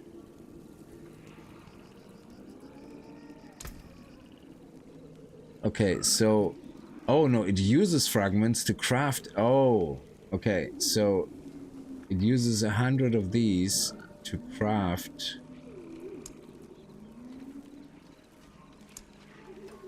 200 of these? Oh, so it's a conversion, is it? Oh. It's a conversion of fragments. Okay, something like that. I get it.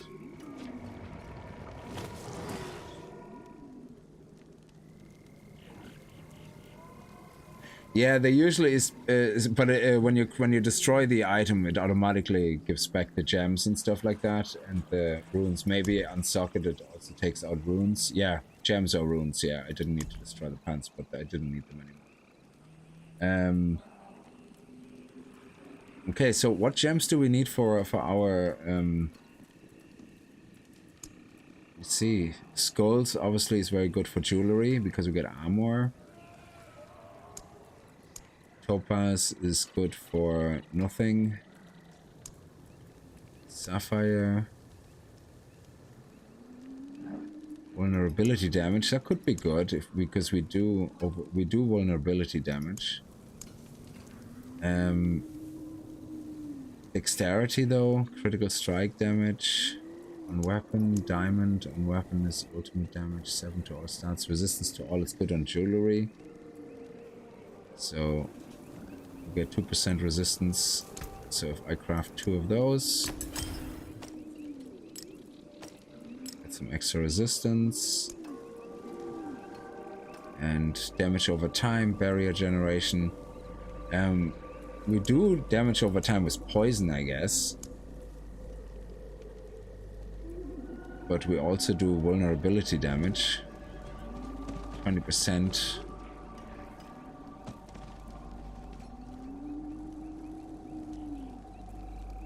So maybe vulnerability damage is best. We don't have really high critical strike chance right now, so...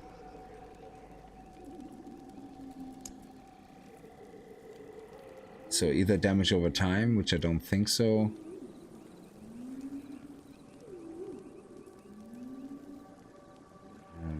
Dexterity on armor, I guess. Skill damage. So 1, 2.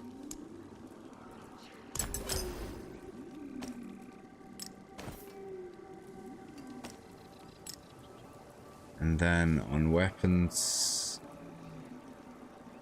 we want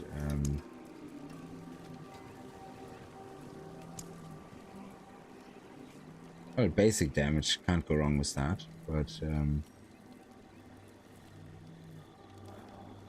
no, not damage over time. What was the thing I wanted? Or ability damage, yeah. So the stars made manifest.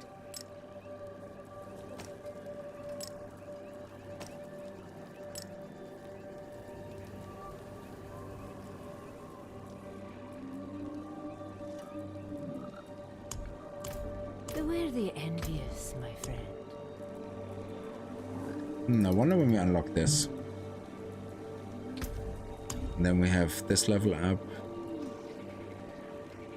She enters Bloodthirst, gaining 30% attack speed, 200% movement speed, and unstoppable. You welcome me when no one else would. Spins violently in a line, repeatedly dealing 65 physical damage, 30 bleeding damage over 5 seconds. Yeah, that sounds fun.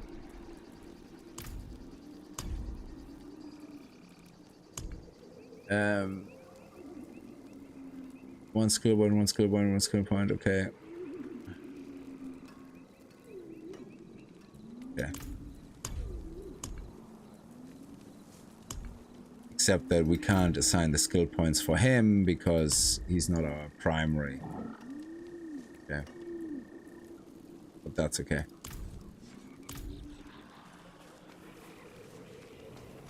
It's nice that he can level up at least, and when we switch to him we can use the points. I think before it didn't do that, did it? We had to have them as main mercenary assigned to get experience, I think.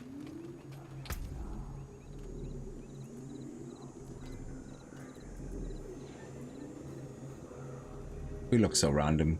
Looks like half Destiny, half something else. Anyway, I'm gonna leave this here. Yeah, so Diablo 4 Season of the Witchcraft. It's interesting. I like the skills. I definitely gonna play more in my own time before the next stream to get more used to the rogue and get a little bit more into a routine with the rogue and the skills and get used to it. And then we're probably gonna do one more stream. Just, you know, towards the end of this, you know, when I have a little bit more points. So I'm gonna do a lot of that before the next stream. And we're probably gonna go back to Mercenary Path of Exile tomorrow.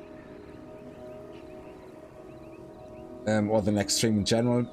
Because Path of Exile 1, I want to get a little bit more into that because of the crafting system. I want to uncover that a little more. And I also do a lore playthrough in Path of Exile in the moment, which means we are listening to all the dialogue, trying to understand the story of the main campaign. And yeah. So yeah, it's, I don't know, Diablo 4 is fun, yeah, but it's like World of Warcraft. I go back when the new thing comes out, but I play it for a little bit and then I kind of, you know, I don't once I get, I think last time was the Vessel of Hatred. I liked all the features as well. I played them and I would have stopped earlier, but it's only because I was teaming up with some of the guys on stream to run some pits and stuff like that. It was a lot of fun to play with other people. But otherwise I would have stopped way earlier. I just never felt the urge to go to Paragon 300 or anything like that because it just isn't really as exciting, the end game. So, but I definitely want to play through the seasonal content and potentially get through the season pass. I mean, we already got only 3, yeah. So, I think, yeah, I don't even know if I'm gonna be playing enough to get through that, to be honest. We'll see. But I definitely want to level up the rogue and as a class and get to know the rogue a little bit more and play more of the rogue class. But that actually looks pretty awesome. I like that.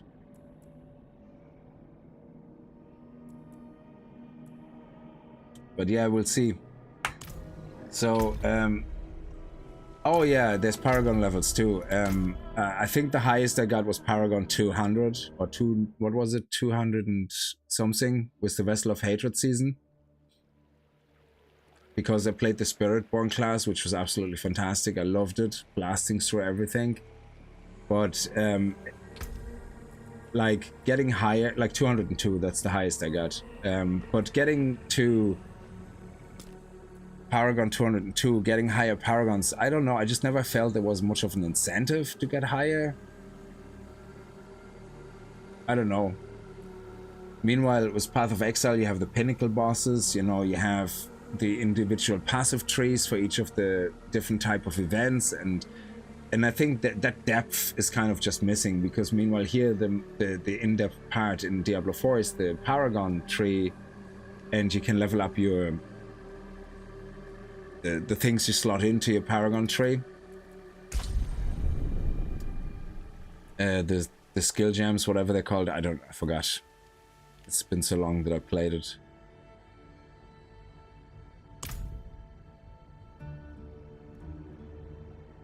So you have plenty of endgame events in Diablo 4, so that there's no lack of it. It's just that they're, I don't know,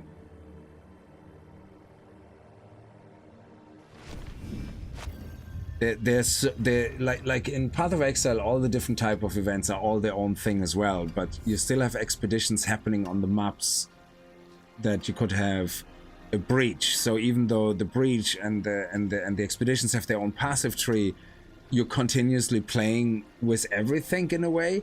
Meanwhile here everything is completely separate. You have, you know, the pit, you have whatever the other thing is, and Once I get started, oh Jesus, she's fast. I can't be stopped.